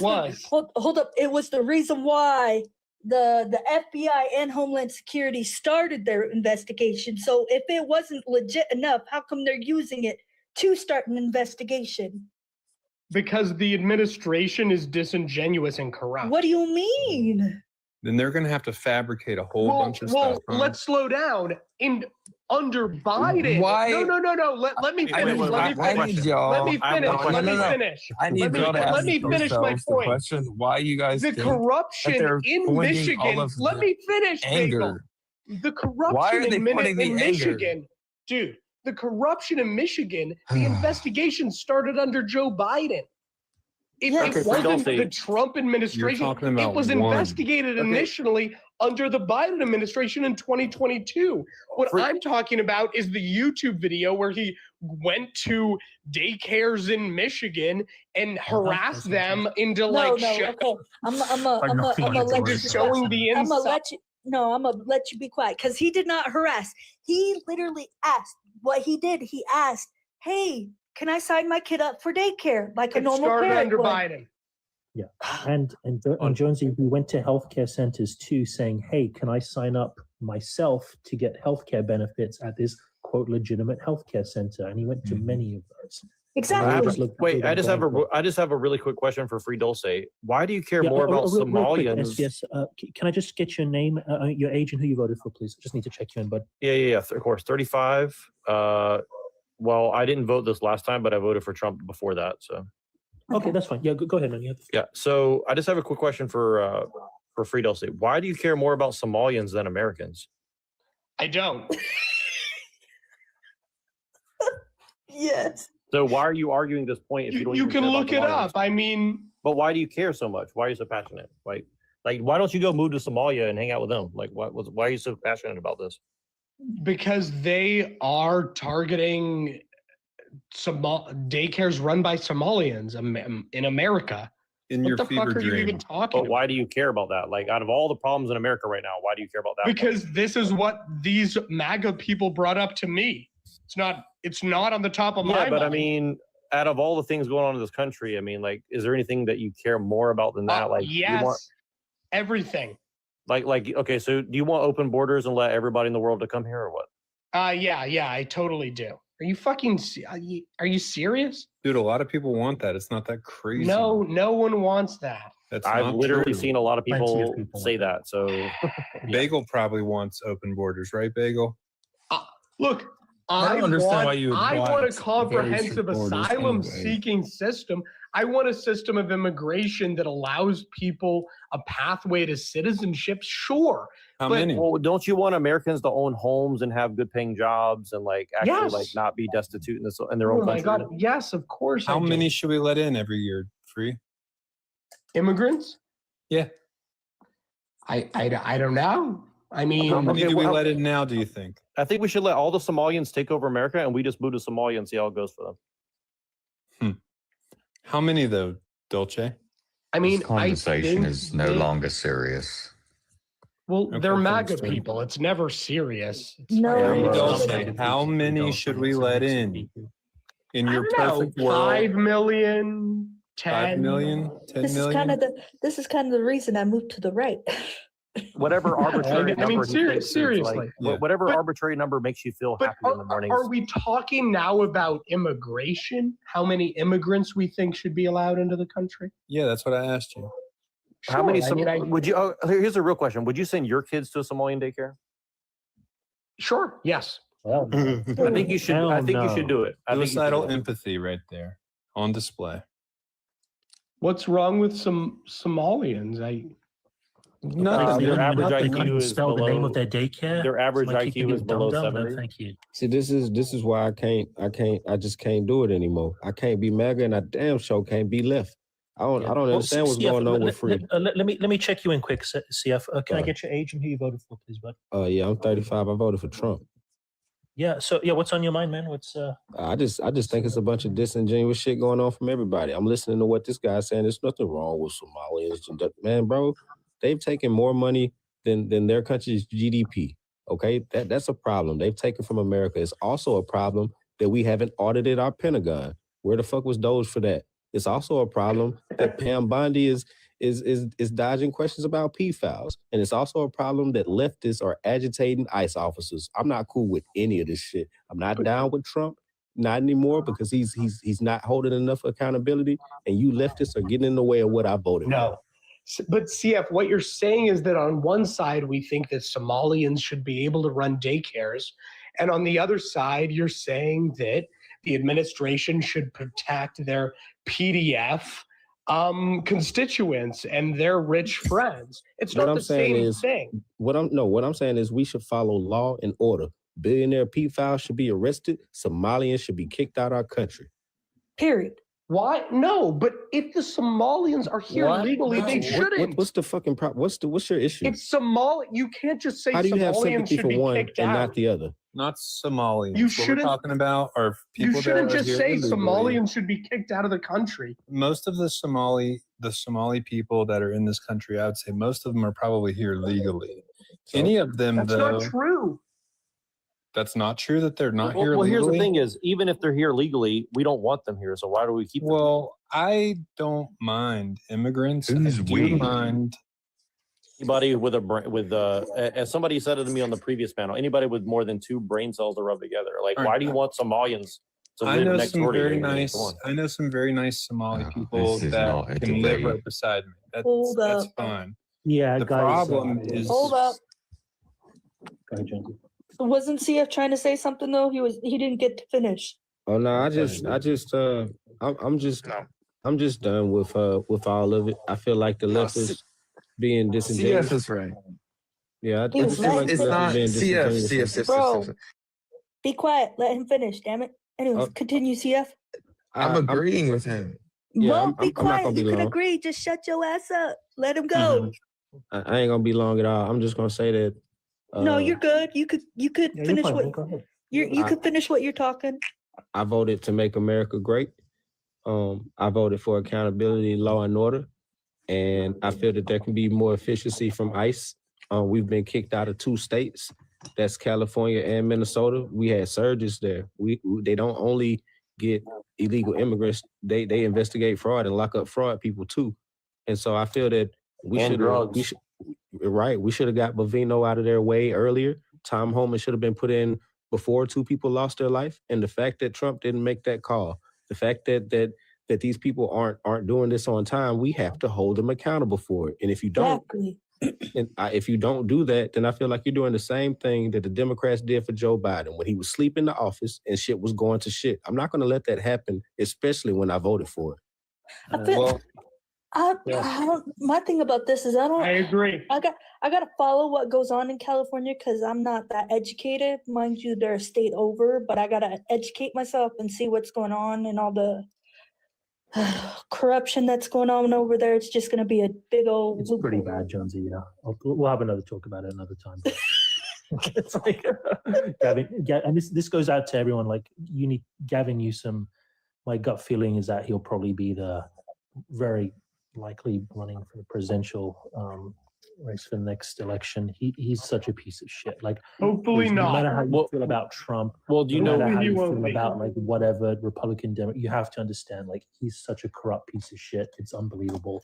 And this whole thing where he's trying to basically act like Trump, like tough and mock him and play to, it's the most like under snaky, shitty, conniving.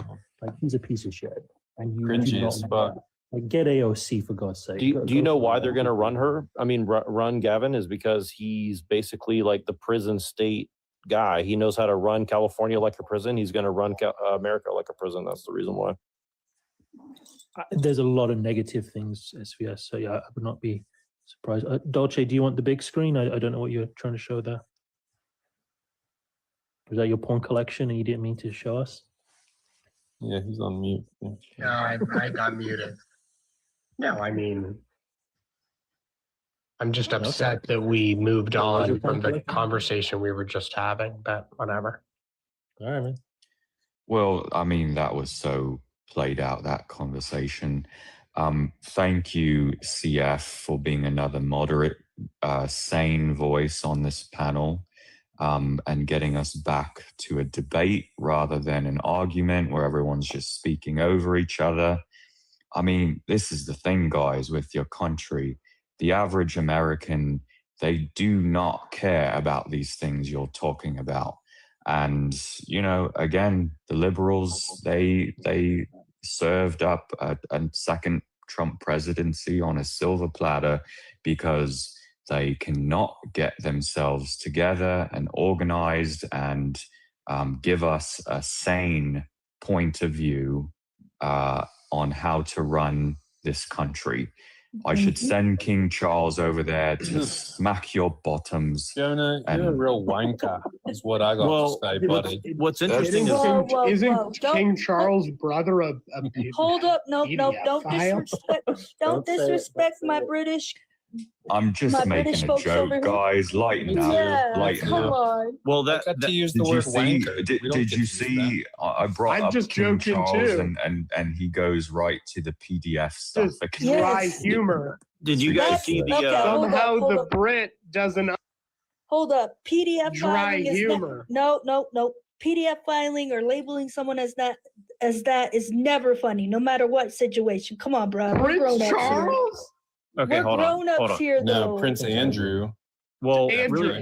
really quick, I just want to say two things. The Prince Charles movie that he put out on Andrew. Prime is really weird. But secondly, we should all watch it. But the second thing is this, that it is really interesting what you're saying, because people don't care in America, I guess. But I don't know. I lost my point because I was trying to talk. Sorry. People don't But, care yeah. about what? Well, he was saying Law that like and order. Americans don't care about the stuff, but I think it's also like, well, okay, I remember now. So let me give you an example. Like, here's the thing. Like, I don't know how many of you guys have kids, but here's the thing is like, I was talking to this guy who's 19 in Canada yesterday, and he told me that they teach like 5, 6, and 7-year-olds that you have to use everybody's pronouns and all this stuff. Oh God. And I didn't know it was that far gone, but I guess I shouldn't be that surprised. But I mean, this is what they're trying to do. And again, like, here's the thing is like, it's never about respecting people. It's always about indoctrination to the point where Pushing it's like agenda. it's insanity, right? And you look at the young people now, and they're so, especially the young women, because of the way that they interact with people socially, right? There's so much pressure on them to like conform to this nonsense But that then why is your solution not to reform education and rather to provide authoritarian centralized power? because to you guys won't that let man? us, you guys will not let Exactly. us reform education without centralized authoritarian power. Well, you want to get rid of the Department of Education overall. Yeah. No, great. no. At this point, I don't think we can do much worse than what we've done. I mean, honestly. Yep. Really Are bad you stuff. serious? I mean, the Department of Education pretty much fixed the literacy problem that we had in the U.S. in the 60s and the 70s. And now nobody has That's kids oh and my nobody has gosh, a family. that and is the everybody's- Not 60s, true. buddy. Hold up, buddy. That is the 60s and 70s. Our education level right now is so low, it is laughable. We are a laughable country because of how low our education is. And it's just, as a 24-year-old, yes. as Then a we should 24 go ahead. as a 24-year-old, I understand that because I'm in college right now and I see all the rhetoric they're trying to push towards. They're like, hey, we got college kids not knowing how to make a freaking paragraph, bro. Yeah. I agree. But the solution isn't taking money away from public education. Which nobody's doing. Nobody took money away. We're getting rid of If the you want to federal. disband the Department of Education Correct. and But decentralize money, I mean, the look, money look, the money is still dispersed the same. It's still, well, it's not dispersed the same, but it's still there. It's still No. appropriated for education. The only thing that we don't have anymore is this big department that basically says that no child left behind is a good thing. You know, I grew up in an impoverished Black neighborhood, and literally we were in danger of losing our accreditation at our school. So for the ITBS, the Iowa Test of Basic Skills, they gave us the fucking answer key because they needed us to pass the test. Now, I didn't need the answer key, but they wanted us to do well. And this you're going to hear more people say this. You know, this is going to come out more. This is what happened to impoverished schools all across America, and this is why our literacy rates are so low right now. We pass people who didn't learn a damn thing. Mm-hmm. So this is what the Department of Education has given us. It's given us basically money based on your academic level. Now this administration that I voted for, that I have some issues with, is saying that we're going to give you money just for being a child, just for being a person going to a school. That's what you get money for, not because of how smart you are, not because of your neighborhood. I think that's the fairest thing that we can do. And the Department of Education was a tool of systematic racism, if you want to be honest. Since we're gonna play it like that, because it affected Black free people breakfast terribly. and lunch How is free lunch a tool of oppression? It's not a tool, my guy. What do you? No, but I'll tell you I'm how. talking to CF. I mean- Because shaping the minds of the young is what people have always done when they want How to does free lunch control people. But that's the thing. When we're talking about money allocated towards public school districts, right? What are we saying that we need to take away? Why do do we hold on? take But why, away free lunch programs? but here's the thing: is why do you want a bunch of blue-haired, insane people to teach your children? That's the real question, right? What the fuck? I would He's love if some into it, dude. no. Look, I would love if some conservatives would go back to academia, would go back to the arts, because all that the right look, let me finish. All that the right does is complain about the arts being skewed to the left. Academia is all about the left, and I think it's because the right has chosen to view that as a left wing. No, the left let me introduced- just the left let me introduced finish, you as please. Let me tell you. Hold on. I'm begging. Let me tell you. Wait. Let me tell you what you're saying. begging you to Let me let tell me you what you're saying. finish. Let me tell you what you're saying. You're saying. Whatever, dude. Why are you? You're basically saying the equivalent of I like. would love No. Let him finish. Let him We can do a finish. minute apiece if Jonesy. We can do minutes if. I would love for conservatives. We need to go to minutes. back. We need to go to I'm minutes. gonna hold up, Free. I'm gonna put what should I put for his time? We can just do a minute. Do you not? Can you do it on your end, I think Jonesy? I can. I can do it in 30 seconds if you let me talk. All right, go. We have a minute. I would love for there to be a conservative opinion artistically on the right, an opinion from the right in the arts, an opinion academically. But what we see is right wingers self-selecting, like we did with the Super Bowl halftime show, to create a subservient culture essentially that isn't relevant to greater America. And then they turn around and say that the Hollywood is controlled by the left and the arts and academia is controlled by the left, when the right chooses to not participate in that kind of thing. How about you guys come around and you participate in academia and you go to college and you push your beliefs within there, not push the beliefs, but I mean, participate in that sort of system. That's all I'm saying. All right. I'm an artist and I'm conservative, I suppose, because I liked Trump when he came around. Okay. I was so in 2016, I didn't vote for him because I wasn't voting. I hadn't voted in 2 elections because I had given up on this society. I had already seen the corruption. I already knew about the Bohemian Grove and the secret societies and the Epstein Island and the rituals and all that shit, right? But I was just a crazy person.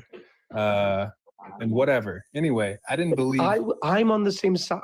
I was there too, agreeing with you. I didn't believe in Obama. I didn't believe in Clinton. I knew for a fact that they were part of this evil cabal that everyone's so mad about today, finally.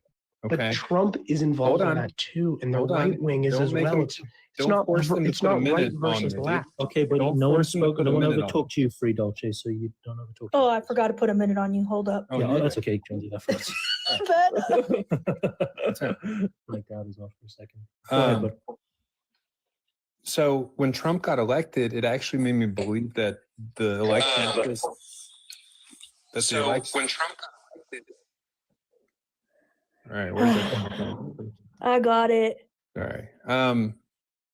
Trump gets elected. I'm like, okay, wow, this is cool, but I'm an artist, and I live in a blue city. So everybody in my world, like, disowned me. They came after me. The feminists came after me because I was standing up, for women's sports or whatever, even though I'm also I hired trans people 10 years ago. Like, I'm not a hateful person. I love everybody. But the left rejects you if you don't go along with their thing. So there's plenty of artists who are right wing or conservative, but they get pushed out of Hollywood. They get blacklisted. They get blackballed. They get kicked out. They get called names. They get called fascist, etc. That's why it's not like who?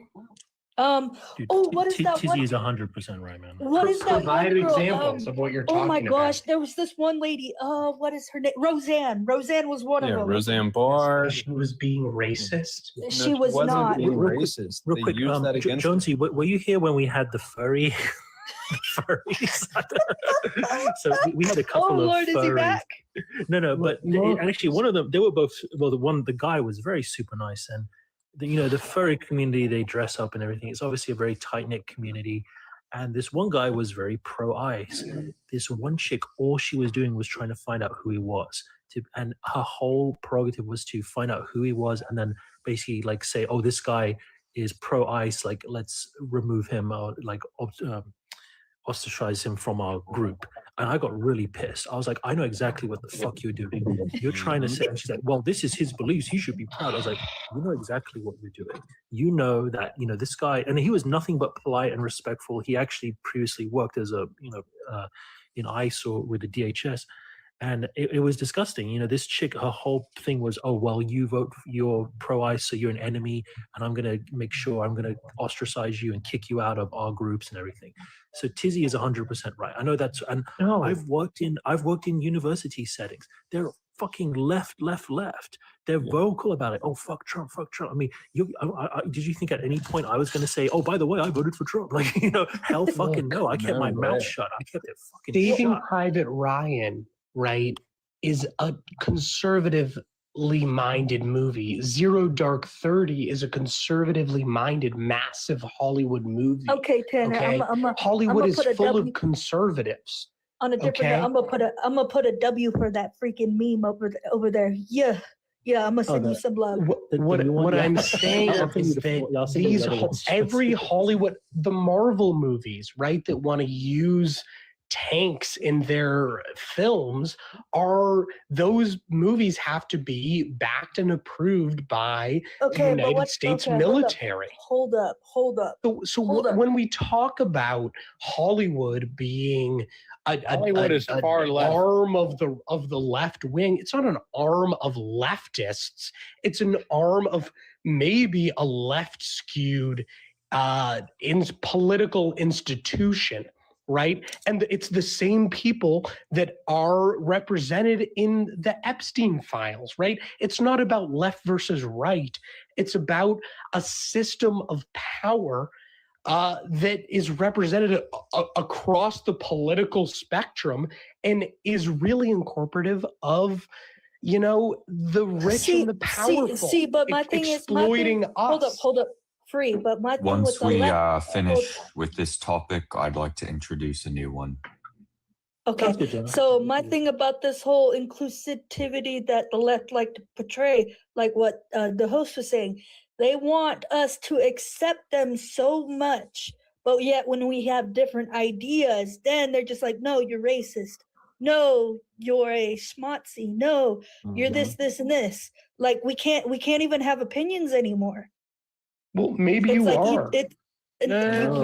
Hey, no. Hey, hold on. By the way, I'd love to talk to you no matter what. It goes down to the agenda of it only applies to their agenda, like when the liberals do it versus when the Republicans do it, or even conservatives versus Democrats, as if you want to say for the political correctness. Like what? When a Democrat is racist, they don't say shit. But when a Republican is, oh, you're this and you're that, and then they call you out and they try and bash you, they try and report. Do you have an example? You don't. Yeah, I do. Biden. Look at Biden. No, hold on.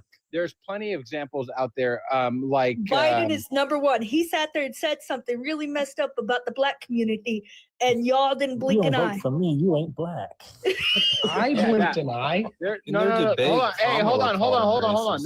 Let me speak. Hold on. There's also more like the Democratic Party when they try and get the black voters to vote for them, but then when the Republicans try and vote for get the black voters, and then the Democrats think those black voters are, oh yeah, you're this against your own race, you're this against that. Oh, Yep, and that then, goes. and then they try and say bash them, but then when the Democrats do it and they don't call their own people out. They do this, but then they're the most racist people. Like my buddy is a Mexican. He's whitewashed, but when I was at a protest protesting against the protesters, he was racially profiled. And yes, you can say that because if he was on the Democratic side, oh, he'd be praised for this. He'd be like, oh yeah, this and this and that. But he's a Republican like me. But he was racially profiled. Oh, what about this about your people? You're going against your own people, this and that, because it was an ICE protest. And then they were going against him like hard nothing. And good thing I was there because I would even like, I don't give a shit. All right, now, all right, hold up. Yeah, Democrats, the ones who are the most racist. Wait, hold up. Can I respond to what he said? No.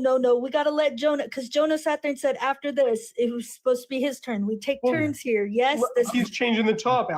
All I'm saying is that the Democrats are a massively divided party. Yeah, right? they beat their own They're people. much more Absolutely agree. divided than the Republicans are. So when it comes to someone, yeah, Democrats are a lot on more whatever divided. side. That's the issue with being on the left right now, is that if you are a liberal and you come out and say whatever you want, you're going to get attacked by the right as well as the far, far extreme left. I call bullshit. But No, he's not entirely wrong with that because the left will tear their own party up. And I was just in a live. It's our favorite thing. It's our favorite thing to do. The left are completely Because y'all are disarray. communists. That's what communists do. Well, the left. No, hold on. Certainly. The left will tear each other apart. You can put them into a whole panel and on a live, and if they agree on something, you're gonna hear a fucking argument no matter what. Yes, they're gonna but- tear each other. They're gonna tear each other apart left and right. You realize, no matter like- what. You realize, like, realize they disagree there's on a something. more- But then They how disagree does on that something. viewpoint? But then how does that viewpoint support the sort of oppression that you're saying that you experience? That you're oppressed for your viewpoints because the left doesn't want you to say what you want to say in public, when we can all acknowledge that the left as a whole Well, is can I answer you that? fucking- Can I answer that? So the reason why, so like I'm all for patriotism. I want to put my flag all over like my vehicles and stuff like that. But if I do so, I'm gonna get it spray painted or something will happen because people don't like America. Or if you have a Tesla. There's no way you you know that. I don't like freaking Tesla. Okay, my buddy literally had a Tesla and someone keyed it. I like a because good of old Elon. 454 gas motor. Well, I had a friend with a Subaru and she got it keyed too. So what the fuck No, are you but it's- talking What about? if she was a lesbian? It's That's just a lesbian thing. but it's more likely that What is it's this more conversation? it's more likely that lesbians. Yeah, it's let's more move likely on to whatever the other guy wanted to say. yeah. Also, you guys, by the way, you realize Democrats disagree more than Republicans. Real quick, we have to check you in. Yapkin, can I get your age who you voted for? Yeah, I'm 26 and I voted for Kamala Harris. Okay. Did we check in Tanner, Jonesy? I'm 21 by the way, and I'm I feel in like California. I feel like we had him before. Yes, I've been on the Yeah. live before, but to recheck, I'm 21 and I'm in communist California. I voted for Trump. Okay, thank you, Tanner. Jonah, you've been very kind, quiet and respectful. Yeah, go ahead, Jonah. What's on your mind? You want to shift the topic? Oh, thanks, guys.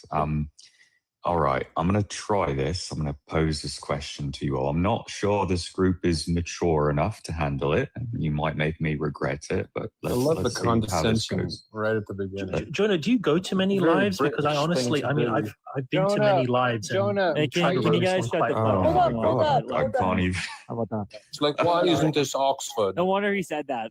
No wonder he prefaced with that. Just Jonah, get are you on from with the it, United mate. States? Mate, just get on with it. Don't do that. Don't be racist. You guys are. That's not ridiculous. racism. That's just called fucking another white man against another white man. No, that is racism. Shut the fuck up. No, he is from the UK. They are majority white unless he was. Nah, Indian. but you don't speak. It does. Yeah, you are. Yeah, You're going against- you're a lefty. You're No, but you're calling literally- me hold up, hold up. racist. No, Jonah, but- Jonah, go ahead. Jonah, go ahead. No, she's right. You're literally like, if you're attacking someone because of You're their culture, literally that's racist. Nah, shut the. kidding. I'm a So you're doing that, like Hey, as mocking someone someone because who their accent is is a racist. Irish, You I personally don't give two goddamn shits. shit. I'm just Okay, saying no, that but it's can we not let racist. hold up? Can we let Jonah go though? He was trying to say something. Go ahead, Jonah. I don't think they want me to. Well, if you Go come out ahead. the gate No, we calling all do. of Take a us, bite of your chips. Take the chip bite and go ahead. So, Free, if you said that to try us, not like, to if CS was insult here us and you'd say, right go, at the go take a beginning. bite of your fried chicken. Let him talk. That would Let go him down Come talk. on, You well? I versus You said wasn't that multiple times, insulting Toad. you. It's How just a about just joke, try to say it again guys. without the condescending attitude and just I don't ask care us a about question. Stop feelings. Feelings don't crying, matter. Kizzy. You guys Not are crying. Go so ahead, Toad. serious in here. So Feelings serious. don't No, matter. but no, actually, Jonah, wait, Jonah, hold up. Let him Kizzy's speak just getting though. offended Everyone, liberal. let the Jonah speak now. Now we've all said our shit. Yeah. Jonah, Okay. go ahead. All right. So, what qualities or attributes would you like to see in whoever your next president is? I'm not asking a specific person. I'm talking about Ooh, I know. what kind of qualities do you think the leader of the free world should have? All right, we're gonna put a timer Hold on on. this. One at a let's answer Hold one up, at hold a up. I'm time. the mod. We're gonna put Thank you, Jonah. we're gonna start at the bottom from Yap, and then we'll put a minute timer on each and every one of you. All right? That works. All right, Yes, let's do that one at a time because I would like to have a Perfect. I don't good even say need a on that, minute. too. Give me like 5 seconds, okay? I You need ready? 30 seconds. There's no. I don't even need 30 seconds. I just need like 5. Literally, like, I want the next president to not be a PDF file. Go ahead, Tanner. All right. All right, next one. that's not really what I was asking. like that. Hold on. Hey, Well, you now said it's my what turn. That's impossible. Now, hey, now it's my turn. Let's start this one at a time. Now he answered. Now he answered. So It's Tanner's turn. It's Tanner's turn. For me, America first. Yes, I'm gonna say what. There's nothing about the files. I'm not gonna say anything about that because it's totally different topic. America first, mainly for me, one who is mainly about American conservative values, Christian values, and one who does not have the balls to say shit whatever he thinks because you need a president who does not give a crap in this generation. All right. Bagel, you could go next. Yes, for the next president, I'm quite young, so I don't really have a big view on this, but I would like them to be very anti-war, very investing in one's own country. I would appreciate open borders and a fast-tracked immigration process. I would love them to not be part of the Epstein files. I would also appreciate if they invested in industry and increasing in manufacturing within our own country so that we can improve and not outsource a lot of our work towards other countries. I would also appreciate, I guess that's it. I mean, it's a pretty short list. Can I ask a question? My expectations aren't very high. You could wait. No, you can ask a question after we all went through. Okay. I'm gonna forget it though.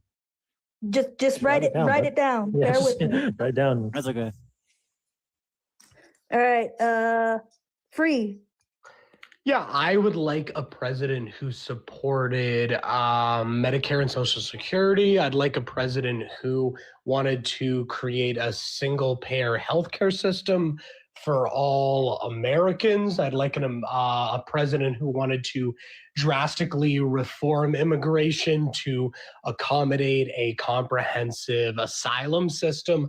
And I would like a president who wasn't intrinsically involved in the Epstein conspiracy, or at least someone who wasn't a globalist spy or involved deeply with foreign assets, someone who doesn't take bribes, someone who doesn't use U.S. law enforcement to detain American citizens. What I would like is a president who isn't seeking to bend the Constitution to his own will. So that's what I'd like. Okay, Tizzy, you're next. All right. I'm going to start out by saying Trump 2028. That's what I'm looking for. I think if Trump transitions, he can be Donna, and all these liberals are going to have to be down for at least 2 terms. That is true. You can't dead name our president, and she's going to be the first woman president. No, I want to see. Everyone's a winner. I want to see someone who continues the Trump vibe. I don't know if any of you guys saw Rubio's recent speech in Europe, and I think he is embodying the right vibe where it's like, we're the West, we're Western culture. We are going to be America first. We want all of our allies to be strong and love their nation and proud of themselves and proud of what we've built and preserve it, keep it safe, not fall victim to this like self-loathing hatred and depression that people are in. I think people on the left have this like hatred of like Western culture and our whole land is stolen and everything's racist and we should just let everybody else in the whole world come to our place that we made, and they can just have it. And I don't care how bad it gets because they deserve it. I don't like that vibe. So whoever's coming up next, I want them to keep this vibe going. And if we can do that for 10 years, like our country, we're going to be rich. People are going to be healthier. People are going to be happier. And that's what we all want. Oh yeah. Anyways, next, Jonah. I mean, I know you're not. Thank you. I don't understand like the whole immigration with the Brits and all that stuff. But I mean, if you were to have a president, go ahead and answer. Go ahead and answer. No, well, first of all, thank you. I really underestimated you all.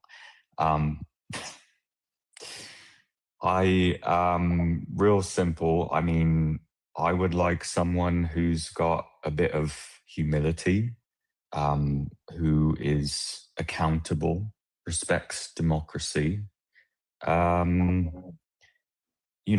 respects expertise, doesn't think that they just know everything because they say so. I think those are some good qualities for someone to have. And before we go to you, Jonesy, to give your answer, after we're done with this, host, I have a question for you just to follow up on something that you said. I'm just curious about. Okay, so what I want in a good quality president is the visionary leadership. So has to be, or they have to be able to read the current situation and like the course of the future. So what goes on, integrity and ethical conduct, which of course you would need. You need to have morals. That's the if, answer, buts. Effective communication. So the thing that I don't like about Trump is he posts too much stuff on the internet. He posts too much, and that's what drives me insane. I'm like, come on, guy, you need to be silent. That's what drives it the greatest. If you do it silent, no one will know what you're doing. Another thing is resilient and composed. You got to be calm, whether you're dealing with any situation. Like and you also have to have confidence. Like if you don't have confidence in what you're doing, you're not gonna be able to do what you do, I guess. And the last thing is you have to have a strong, faithful, and spiritual connection of something, whether it be, especially if you believe in God or something like that. That's what I'm looking for, because I want to bring back to a Christian-like country. We need to bring that back. No, that's really well said, Jonesy. So you hit on some of those really major points, and I agree with you on a lot of those. I did want to add, the old saying, good times create weak people. And I think that's really, in the last 20 years or so since I've been in the States, I think, at least in my opinion, that's basically what happened. at some point it became either fashionable or cool or trendy to become a loser, to become a victim, to act like you're insulted, or to act like you're, constantly being attacked and you're the one who's the underdog. And, there was a time that wasn't the case. You wanted to be a winner. You wanted to be a fighter. You wanted to be, the person who gets ahead. And that was what I liked about Trump. There's a lot I don't like about him, but his attitude of, okay, all right, dude, his attitude of, not taking shit and, working hard, pushing. I see that a lot in JD Vance. I am actually I think it's very likely he'll be the nominee, and I'm looking forward to that. I do like the fact he's younger. A lot of the stuff you said, Jonesy, he's a bit more. He's not on TikTok constantly or on Twitter or whatever, and the fact he's younger as well is definitely more appealing. I think having that younger blood in the White House is, kind of like Trump. He's benefiting from Trump's experience and knowledge, but he's kind of young enough that he's doing his own thing. So I'm actually looking forward to JD Vance. I think he would be a good candidate for the next election. Okay, Jonah, you had a question for the host? And then after that, we can have an open panel. Yeah, sorry, real quick. I just thought it was funny, host. You made some mention or a question to me saying must be new here or not been in many lives on TikTok. I just want you to expand on that. I thought that was funny. It is true. I have been on this app less than 24 hours. I think these. Whoa. This explains everything. What does that mean? You can still be safe. You're still nice. There's still time for him. Yeah. You're still nice, guy. He's okay. No, He's but I have to say real quick before host answers me, this has been the nicest panel of people that I've met on here so far. Oh, that's wonderful. So thank you for that, because I have had nothing but black women screaming at me for my opinions. Welcome to America. You know what? You're not wrong. If we're the nicest people this guy's ever met, that's the most British thing I've ever heard, right? Jonah, thank you so much. I actually really appreciate that. So, and this is for the other guys too. One of the reasons I kind of put together this panel, and I have a lot of good mods helping me out, was a big reaction to a lot of the rooms I'm in, and that's not only leftist rooms; it's the hardcore MAGA rooms. I've been kicked out of all of them, and I don't do anything particularly bad. I don't troll. I do a little bit in the past, but I'll go to these rooms and then they'll introduce you, and they're just echo chambers. They'll say, well, who did you vote for? And I'll say, well, this and I voted for Trump. And they'll say, oh my God, you voted for a PDF and you're a piece of shit. Get out of my life. And they'll either kick you out or they'll gang up on you, etc. So I really tried to have this, and I'm not always successful. I mean, we're all human. I get pissed off and things happen, but for the most part, I try to have everyone say their piece. I've had everyone from communists to fascists to socialists. Don't even get me started. Yeah, don't even get me started on the communist, like the niche communist, like, oh, I'm a Maoism with a dash of Trotskyism. Like, I don't even give a fuck. I let them come up and say their point, and I let them say their point as long as it isn't too goofy. But I appreciate that, man. That's really nice for you to say. Yeah, and let me give you all an example, and maybe you all have encountered this as well. I went into one of these lives, I guess you call them, and the prompt was something like, trans women are, or transphobia. I'm trying to remember what it was.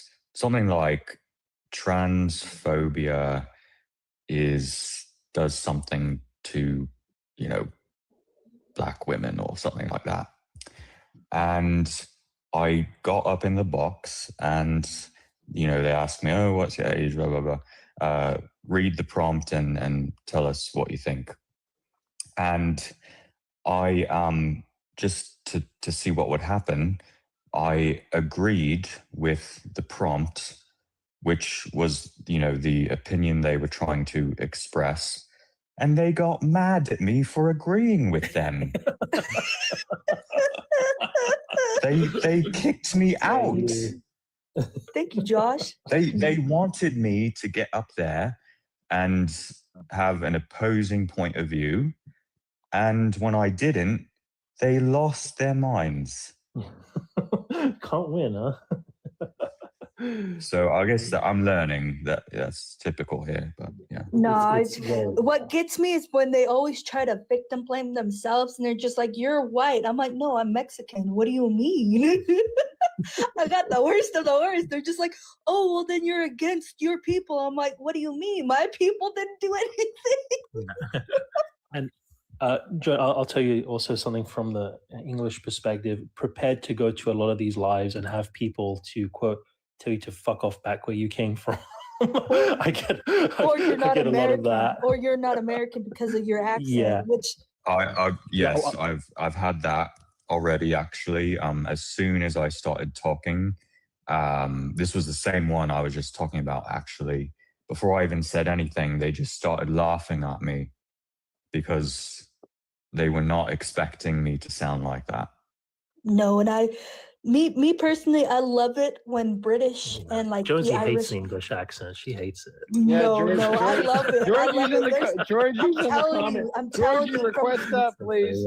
No, I'm telling you from a woman's perspective, how y'all get us is with the Irish and the Brits, man. Your accent really gets us, and it makes us very feral. Like I'm telling you. He's pretty into the accents, is what she That's what I'm just like, oh, he has Very an happy to have accent. you. And I'm like, oh, I'm interested now. The British are coming. hey, Georgie, hold on. I want to ask Bagel for a question. So hold why up, do you hold up.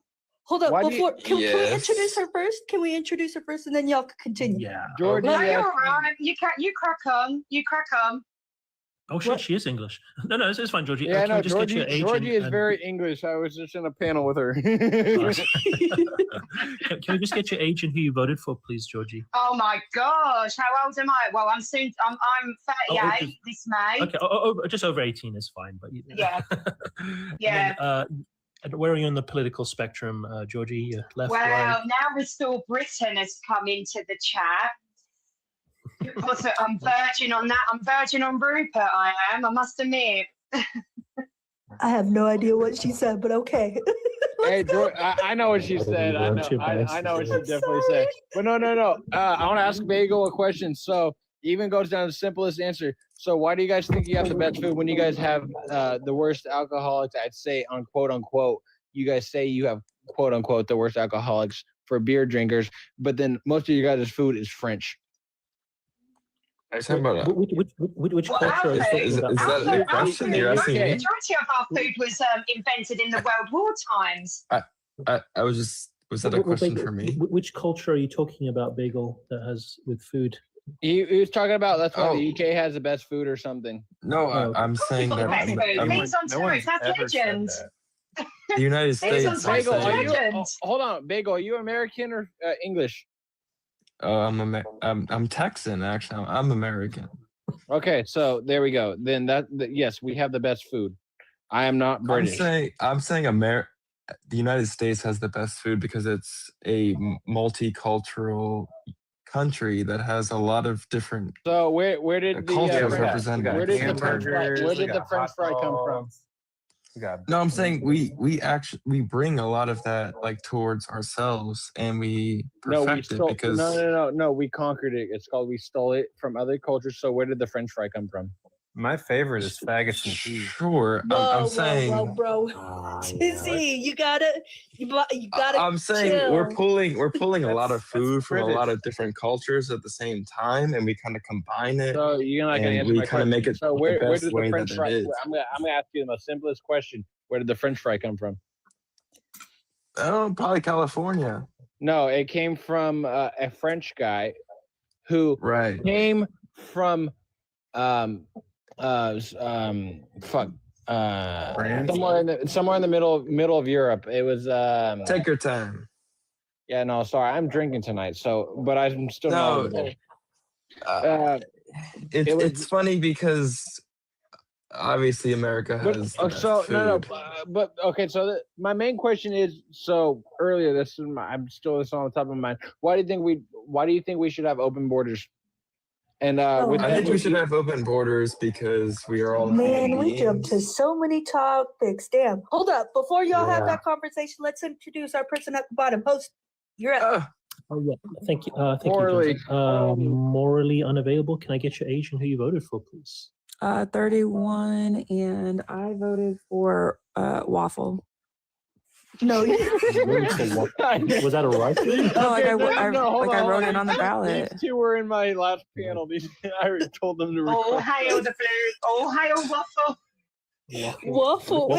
Wait. There's an actual person named Waffle. I'm really, or you're like rage baiting for real. No, we're not. Actually, they were in my last panel. We were all talking crap and shit. So, but no. They're very much verified. So I would say, vote for Waffle is a vote for America. Oh, look, and Bree's up there as well. Hello. Okay, hey, Georgie and Morley, hold on. Bagel. So why do you think we should have open borders in America?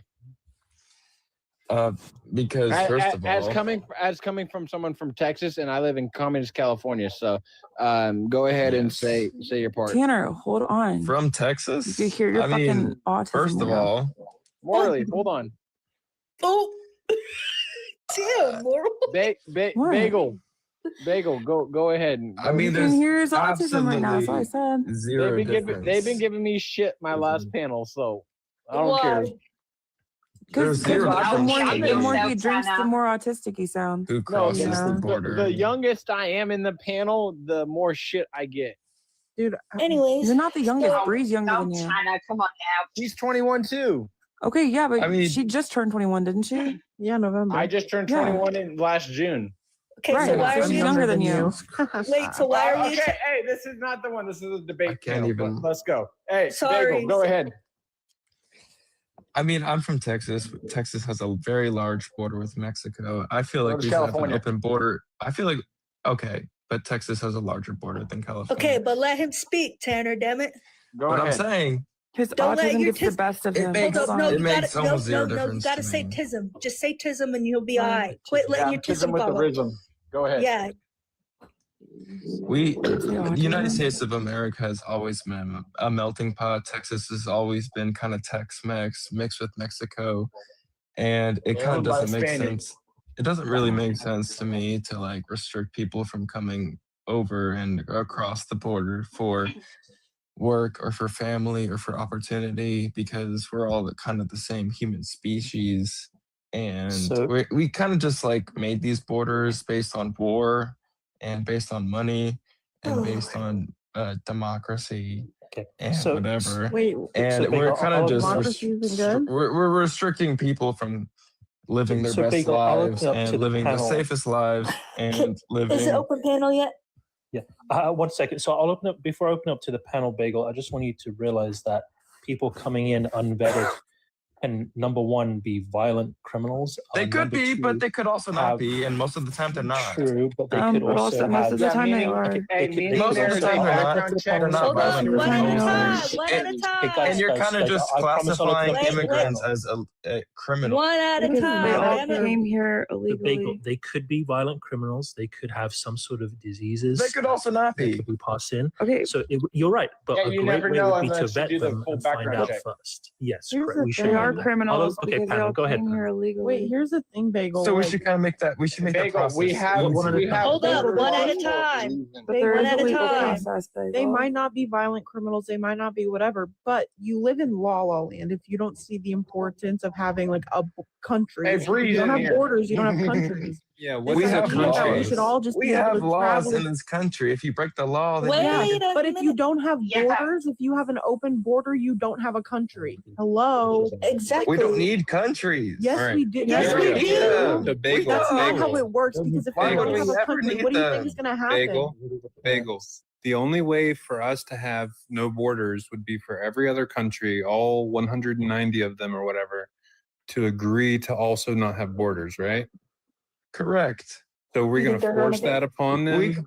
And Or the is it problem like with limited thinking is we it's are all la the la same land. people? I know, we but all should- bleed the same. Do you think it would be cool if like 10 million Americans just decided to like move to I don't know, New Zealand and just take it over? No, here's a good example. Bagel, do you think we should do that? Like 10 million people, we just want to go live in New Zealand. I mean, if people need to, why would they migrate to New Zealand? Wait, here's No, problem no, I'm it's just, here. no, So he's why saying is it it a he's problem? saying it as an example. Bagel, He's saying why it as do an you find a example. problem when 10 million Americans in your own little, this is your own world, no borders. 10 No million borders. Americans, or just whatever, they want to go to New Zealand. There's no borders, right? They want to go to what once was New Zealand. I wouldn't Why need is a that a passport. problem? Why is that a problem? Why is it only a I'm problem not when it's saying that's a Americans that want to do it? You don't have a like logical view on this. You have a I'm just mad at the world, and I May I think say everybody something? Obviously like, I saying that's just not a want to problem. make everybody feel welcomed, and you fail to look at how illogical your belief is. May I say something after what she said? So, as an American, I'm saying Hold that up, hold America up. Let me- itself Okay, okay. should Jones, allow focus for- the okay, immigration Bagel. process. No. Oh, so America's the that's only Jones, country. this Jones is is going to this, say something. Then you can. okay. So my I'm not thing saying about it's the America's the hold up, only hold up, country. hold Bagel, up. stop, dude. My thing about that logic is you're sitting there talking about like letting them in, but yet when we go and protect our border, that's where y'all have a problem with. So like it baffles me with the security because you need security in order to like prosper I don't with need your land. security. Yes, you do. You Yes, just you No, I said do. don't. America. Wait, Bagel, Right. you just said that America doesn't need borders. Your problem is that you just seem to dislike America so much. You find everything America does to be a problem. America you don't is a think, melting no, pot. no, it's not, dude. Yes, it is. Dude, It that has is that always is just been a melting that has pot, been and it pushed by always will be. politicians. That was pushed by politicians. Hello, Bree, hold on. Since when? Bree, here's a better you example. haven't. The Democrats have been 1800s? pushing that for years to try to get more lenient Hey, immigration so they can win more No, elections they are because not. Bagel and Bree, immigrants hold usually on. vote Democratic. Hey, Bagel No. and Bree, here's a better Yes. example. So That is not if true. Bagel, Look it up, dumbass. Bagel, Sorry. Bagel. Hold on. No, you're good. But no, America has here- always been a melting pot. Bagel, here's a better. You're gonna get us kicked out of here too. Bagel, here's a better example. Stupid, No, you're Alyssa. good. You're pretty nice. Bree. You're good. You just You're called good. America a melting pot and then I said know, politicians but, like, haven't been always been a pushing it. melting pot. But What are you can't. talking But you. about? But we No, have to what be I'm nice saying is here. that whole thing that America's a melting pot that was pushed by politicians, Democratic politicians, Democrats, because immigrants and usually minority groups usually vote more Democrat, and so they want You more are lenient so out of your immigration. ass. It's I not. know, Go but- look, reality. like That you is can not go. true. Okay, wait. Yes, hold it on. is. Go That is look this up. Go Hold do on, your own wait, wait, wait. research because you No, don't I do your have. own research. If you Hey, think This is that, written then you since the shouldn't have borders. 1800s that Bree, hold on, immigrants have Bagel. been coming into You obviously America don't from know all much other if you think different that there should be countries. no borders. Okay, Bree, Bagel, here's a hold better on. example. So if I ever stay my visa in Tanner, France, shut the hell up for 2 seconds. Bagel, listen. I get Immigrants have I'll just always have to- built First of all- America. That's First the of all, I entire have a- point. Hold on 1 second. I have a beagle No. that is actually named Bagel, so I feel like I'm yelling at my dog. But also, like, I'm just saying, like, you said that, or you tried to say that, like, we don't know if they're fucking criminals coming. Sorry, freaking criminals coming over here or whatever. No, you could But, curse, like, man. You could curse on this. America we needs just to make the can't say what we immigration usually say process on, easier. But what I'm saying is like, there's a law saying that people can't come here illegally and when they do, that automatically makes them criminals. Yeah. So morally, they could Yes. also be So it should be harboring some easier. sort of disease or infection. Yeah, for sure. They could be. Yeah, they so could you be should be two able groups. to make So it here in the easier UK, for screening. so you know, I mean, here Can I in call the you UK, something other than Bagel? I feel like I'm It's, yelling at my little dog, Baggy. it's a very, very, bacon. You can call him bacon. it's becoming an No. issue here in the UK. You were saying about like the diseases, Pri.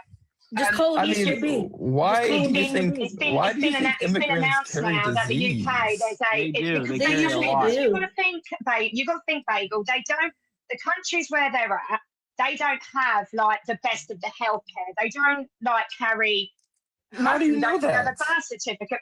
Come on now. It's a Come on now. statistic. Have you heard of They're very statistics? deprived. They're very, Their just own government is characterizing breeding immigrants anyway. as disease-ridden No, fucking because animals. because And you're that- just listen, racist Wait, what are for you saying talking that. about? Bagel, what are you talking about? When That is when so wait, racist. Georgie, The Georgie. word Oh my racist. God, You're you are saying so these out of people are reality. carrying I'm disease. just glad- Hold up, They're hold up. not because they're Everybody from bring it in. different Wait, countries. wait, wait. racist. It's just Bagel, that's just that Wait, is a hold no-no. up. You're It is just so throwing Bring it it racist out to there. say No, Everybody, that. wait. it's not racist. No, it's Everybody not ring it in. racist. Everybody ring it in. It's Everybody not ring it racist. in. That Thank you, now Ted. is just Oh, they becoming a carry buzzword. disease because they're It's from a becoming different a buzzword. country. Wait, you now. do Carry a understand It's when becoming those a disease. Out of buzzword. reality.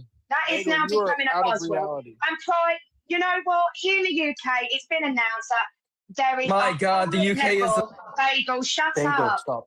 Right, I got there you. is. It's been. It's literally just been announced last night that there's a high rise of measles here in the UK.